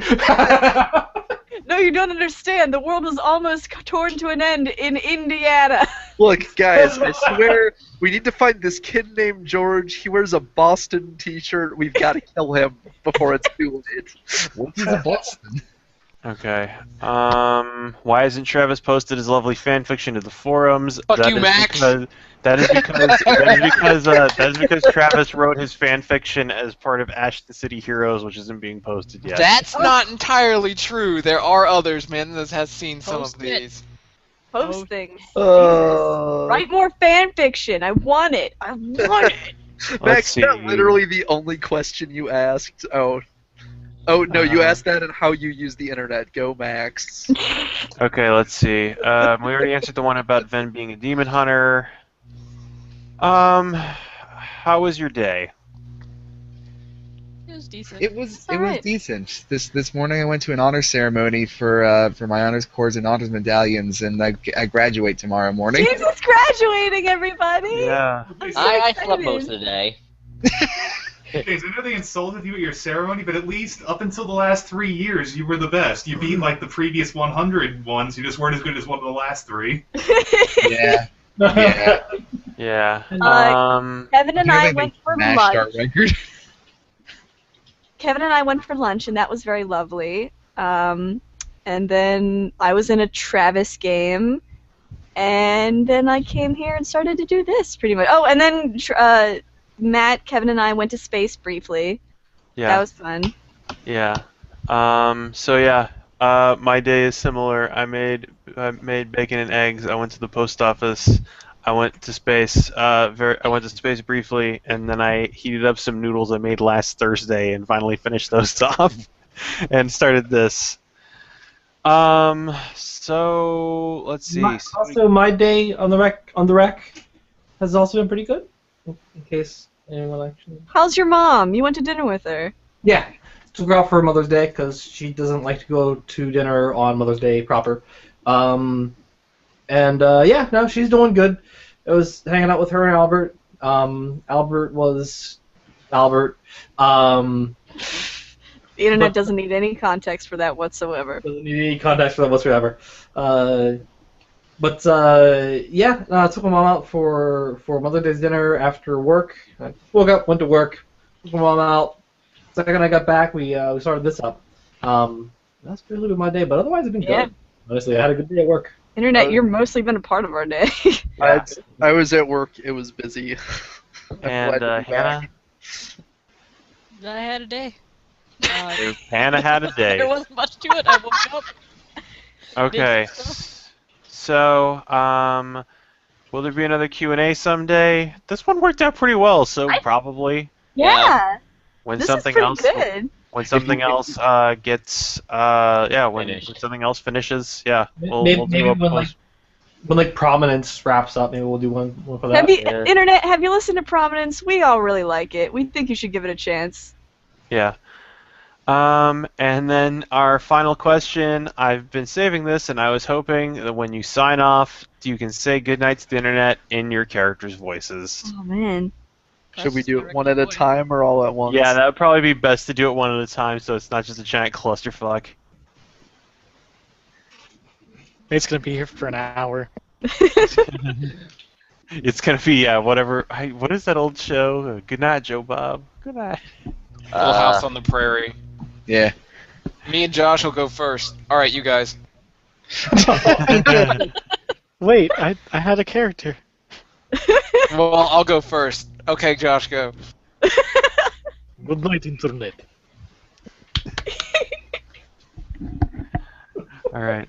So I guess I'll tag in. Yeah. Good. Good night, internet.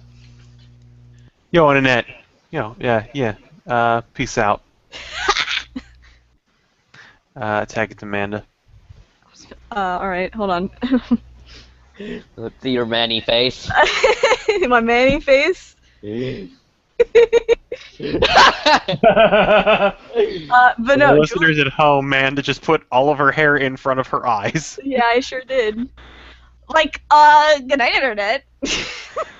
And then, come on, you guys. Good night. Oh, come on, guys. Tagging, Amanda. I'm not gonna tag you, because you're gonna be, like, here for another hour. No, I'm only going to. I'm only The rest of us will leave, like, that'll be the last thing. Everyone leaves the call except for you while you say goodnight 80 times. No, I'm tagging Zach. All right. Good night, internet. It's been fun. And then night.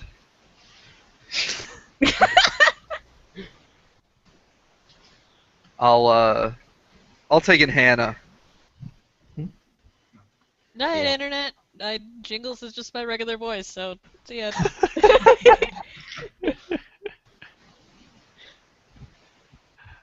And you gonna tag? Who are you gonna tag in? Who else needs James? No, James, Charlie. Kevin, Charlie, and I believe. Charlie. We'll leave James for last because he'll do his Namazu voice and then everyone will just stop listening. That's what they've been waiting for. Really, that's the only reason anybody asked us, I think. Yeah, I know. Good night, internet. Thanks for sticking with us. And then, good night, internet, I guess. Come on, where's Hammerstein? Good night, internet. May you hammer away at many other good podcasts. I probably did his voice wrong. Also, though, I can do the Good Doctors now because. Oh, that's fine. No, do it. Good night, internet. Have a nice night. I was expecting a nail in the coffin joke. Fun thing is, at some point, the doing the Good Doctor's voice became me doing a Ice King impression, and I don't see any fault in that. Yes. Yes, and. Charlie, who you tagging? I will tag Kevin. Good night, Internet. I hope you enjoyed this preview of Frieda's. I can bring you more at a very reasonable price.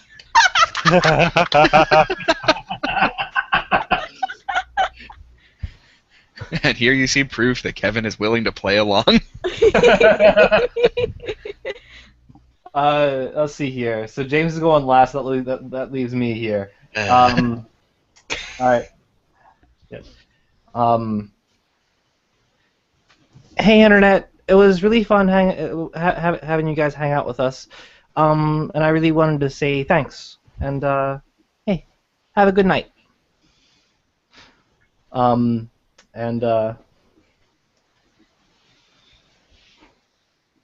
Internet. There are many problems that we have. Mostly that everything that is on you is bad, and you should feel bad. But good night, anyways. Oh, come on, Etsu. Don't make them feel bad about their weird and kinky fetishes. I am sorry, but they should. I would like to say that I am not judging, but I am judging. She's so judging. She's judging way hard. And then, Master? Why am I saying good night to the internet? Well, they've been supporting us and watching us and cheering us on this whole time, so I guess it's to show them gratitude for that. Oh. Well, good night, internet. You sleep well. That's all I'm doing here.